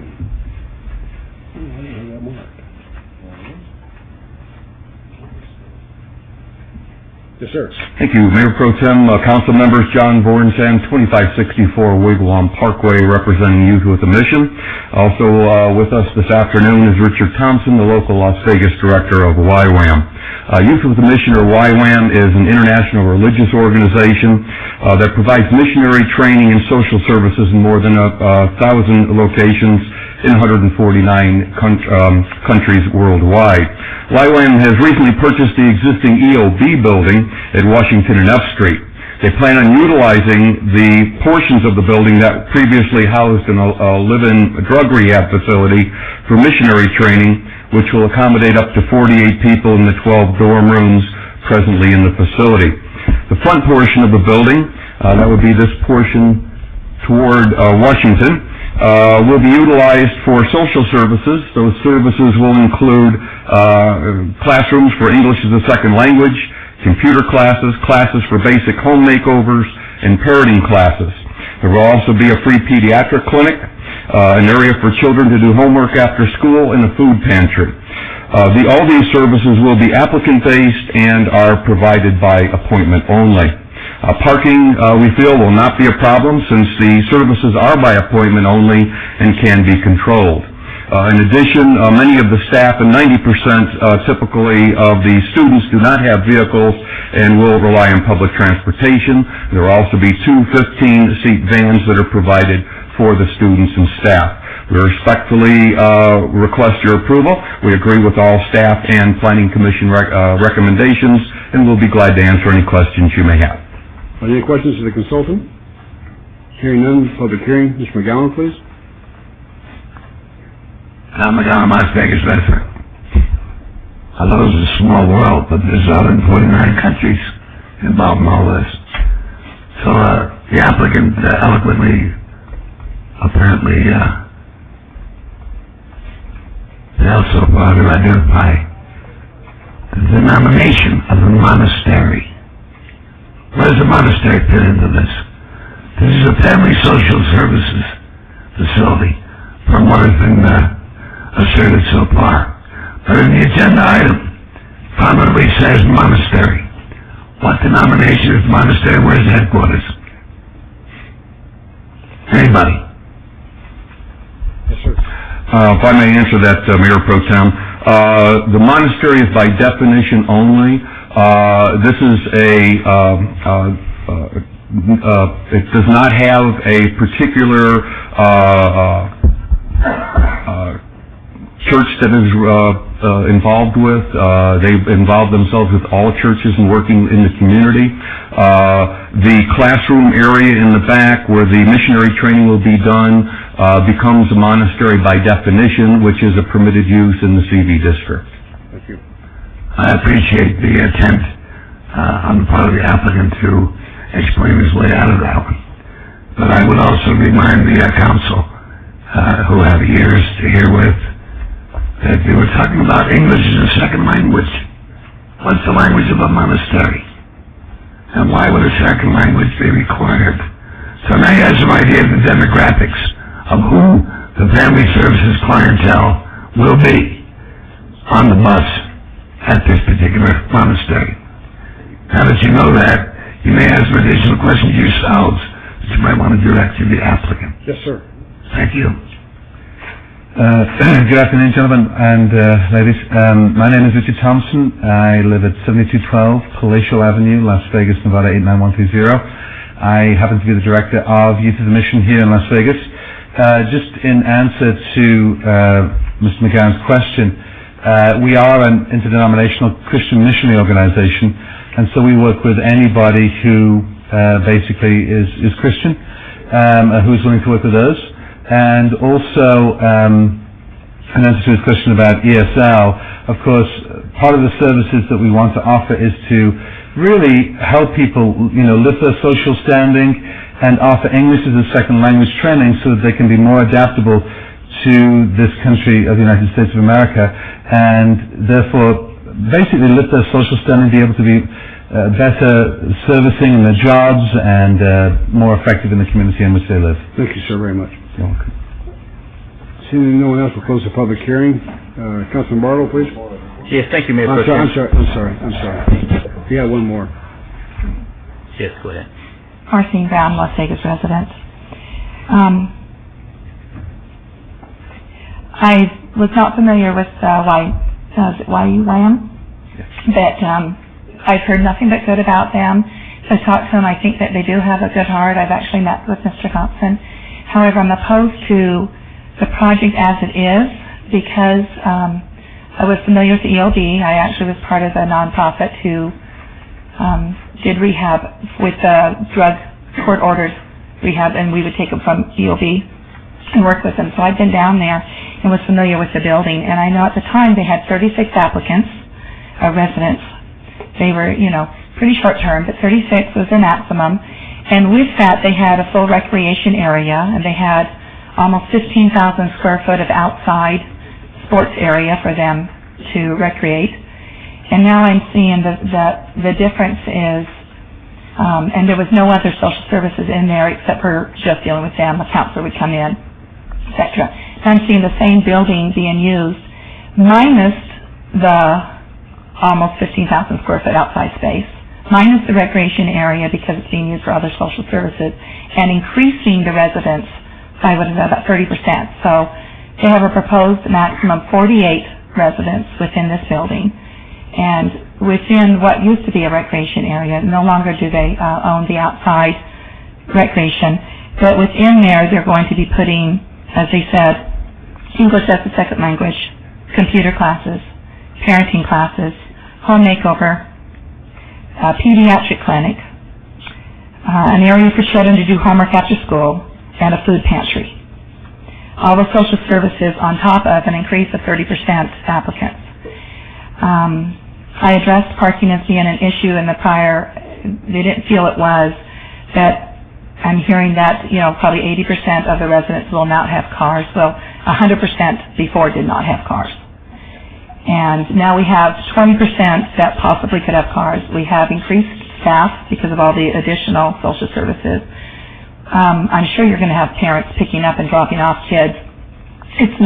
Washington's a pretty busy street. I know there's a lot of parents in that neighborhood who do not have cars. I've assisted in some back-to-school fairs in that area. Most of the parents couldn't get their kids there. We had to try to supply, or they came on bikes or things. And I know that happens, but that's a very busy corner for kids to be coming and going. And if parents are going to pick up and drop off, I don't know where they're going to be parking in the meantime. We also have pediatric clinic with their kids. I understand that they're going to try to control this by appointment, that I know from working with nonprofits and low-income people at times, that they're sometimes taking 2 and 3 bus exchanges, and you can't control that they're going to end up with a bus that's there an hour before their appointment. And my question is going to be, where are all these people going to be? I'm familiar with the building. I know they have a little reception area. There's a lot of social services going on at the same time, a lot of residents at the same time, and all confined in a building. It just doesn't seem like it's conducive. I also have a question with, as we plan ahead for the future, recently, Councilman Wolfson, I heard you say that, a question when there was so much opposition to the apartment complex going up recently, that you don't see other investors coming in and offering something more. But my concern is they never will if we can continue with this, with this avenue of more social services. They're needed, but they can't be compacted into a corner that's going to spill over into the neighborhood. I know in the past there was no more churches, and I think that was a good thing. I did speak against once with a church trying to go in. We have a lot of churches in the area. They're a needed service, but we have a lot. And in order to redo that area, we need to be bringing in the businesses, the industry, something that can bring dollars to the area. And I think we're all in agreement with that. I did, what I was going to say. The concern I have also, yes, we've approved, our taxes have paid for the time spent well in putting together future plans. There is a West Las Vegas plan. There is a Pioneer Trail that comes throughout the city, from the Las Vegas Springs Preserve through the Old Union Place, going down McWilliams and coming across F Street. This is a major corner of that proposed future Pioneer Trail. And I'm curious if this is a plan that's going to be tying up that corner for the next 10 years, then why are we spending time on a plan that we're not going to be able to, it's not going to be conducive to the neighborhood for at least 10 more years. So I have a lot of concerns and would recommend opposing this as it presently is. Thank you, ma'am. Thank you. Mr. Christoph? Good afternoon, Pro Tem Mayor and Council and staff. My name is Christoph. I have property still in the city as well as in other areas, including Clark County. This was something that I wanted to ask, because they said second language, but when they said they're in all these different countries, and are they coming from other countries? Do they have the visas? Do they have guarantee once they come into this area that this organization is going to be fully responsible for their health, as well as responsible for generally everything that this monastery or this one particular facility is going to be projecting to help these people to get jobs or to go to university. I don't know how this thing is working, because it's a place where people stay for a short time. Now where do they go? So the important thing is, first of all, are they from other countries? Second, if they're within the United States, that's another concern. But all I know is, when you have large things like that, and they're a non-profit, and as he says, it's a Christian type of facilities for people who wigwag, or how do you pronounce the name, the monastery, it's questionable of who is guaranteed to protect, secure the neighborhood, as well as take care of these people who need maybe medical help and other things. I need to know that guarantee is in place with the city, and other things, if they have the passport, if they're from another country, and they meet all the requirements on that. I'm not going to say it's going to be a sanctionary place, but it has all kinds of things that makes people perk up and say, what is it all about? So thank you for the time. You bet. I'm reading these things that I wrote down, and I think the city should take a second look on it and make sure he's got all these things in place, so there's no burdens on the city or other facilities that we have now burdens of this problem with other things we have in our community, and if they're going to be fully, as I say, like bonded to protect the health and welfare of these people, to me that's the important thing. And if they meet the requirements for the city as well as the state on certain matters, this is almost a multi-type thing that I had never heard of, and it sort of makes me wonder. I'm very much for anything that will help people who needs to be helped, but first of all, we have to not put the burdens on the city. That's all I have to say. Thank you very much. Thank you very much. Anyone else wishing to speak? Okay, we'll close the public hearing. Councilman Barlow, please. Yes, thank you. I would like to thank the two gentlemen as well as the lady for their comments. I have a couple questions. Would you please explain to me how many students will be housed at this location in the region they're coming from? I know the question came up from I'd love to do that. a couple people in the audience, so I want to make sure that we're clear there. Yes, Councilman. Basically, on this plan here, if you can turn to the plan, in these dorm rooms here, we're looking to house up to, and I stress it's up to 48 people, because you have a lot of, Youth of the Mission has its own university, which actually is found in over 70 countries worldwide, campuses around the world. We are an extension campus of that called the University of the Nations. And it's mostly Christian missionary training, training people with healthcare programs and other things, as well as Christian discipleship. And the students will come from around the world, as well as from this country, and they'll be housed in those dorm rooms area. But we only run programs for a certain number of months a year. It's never year-round. Also, we want to have up to 48 because we also receive a lot of teams of young people who come from different states in this country and come to help us with community service projects. We've been running them in this city for almost 10 years now. And it's basically a place to house them as well. And they usually come for like a week at a time. So it's not like there'll be 48 people living there year-round, the same 48 people.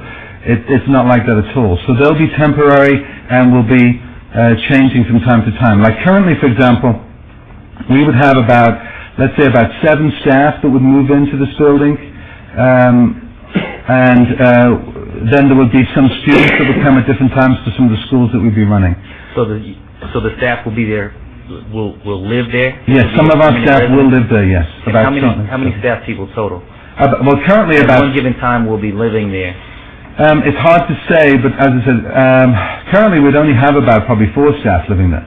But that would increase, but it would, I'm not exactly sure. So let's say we have about 12, up to about 12 living there, something like that at any one time. And then there would be students, either short-term teams, the young people, or of students of the University of the Nations programs that we run would also be there for shorter periods of time. So would that 12 be in addition to the 48? No, that would be inclusive to the 48. So that would be inclusive? Yes, yeah.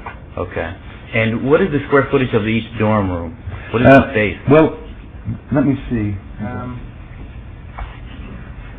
It varies. It's somewhere between 241 to 327. But the reason why we're doing this is because the standard national... What does that mean, 241 to 327? I'm sorry, square feet. Break that down to square feet for me. I'm sorry. The rooms are actually quite large. For example, we're planning on having 2 bunk beds in each room. That's what we're planning on having. So the actual square footage of each room is that it's between 241 square feet to 327. I'm not sure. I'm sorry, my math is not that great. But I'm not sure what that is. In those rooms would be about... We have someone working it out. 12 by 10. Okay, 12 by 10. So basically we'd have 2 bunk beds in each room. And the reason why we're going by that is because the standard national average, apparently, we currently have a facility in Clark County property in the city, and we were told, and they gave us permission for, it's usually about 200 square feet per dorm resident. So, and they take in the whole length of the property, because obviously not everybody is going to be in all those rooms at any one time. Where are you located in Clark County? We are just behind the Boulevard Mall. On Pawnee Drive, 1348 Pawnee Drive. May I have that address? Yes, 1348 Pawnee Drive, 89106, I believe it is. 89 what? 89106. No, that's no. I'm sorry. 89169, excuse me, 89169. It's a new zip code. Okay. Well, this is what I'm going to do. I'm going to move forward with a recommendation of approval. However, I want to subject this item to a 12-month review. Being that it's new to the area, I want to make sure that we give you an opportunity to bring your program, a credible program, to the area to assist those who are in need, specifically with social services. However, at the same time, if in fact there's some issues that we run into that I'm not privy to today, we'll have an opportunity to revisit it 12 months from now. And so that will be my recommendation for this item. Margot, do you have any comments? Mayor Pro Tem and Councilman, if I may ask, the 12-month review, I would recommend be after their final inspection, because in other words, when they begin operation, so that otherwise we might not have the full 1-year operation. And also, would you like that to be at a public hearing of the Planning Commission, the City Council? Yes, I would like for it to come back before the council. So it would be a 1-year review following the final inspection on the... C of O or final inspection? Well, I don't think they do a C of O on a remodel, so we'll do final inspection, and that'll be at a public hearing of the City Council. May I, Mayor Pro Tem, and with your permission, Councilman Barlow? Yes, please. The procedural thing that Margot is suggesting just triggered something from way back when I think we did something like this, but there was no earmark for flagging when that 1 year comes up. So I guess my question, Margot, is let's say they get the, not a CFO, what did you call it? It's the final inspection. Let's say that occurs 90 days from now, so the 1 year would then begin from then. Right. Who monitors that? If I may, Councilman, we do. The problem that we previously had was in the case of where that notice was ignored by the applicant. What we do now is we place the matter on your agenda regardless of whether or not the fee was paid. And for instance, one of the items that you had today was ignored and the fee was not paid. We brought it forward and the condition is simply added to the review that they must pay that fee. So we learn from our mistakes. Yes, sir, we do. Okay, thank you. Perfect. You've heard the motion. Any question on the motion with the revisions? Yes, I would like to move to follow staff's recommendation with the following conditions: a 12-month review following inspection and the item coming back under public hearing to the City Council. You've heard the motion. Please cast your vote. Please post. Motion carries. Thank you very much. Good luck. Thank you.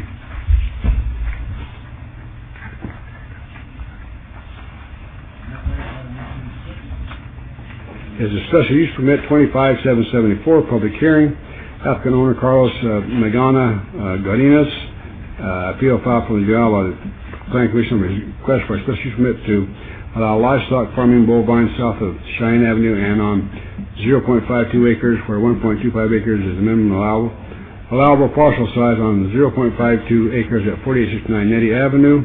This is in Ward 3. Planning Commission staff recommend denial. I don't see the applicant present. I have met with him. My motion, this is a public hearing. Anyone here to speak on this item?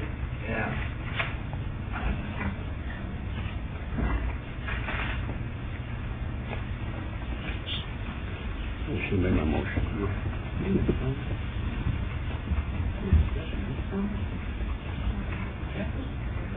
Yes.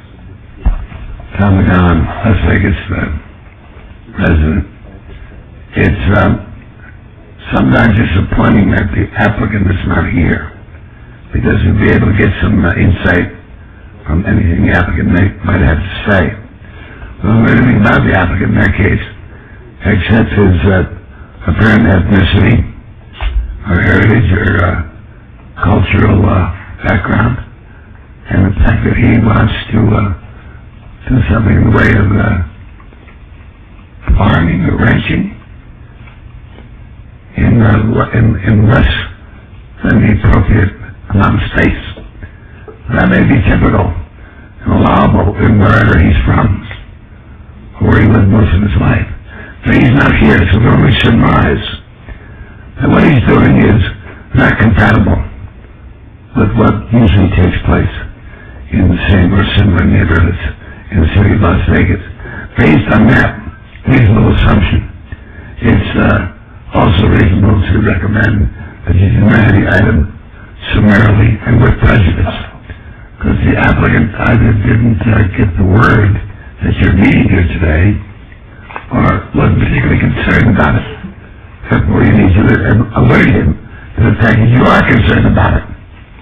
And any applicant that doesn't show up for an important item like this need not come back at all. Simply deny the item, period.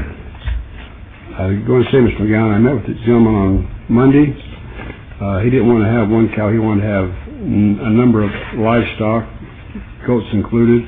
I do have a petition here with over 59 signatures on it opposing this application. He was denied by Planning Commission and by the City Council, or by the staff, and my motion is going to be for denial of this application. And thank you for that astute observation. In my world, one cow is too many. Absolutely. Move, sheep lie. You've heard the motion, please cast your vote. Please post. Motion carries. Item 137 is review of condition. Applicant Fairchild Wallapai LLC and Green Street Properties, owners Providence Village LLC and Fairfield Wallapai LLC request for a review of condition to change condition number 5 on approved site development plan review, which stated that a certificate of occupancy for retail buildings 1, 2, and 3 shall be obtained prior to the request for certificates of occupancy on all residential units for a mixed-use development with 218 residential units and 32,400 square feet of retail on 15.69 acres at the southwest corner of Wallapai Way and Elkhorn Road. This is in Ward 6, Councilman Ross's ward. Staff recommends denial, and I see Mr. Kemper here. Sir. Good afternoon, Mayor Pro Tem. Yes. Members of the council, I'm Chris Kemper, here on behalf of the owner and applicant. This is a perfect example of government and private enterprise working together to identify a problem and then working together even more to resolve that problem. A year ago, we had a Condition 5 imposed, the purpose of which, and the very legitimate purpose of which, was to make sure that the commercial portion of a mixed-use development was in fact developed. A year later, with the financial market the way it is, this same condition, ironically, has served to prevent the residential portion from being developed because we can't get a lender to lend with condition number 5 in place the way it is. So, with many thanks to Margot Wheeler and her staff, and many thanks to Councilman Ross and especially Sheila Lambert for working so hard on this. I shouldn't say especially, Councilman and Sheila on this. We have found language that we believe works for everyone and allows our residential development to proceed. Now, just by way of information and update as to the commercial development, I think you'd like to know this. We have checked, and that property closed. It was purchased by Green Street Properties in June of '07 in excess of $5 million.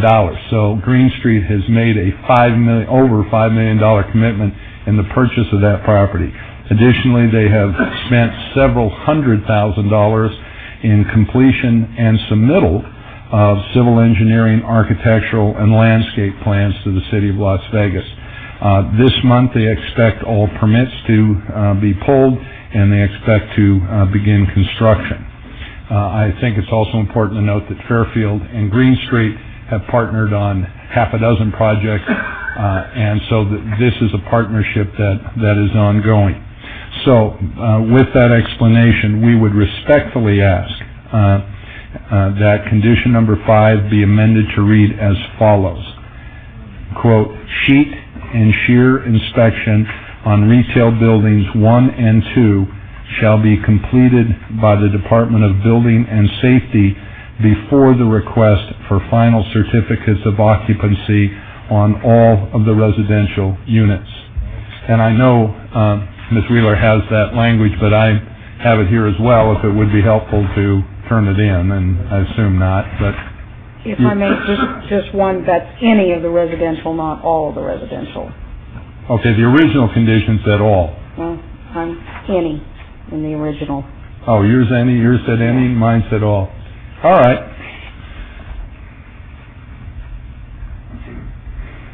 Okay. Well, with that change then, we would respectfully request your approval of the modification of condition number 5. Thank you. This is a public hearing. Mr. McGowan? You recognize me by now. No, without your glasses. Trying to get the hang of it, Mayor Pro Tem. No, without your glasses. After 12 years, that's really commendable. Thank you very much, sir. Especially since I've never been to your barbershop. We can tell. But I would guess that a few other people may have been there. Perhaps Councilman Brown, who has very close work done that. And nothing against barbers. Is it true that you're referred to as Scissors Palace East? That's good. Is it good? Really? Actually, City Hall East, that's okay. City Hall East, I get it. Okay. Might as well be, because it's a bigger building.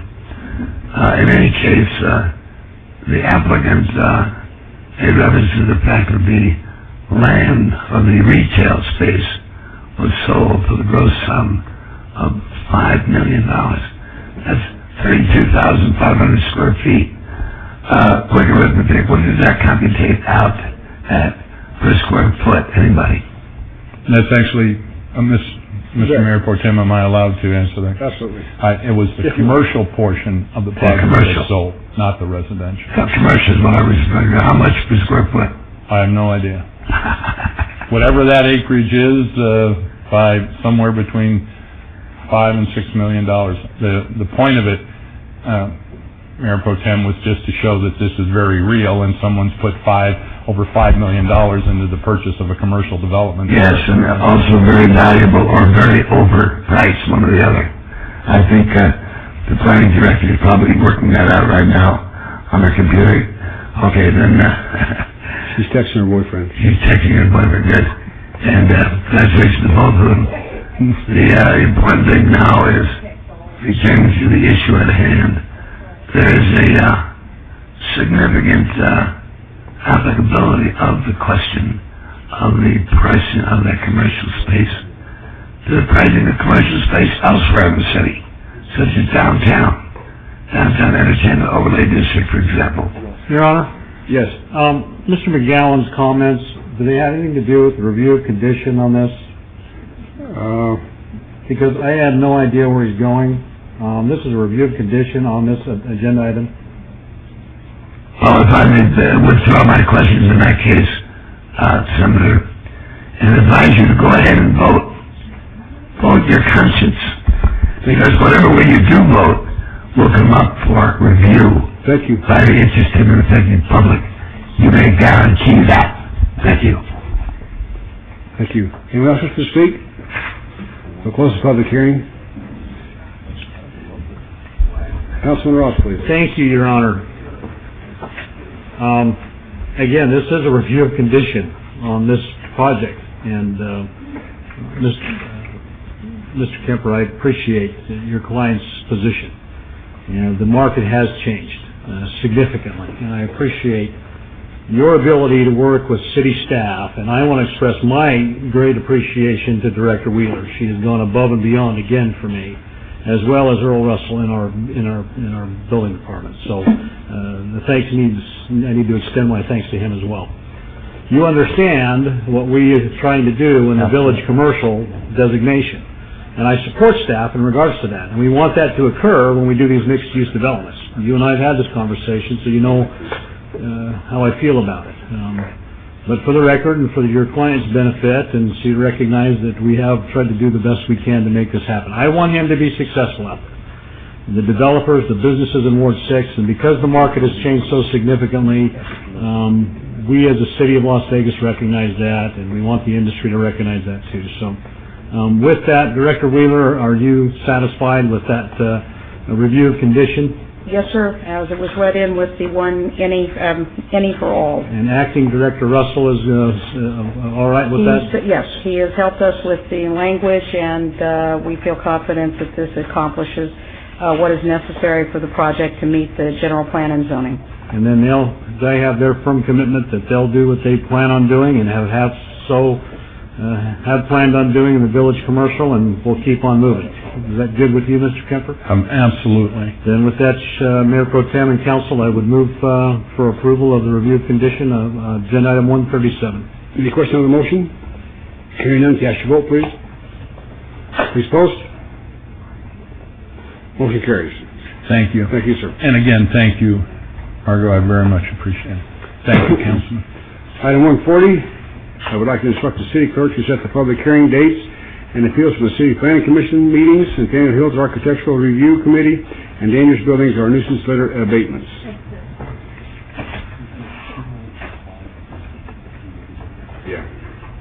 Item 141 is citizen participation. Public comments during the portion of this agenda must be limited to matters within the jurisdiction of the City Council. No subject may be acted upon by the City Council unless that subject is on the agenda and is scheduled for action. If you wish to be heard, come to the podium and give your name for the record. The amount of discussion on any single subject, as well as the amount of time any single speaker is allowed, may be limited. Today we're going to limit it to 2 minutes, please. Okay, so it's unplugged.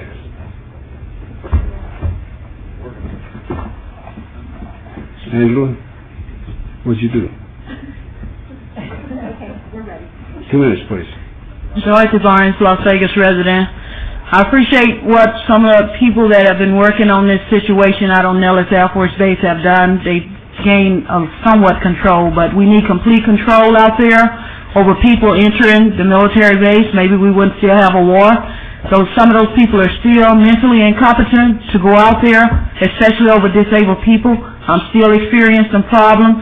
I don't know, I won't say my doctor, he may be experiencing some problem getting my name off this program, but maybe I need to get an attorney on this. But my name, if they tell the truth, my name will automatically come off that type program, seeing that I did not, after coming to this city in 1999 and becoming a new resident, I did not vote for such program. I did not give any organization or any private sector permission to use me in any unlawful illegal way, and that's what they've been doing.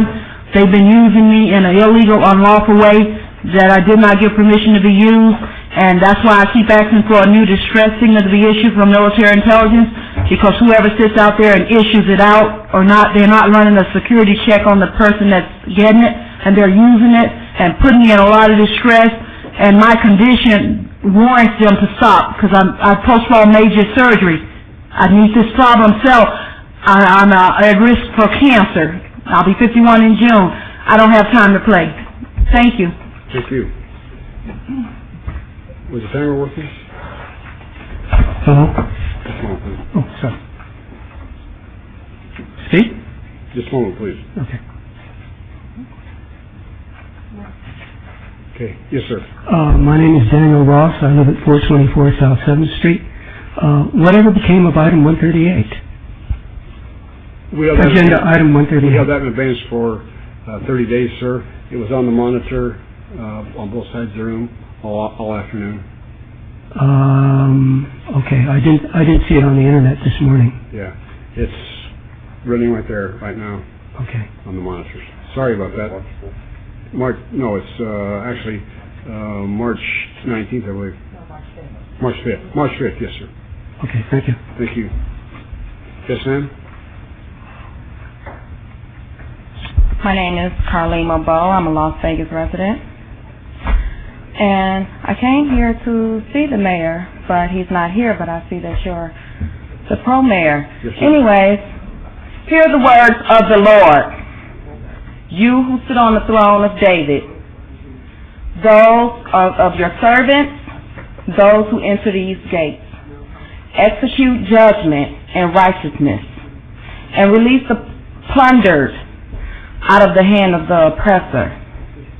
Do no harm to the stranger, the widow, or the fatherless.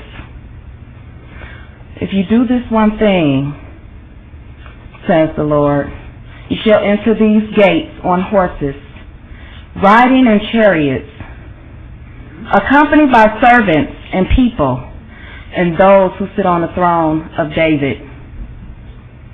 You do not hear these words, I swear by myself, says the Lord, I shall make this house a desolation. You are like Gilead to me, the head of Lebanon. I yet make you a wilderness, cities which are not inhabited. I will prepare destroyers against you. They should tear down your choice cedars and cast them into the fire. And people will pass by this city and say, why have God done such a thing to his neighbor? And they shall respond, because they have forsaken the covenant of their Lord and worshipped other gods and served them. These are the words of the Lord. Release the plundered out of the hands of the oppressor.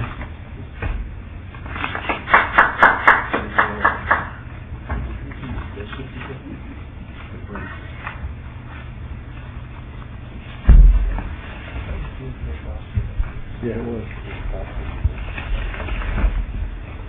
It's Christoph, please.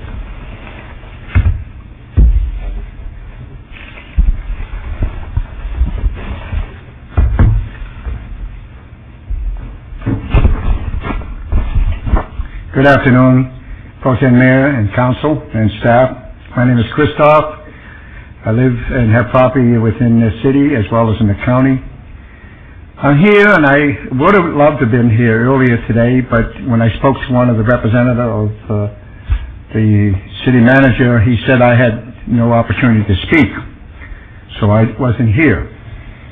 And I do appraise your concern and thoughts on this subject that you talked about today.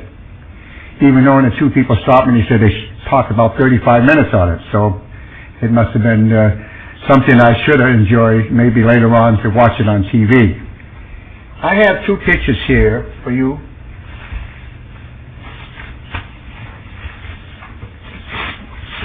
And if you could get somebody, Pro Tem Mayor, there for you and the office and for all the other staff and the council people to look. I put this together last year, and this is the big one.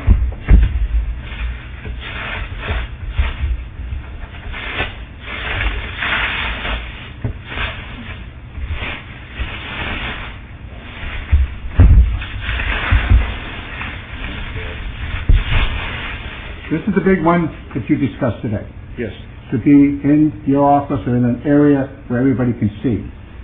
This other one is to remind us, as I will speak very shortly, very limited, that this is a cemetery where family, friends come to pay tribute there. This is a Veterans Memorial Monument Park where people from all over may see it as they travel down on Malin Parkway and pause for a few minutes, because the speed through that area is 15 miles an hour. And they would give prayer or give thanks or even give a salute. So I want you to have this, if staff or somebody could bring it up there, you could put it to the side.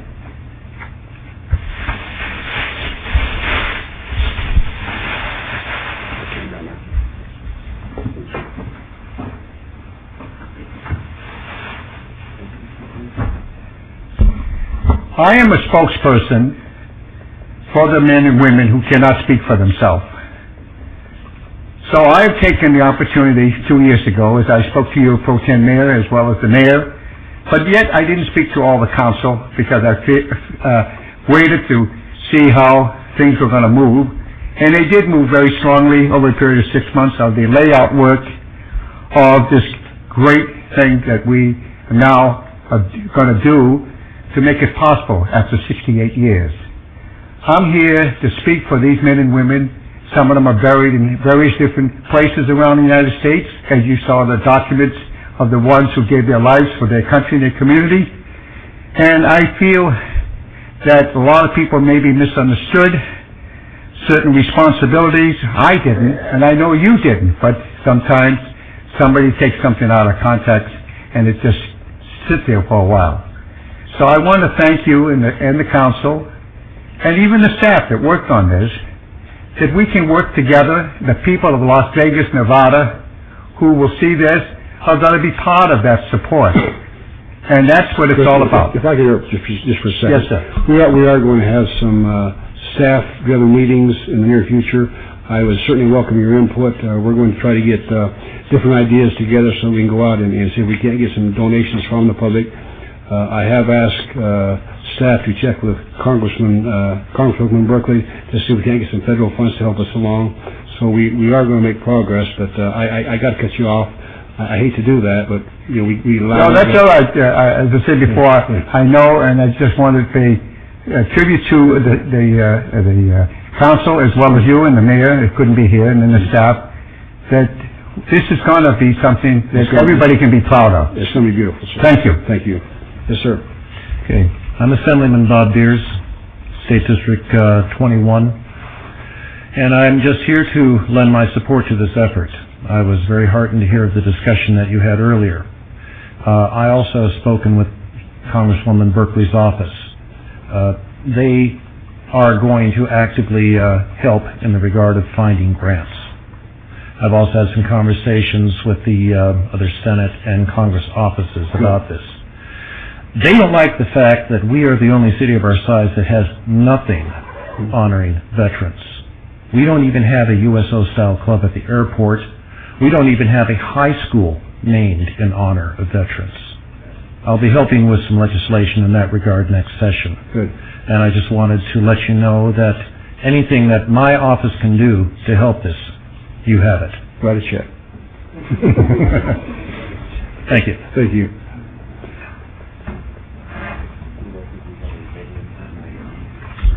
My name is Rasan Joshua Collins, and I do activism for the homeless and, preach the Word of God here in Las Vegas. And I've been arrested many times for preaching. I've been in jail over 10 times in Vegas for whether it be sleeping outside or preaching the Word of God. I protested a homosexual parade.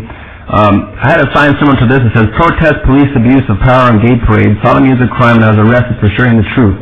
Obey Jesus, not Satan. Be sober, don't curse, smoke, sin sexually, gamble, lie. For you, Jesus died. Be forgiven and baptized. Don't be a slave of man." And I held a sign similar to this in front of the Regional Justice Center and got arrested on the sidewalk there. Now, today I had two, court dates I was supposed to make today. February 6th, I had two court appearances. I didn't go because I know that the courts of Las Vegas are corrupt. I know that there's a warrant out for my arrest. And if you want to arrest me, I encourage you to do so, but do it publicly. Don't do it privately, because I want to expose what's going on in Las Vegas.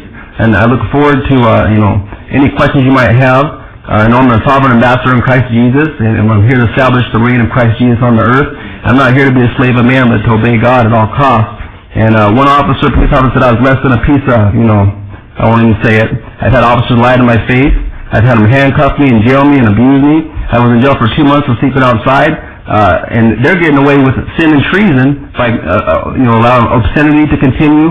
There's laws under NRS 201 against obscenity, lewdness, profanity, homosexuality, and they're having gay parades and promoting sin every single day. Why aren't they in jail? Why isn't the city council in jail? Why isn't the mayor in jail? Why isn't the police in jail? Why aren't the police that lead the gay parades in jail? They should be. It's guilty of treason under NRS 196 if you don't uphold the laws of the state. So I know that you don't need to be a criminal to go to jail, and you can appear innocent and go straight to hell. So I encourage all people to turn to Jesus Christ and don't judge by the flesh, but judge by the Spirit of God. Amen. Thank you. Now, you've already spoke. One time. Oh, okay. Any questions? No questions?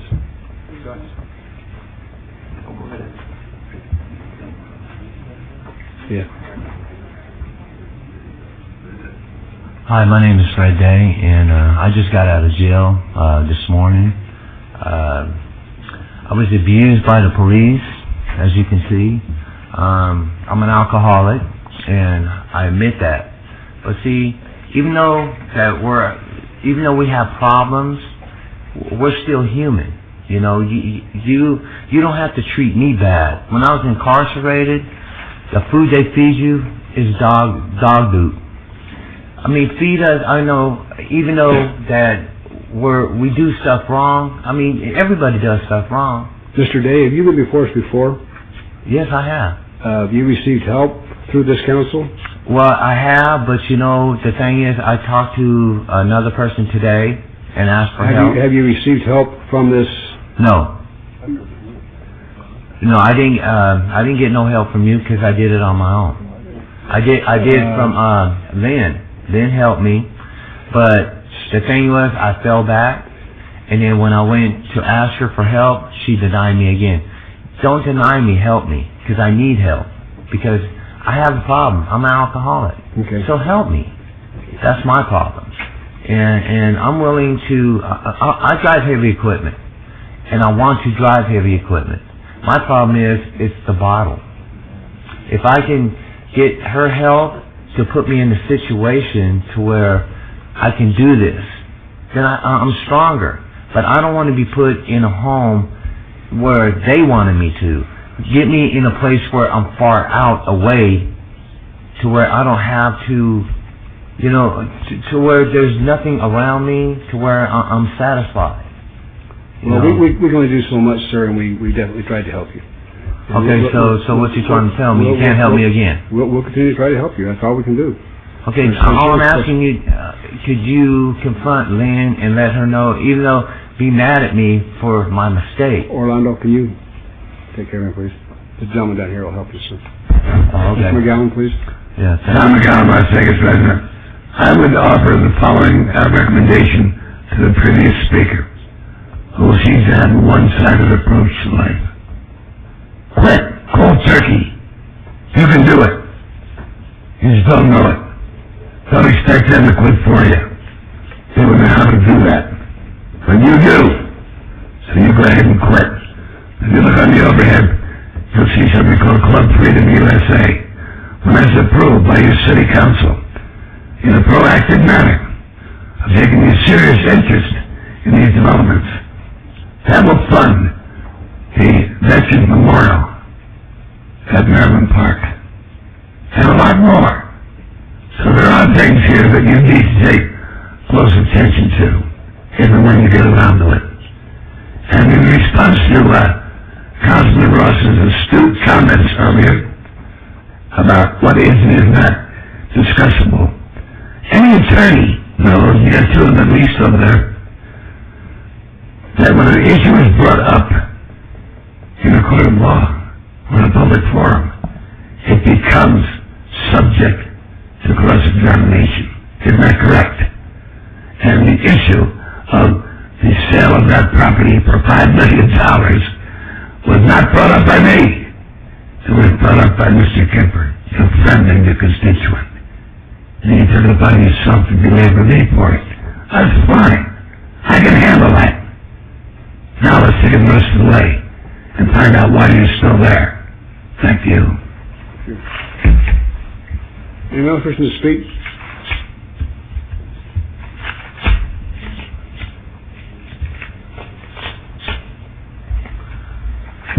Good afternoon, Pro Tem and Council. My name is Johan Fultz. I'm a licensed massage therapist in the city of Vegas. I'm coming before you today to request for an agenda item, possibly for a future meeting. I have something for the clerk here. It is a petition I authored and put online. It went active September 20th of 2007, ran for 90 days. It did collect 225 petition votes in the 90 days that it ran. The code you can see on there as the clerk passes it out. The code in reference to the City of Las Vegas is the code in reference of the inability for a massage therapist to perform cross-gender massage on their own term.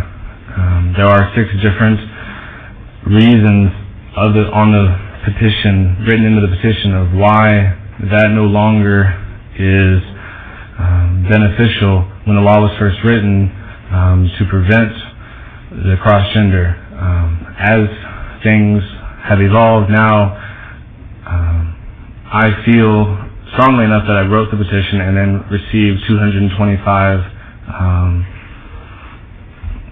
people that agreed with that decision. So, again, I'm requesting to have it looked at, the City of Las Vegas, in changing that code to an acceptable language, being allowing cross-gender for a license, which now is state licensed, massage therapist who then gets a business license under the City of Las Vegas.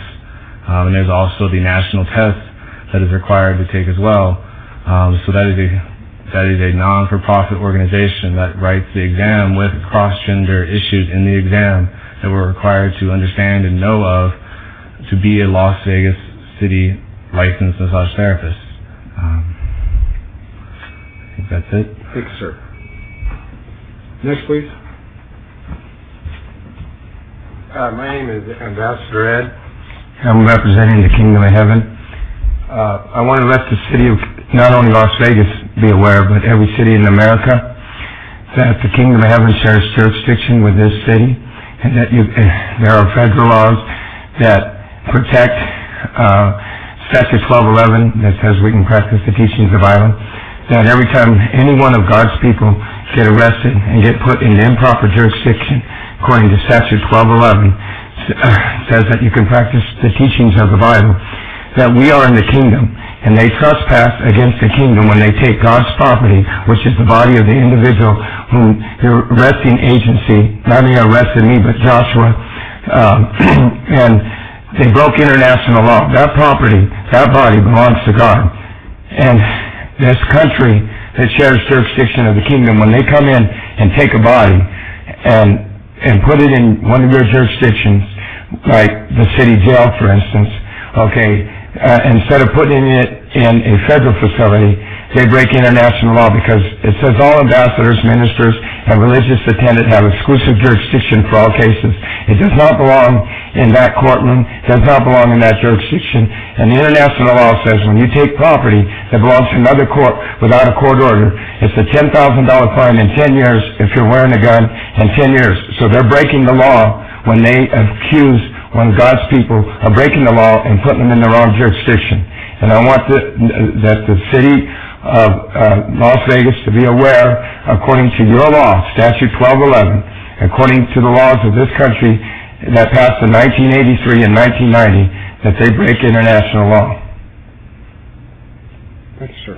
Yeah, and I would like that, and the law does recognize the kingdom that shares jurisdiction according to SJM, and that somehow that anybody that gets put in the wrong jurisdiction would get compensation. Thank you. Are you aware of that? Your time's up. I know, but I just want to know, are you aware of that? Absolutely. Huh? Absolutely. Okay, then can the proper channels be taken? We can't take any action on what's discussed here today, sir. Why not? It's the law. No, the law says that. Okay, sir, your time's up. No, I'm saying they broke the law. Sir, your time's up. No, I know. So they broke the law. Your time is up, sir. I understand that, but they broke the law, and I want to. I just want to know what steps that. Your time is up, sir. Next.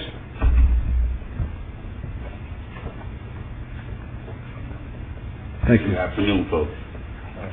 My name is Orlando Delgado. I have a little company called God Sent Senior Helper, which is me that does it by myself. Does anybody remember me coming up here June 6th? Yes. Do you remember me talking about roaches? Yes. Okay. The only people that helped me was your city council, but that was very little. This woman has more roaches now than she had before. I tried to get assistance from Senior Protection Agency, but they had to know. This turned out to be in the county, though. Absolutely. Well, we both know the county's not going to do nothing. Well, again, though, we can't go over all. I understand that, but let's both cut the chase. We know the county's not going to do nothing. Seems like no one wants to do anything. Once again, I went to Senior Protection Agency. They called me a nuisance 9 months ago. Okay. I tried to get in the CHIP program. She doesn't fit any programs at all. Anyone at 90 should fit any program we have here. We have nothing free, sir. Mr. Reese, you're looking at me like you're upset. No. I shall come back another day. No, sir, I am not, absolutely not. Excuse me. You know what? I went to Channel 3, and Channel 3 didn't help. I went to Channel 3. Sir, I tried I'll come back another time. I tried. Thank you very much. Thank you. No, it's sad, it's sad to think that. No, you walk. It's sad to think, Mr. There'll Reese. be no. You're playing pro. Listen, Mr. Reese. I've worked with this lady, never charged her a dime. This is a white woman that nobody wants to help in this white society. Nobody. And let me tell you, the last straw that I can do, I went and took her to her doctor. You know what the doctor did to her at 91? She told her she doesn't like the way I look. She doesn't like the way I dress. And be careful though, I do not take advantage of her. This is Dr. April Newman that works with Southwest Medical. That's enough. That's all I can take. And let me tell you what I was wearing. Let me show you Sir, what I was now wearing. you. What? Forget it. Thank you. I'm very tired of trying to help this lady that no one wants to help. I come in here trying to talk Sir? to her, and you look at me like I'm bothered. Sir, I wanted to listen to you. You didn't want to listen to me. Thank you. Thank you. Thank you. Anyone else wish to speak before this council today?